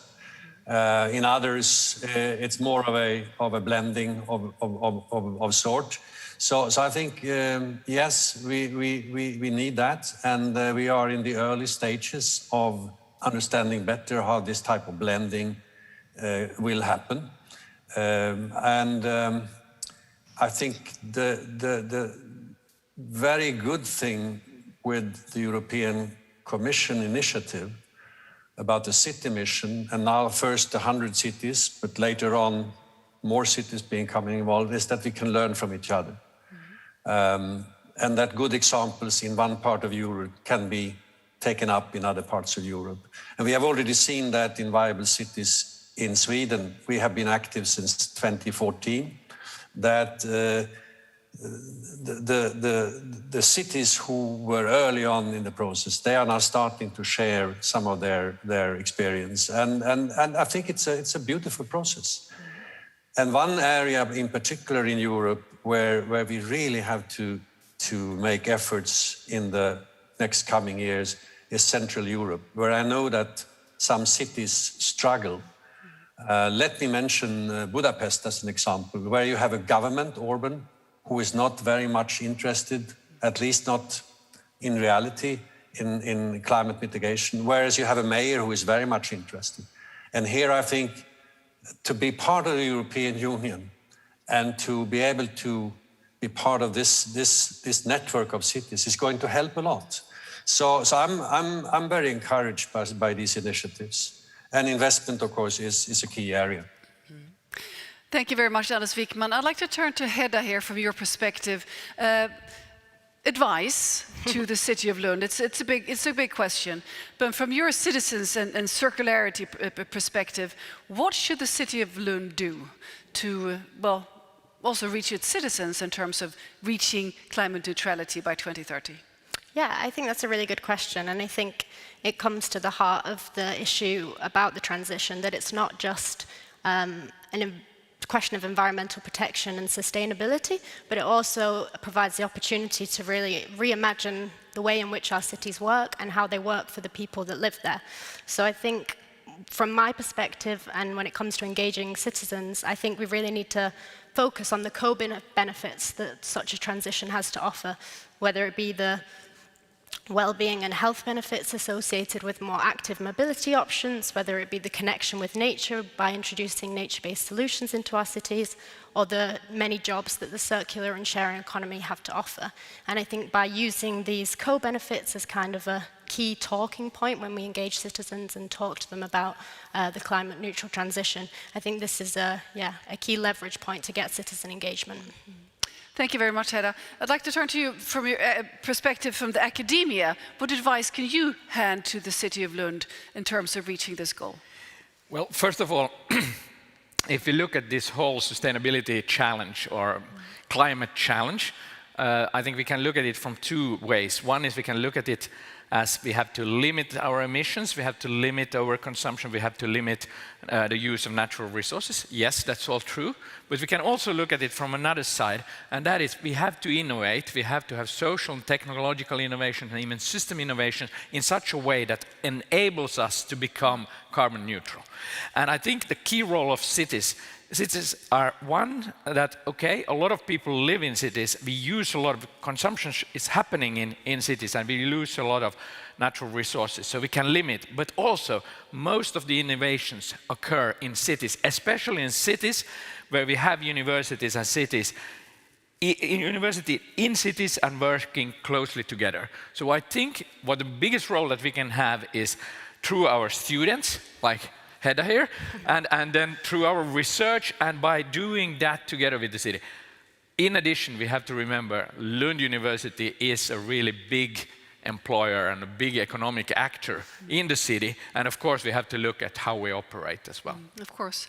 Walk the talk. Matthew, in terms of academia and collaboration and cities that have a powerful university acting as engines in this transition, what do you say? Well, it's completely right. It's wonderful to hear those sets of comments. I fully agree with them. We've benefited enormously from the role of academia in the Mission Board, who wrote the original report calling for 100 climate neutral cities back in 2020. And we've picked up that report, and we're trying to implement that within the Commission. But you know, the benefit we've brought, the innovation that the universities have brought already working with the cities, and we can see it in viable cities, we can see it in cities I've visited recently in Germany and the Netherlands, doing exactly the same thing. If I could just underline very much what your previous speaker, Hedda had to say in relation to citizens' engagement. I think that's absolutely spot on. It's not going to be sustainable in the other sense of the word sustainable for cities to deliver without that buy-in from citizens. The European Commission is not in the business of lecturing mayors across the European Union as to how to engage with citizens. It's just very clear to us that needs to happen, and in all the successful projects, it's happening. And again, cities can learn from each other, learn from the mistakes. We always learn, as Anders said, from our mistakes more than from our successes. And pulling out again, as you mentioned, Hedda, the co-benefits, these odorless, invisible, silent gases which we're trying to tackle, don't mean anything in and of themselves to our citizens, but the filthy air quality, the road crashes, the congestion, the noise, the high energy bills that we're suffering from in cities, all of these things are much more real, and they, of course, come with the package. So I think we have a winning combination of issues here, and we need to stress the different co-benefits that can flow from it. Thank you. Anders Wijkman, you have a long background in working with cities and climate transformation, transition. Is there anything cities should be not doing, sort of hands-off in terms of this? I have to unmute. Well, based on my experience in Climate Kick, I would say one of the dangers is that cities pursue this agenda in a vertical manner, meaning that you try to fix a problem with a technical solution or within a particular sector with a technology fix. I think what has to happen, and what I believe we are doing both in Climate Kick and Viable Cities, is to try to apply a more systemic approach. If you look at transportation and mobility in a city, you hear some politicians saying, oh, the main thing is electrification. We replace combustion engines with electrical vehicles, and then we have succeeded, which of course is not true. We have to be much smarter than that, because resource use in general cannot just continue to increase as it has. I happen to be a member of the International Resource Panel, which is a UN body chaired by my friend Janusz Potocznik. And we have made a calculation that because of urbanization and population growth, infrastructure in cities will double in the next 25 to 30 years. It will double. And you know, if that takes place with yesterday's philosophy and with the same kind of mobility systems as we have today, I'll be changing from combustion engines to electric vehicles, it will be a catastrophe. So we have to be much, much smarter. And we have to look for smart mobility. It has to be a combination of public transport, of city planning, of making it easier to walk, to cycle, etc., etc. Car sharing. You don't have to own your car. You can share vehicles, etc., etc. So the systemic approach, I think, is the number one thing. So avoid vertical technical fixes, because they may solve a particular problem, but they will not move us where we want to be. Thank you. I'm turning to Hedda now. From your perspective in your organization, Circle Center, how can you participate in this transformation, and what do you need to contribute? Thank you, Katarina. So, just adding into what we think should be the focus area when we think about climate neutral cities is, I think a lot of discussions often center on mobility and energy efficiency, and what we forget to acknowledge is that there are so many emissions built into the products and services that we consume on a daily basis. So from my organization's perspective, we're trying to change our consumption patterns and change the way we have this take, make, waste economy.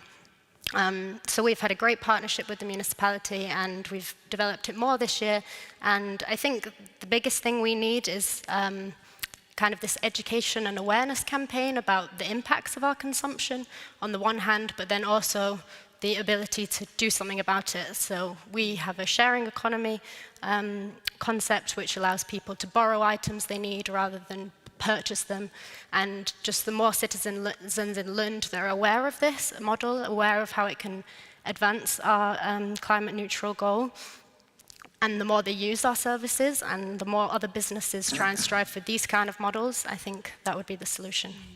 Because consumption, emissions from consumption is very difficult for the cities to take a hold on, and this is something that we really need help with from organizations like you. I think it is a difficult issue, and it comes very much down to the individual level, which can be very difficult to mandate behavior change. But if you think about a municipality such as Gothenburg, they've actually had a consumption department working for 10 years, and they work directly with these issues on how do we shape the citizens' behavior so that they consume in better ways, be it from involving in sharing and economy initiatives or encouraging people to spend their weekends not shopping but in nature. So I think there is a lot of things we can do, and I look forward to working with the municipality to push this agenda forward.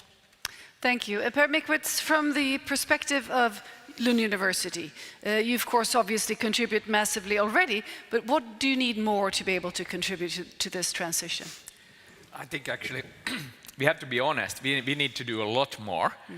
First of all, we need to do a lot more in our core business, in education and in research. And we have to realize actually that the mess we are in is actually created with the knowledge that we have produced. So we have to actually a responsibility to produce knowledge that really is much more for this transition. So that's one part. But then when it comes to also our own operations, we need to have a better knowledge of our sustainability footprint so that we can reduce it. In more, we will start from climate, but we have to look broader, and we have to look at it. We know that there's a lot of talk about travel, and that's important, but we have a lot of other things we don't really know, but many universities that have looked in it know that, for example, chemicals that they buy are really important, so that we can really focus on the key things. That's important. But then I want to come back to this about test beds and enabling. I think we should use both the city, and we are already doing, but we should do more in using on one hand, the purchasing power that we have, that we buy more things and services that are on the forefront in this transition, because they all need to have the first commercial applications. And then we need to even more, and I know that the city has supported Circle, that we even more are enablers. I really like the word about test bed and things like that, but we need to provide space and things for student initiatives, researchers to test, so that we can get even more innovations, both social and technological, and then linking them to a systemic work perspective, as Anders stressed previously. Thank you, Per. I'm going to turn to the monitor here and take a question from Menti, and then I'm going to turn to you. So if you have a question after this, please raise your hand. And this is a big question. And I'm directing it towards Matthew and Anders. You'd like to start, Matthew, maybe. And I'll encourage you to keep it fairly brief. It's not easy because it is a big question. How can we build a sustainable city while we aim for more growth? Matthew. It's a great question, whoever asked it. And I totally agree that just before I do, just to mention that we too in the Commission, we're trying to act locally as well as preach globally. So we are going to be a climate neutral Commission by 2030. So we're looking at our own carbon footprint. But this is exactly the right question, because I think it's a mistake to see as a sort of dichotomy action to save the climate against growth. We profoundly believe that the new sustainable and smart mobility strategy, for example, we've adopted in the European Commission, is the license, if you will, for the sector to grow. At the moment, the transport sector, just to take that example, has 25% of total emissions, and that is a growing number. In the future, the growth must be in a direction which is downwards, and we have to eliminate these emissions by 2050. This means that we have to stop trying to sidestep the problem. All of our transport modes must be sustainable.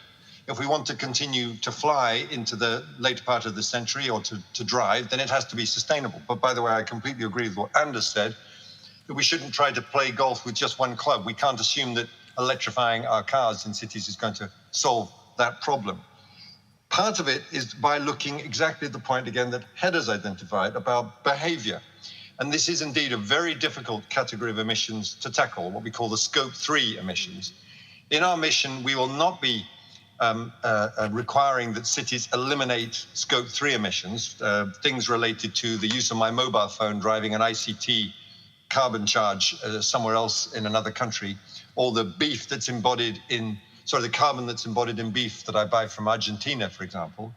But again, back to innovation, it's a great chance to study the impacts of behavioral emissions, the Scope 3 things, to see how we start to capture them, measure them, reduce them, and eliminate them. But in very short, in democratic society, we cannot afford to try to say we turn our back on growth. That means we have to make our growth green. The European Green Deal is the European Union's new growth strategy. There are thousands of jobs that will depend on sustainable mobility, from energy efficiency, from the renewable sector, and we've got to embrace those jobs, and that is the future. Thank you. Thank you. Anders, I'm sure you'd like to add to this question, or to the answer. Well, it's of course not an easy question.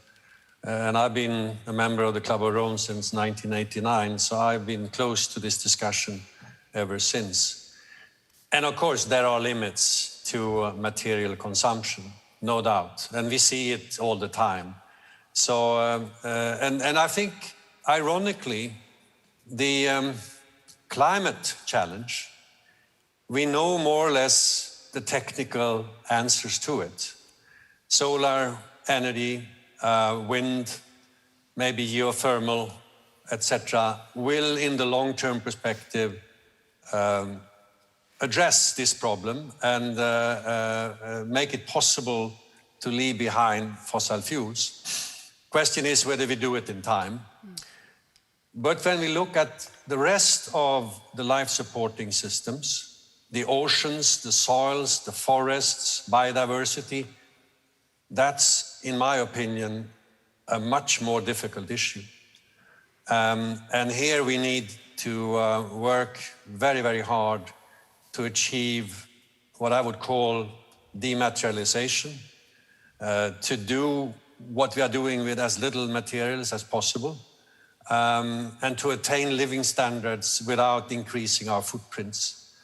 I'm rather agnostic about the concept of growth. I would rather move into an era where we concentrate on well-being and welfare. And we have 5 economies in the world, led by New Zealand, Finland, Scotland, and Iceland, who have made it their policy to define well-being indicators, and that's the policy goals, not conventional economic growth.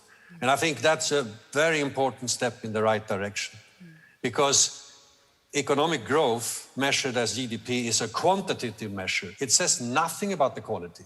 It can be good, it can be bad. Herman Daly talks about economic growth and non-economic or uneconomic growth, whereas qualitative indicators, they tell us much more. So I think that's the next step to move to well-being as the main objective for society. And then, of course, recognizing that there are huge disparities and differences between well-to-do people in our part of the world and citizens in low-income countries. For sure. So I mean, this is really, really complicated. I agree with Matthew that in a democratic society, we have to tread very carefully, but we have to move in the direction of a lower footprint. That's absolutely true. Thank you very much. I'm turning now to the audience here in the aula at the university. Do we have any hands up for questions to the panelists? We have hand microphones ready. All right. Then I'm going to take a question from my questions, and then we turn again to the Menti questions. Research sector, Per, you dwelled a little bit on this before, what you can contribute to, but could you be more in depth of what the university, in terms of research, could really drill into? What fields are you looking at? Well, I think if we look really broadly, we can say research has been extremely important for this whole question. I mean, we wouldn't talk about climate change without research. Research defining it as a problem, research, IPCC and so on, and Lund University has been really actively participating in IPCC and in building this research knowledge. I think we need to continue with that, but we need to also focus even more on solution-oriented research. And we need to be integrating more, and Lund has, I think, the best possibilities in Sweden and among the best in Europe to do it, because it's a broad university with not so much silo thinking.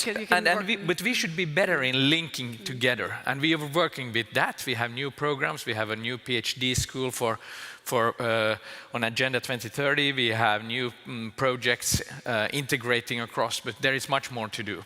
So I think what we need is more research providing solutions, not just defining problems. That's also important, but we are already good at that, and more integrating and taking a broader picture just from one discipline or one problem at a time. Thank you. I've got one question for you, Hedda, before I take one from the Mentimeter. And if you change your mind, you want to ask a question in the audience, just raise your hand, please. Oh, there is one. Excellent. Let's take that one first.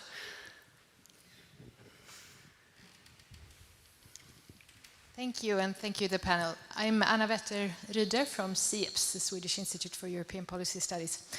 Listening to the panel, I'm thinking, your discussion here between the Commission and Anders' remarks, are you actually thinking about revising the market economy, or rather going to discussing what should be traded in the EU? I would like to hear your comments on that, please. Matthew, would you like to answer that one, please? No, I think you can. I mean, it's very interesting what Anders said, that we need to maybe rethink about the concept of growth and certainly the measurements of happiness in society and well-being. I have a lot of sympathy with that.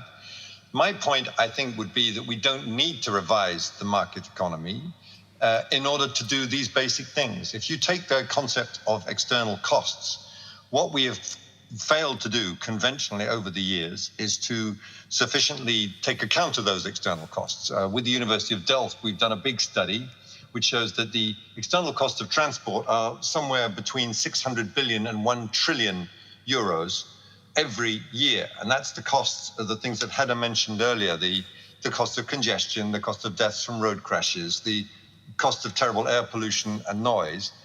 We can now quantify that. A large part of that is down to road transport, for example, and we can find ways of addressing that. My point is we don't have to reinvent economics. We don't have to go to a full-on communism to change the way our cities work. We can use market solutions, including through carbon pricing, of course, to drive change, and we are fully intending to do that. I think we can win these arguments on conventional grounds. Just to take another example, it does require us to innovate in how we apportion benefits as well as costs. For example, if we just look at the economic benefits that accrue to a transport planning department in building bike lanes, we will tend to chronically underinvest in bike lanes. That's because the benefits tend to accrue to a health system. So it's the regional or even the national health authorities that will appreciate the changes in citizens' health that comes from regular cycling, for example. And we're starting to see, for example, I learned the other day in Scotland, of the health authorities putting their precious money into the construction of bike lanes precisely for that reason. So again, it's not reinvention of our economics, but it's looking much more broadly at the concepts of cost and the concepts of benefit and making sure that we're properly attributing them and addressing them. And then I think we're going to be on the right path. Thank you. Again, the systems thinking instead of silos.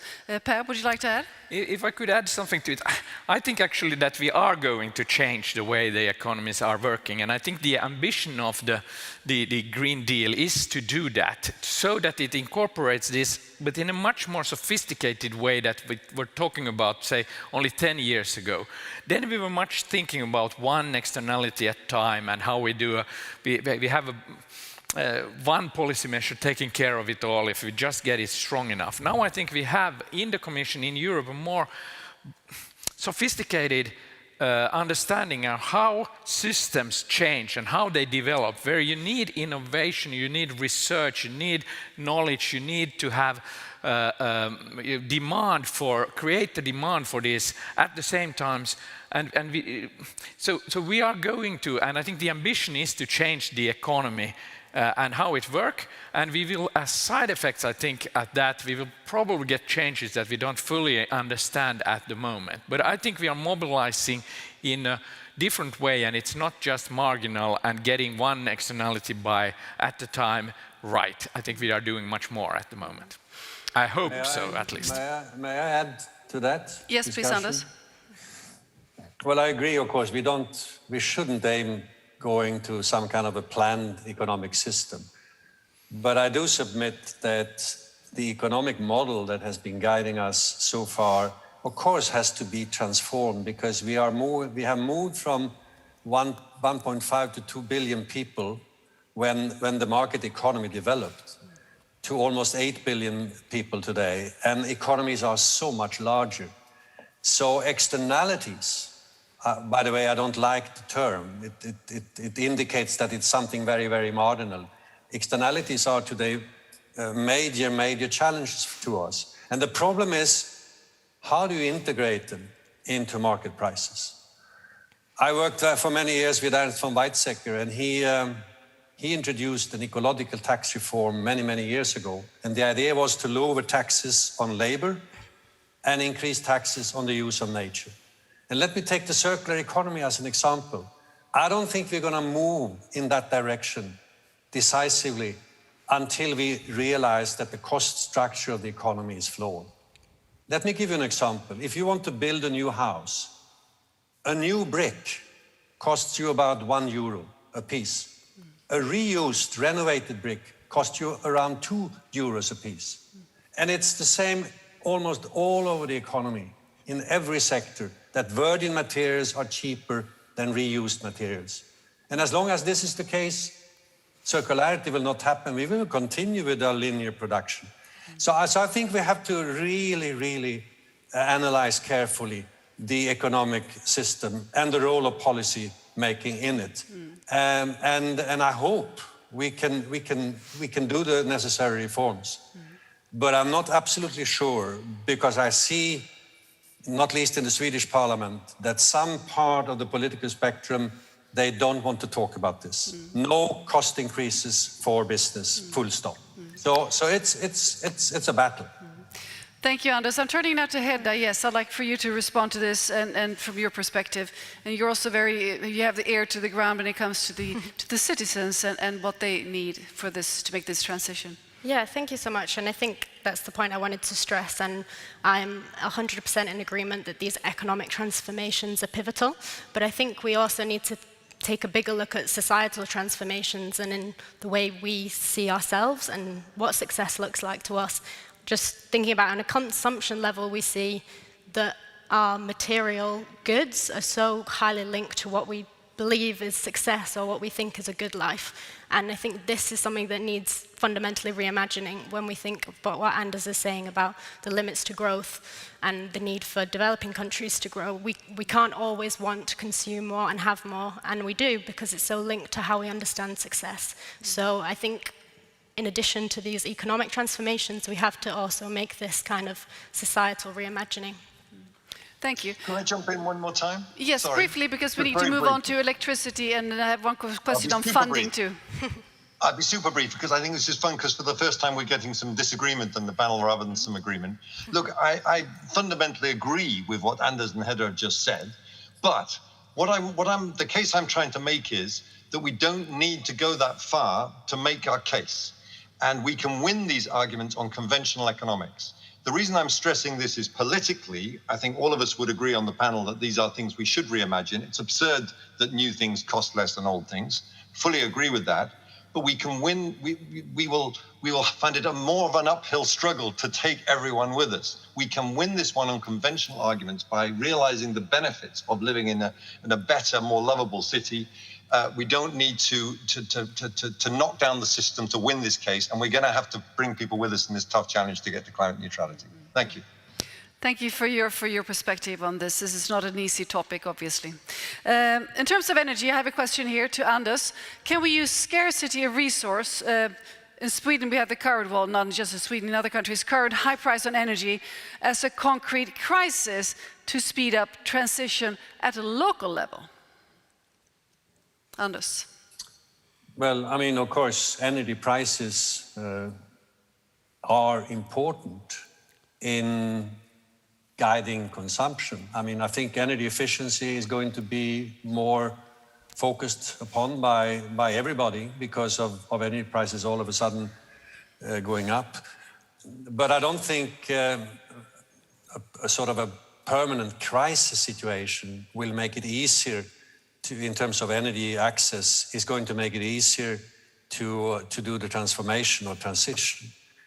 I think on the contrary that there is a risk that some of the policies that we need to implement will be delayed because people will say, no, carbon emission reductions are too quick. That's the reason for this energy price increase, etc. So I would rather have an orderly transformation. And that's easier said than done. I think we should have started to plan for the transformation in probably a different way. We should have made sure that alternative energy was available in a situation when we try to phase out more and more the fossil-based sources. So I think what's happening right now in the European Union, and it's not only happening in Europe, it's happening all over, is a reminder that access to high-quality energy is an absolute must for any type of development. And that's why we have to make sure that the alternatives are there when we need them. And by the way, it's a question of innovation, but it's also a question of deployment. And I want to remind you that the reason we have low solar energy prices today is primarily what the Germans did between 2005 and 2015. They subsidized solar energy. And the rest of the world, we are benefiting from that now. And that is fantastic magic of learning curves with new technologies, that they are expensive in the beginning, but over time, they get cheaper and cheaper and cheaper. And it's a fascinating story, I think, the learning curves. Thank you, Anders. I have a question on funding that I actually like to direct to all of you, see who's the quickest to answer. Is it up to the cities to finance this climate transition in the cities? Can I jump in? Yes, please. It's a difficult and controversial question. We've done a lot of thinking about this because, of course, that is a worry for cities. This is a hugely expensive undertaking. For an average city of 100,000, you can count roughly €1 billion to get to climate neutrality. And to let you into a little dirty secret, we in the European Union don't have that money, Sweden doesn't have that money, and cities don't have that money. Which is why I think Anders was absolutely right to stress early on the importance of looking at broader access to funding and financing. We know that there's a ton of money that's floating around out there looking for climate neutral places to land. Just anecdotally, I was talking to someone who works in the New York finance sector who said that 5 years ago, high net worth individuals were looking to, quote unquote, reduce their carbon footprint because, their kids were nagging them to do so. So, let's sell off one of the yachts and feel better about it. Now they're looking for climate neutral portfolios. And believe you me, these guys are tough. And when the asset managers then say, right, this has got to be delivered on, this will provide a large sum of money, which is insisting on full climate neutrality and insisting on the quality of the offsets and so on. So again, I don't want to be absurdly over-optimistic because we are talking about large sums of money. The Commission will kick in some money from Horizon Europe, will look to other sources of money from existing Commission and national funds, but ultimately it's going to be the private finance markets that are going to do this. And if you look at a number of cities that are doing this, The Hague has got an amazing revolving finance facility, which is really driving enormous changes, for example, in using geothermic energy to power its heating and cooling systems in the city. And that's the future. And I very much expect next week in Glasgow to hear a lot of talk about that and how climate finance is determined to come to bear on this project itself. Katarina, yes, may I add, yes, you may add Anders. one comment? I was at a special dinner last night with something called the Haga Initiative, which is a group of companies who are in the forefront of climate mitigation and very ambitious in their climate policies. And I met with one of the representatives of a major insurance company in Sweden. And she said, we are desperately looking for projects that are genuinely green and sustainable. And then I said, well, I come from the meeting of viable cities. I know there are many projects. And then she said, well, you know, if the government is backing a project, then we have enough insurance or guarantee. But we cannot trust the municipality to the same extent. I was a bit perplexed by that. But obviously, this question of investment guarantees, which, by the way, is a much larger issue in many developing countries, I think it's a crucially important issue because, as Matthew indicated, there is a lot of funds looking for good projects, and there are good projects, but we have to make sure that we match them. Thank you. Let's take one final question from the audience. We need to round this off a few minutes before 4 because we need to be in another facility to take the final conclusions that I am actually moderating. So let's take a final question here from the audience. Could, and this is also a big one, could and should negative emission technologies be something for cities to consider in order to achieve climate neutrality?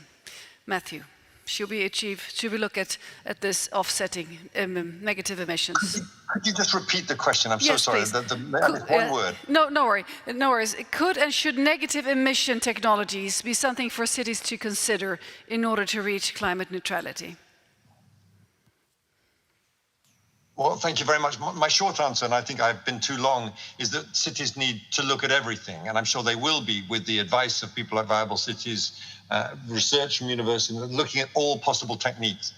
But underlying your question, of course, is will offsetting be allowed in all of this? And of course it has to be, but we have to be careful and we have to be disciplined about that. I mean, I think one of the things we've learned over the last decade that an over-reliance on offsetting, poor quality offsets, reliance on rather fictitious forest maintenance, this has got to be verifiable. Again, going back to just what Anders said, really verifiable green investment projects are what the market is now looking for. And therefore, we have to be extremely disciplined about our use of offsetting. We'll have to use that again for most cities to get to climate neutrality by 2030. The access that different cities have to offsetting varies enormously. For example, the city of Turku in Finland basically exists in a giant carbon sink, and therefore its offsetting is at hand. And it's not as straightforward for every city. We need to be creative and we need to be equitable in looking at this question. Would you like to add, Per or Hedda, to the question of negative emissions?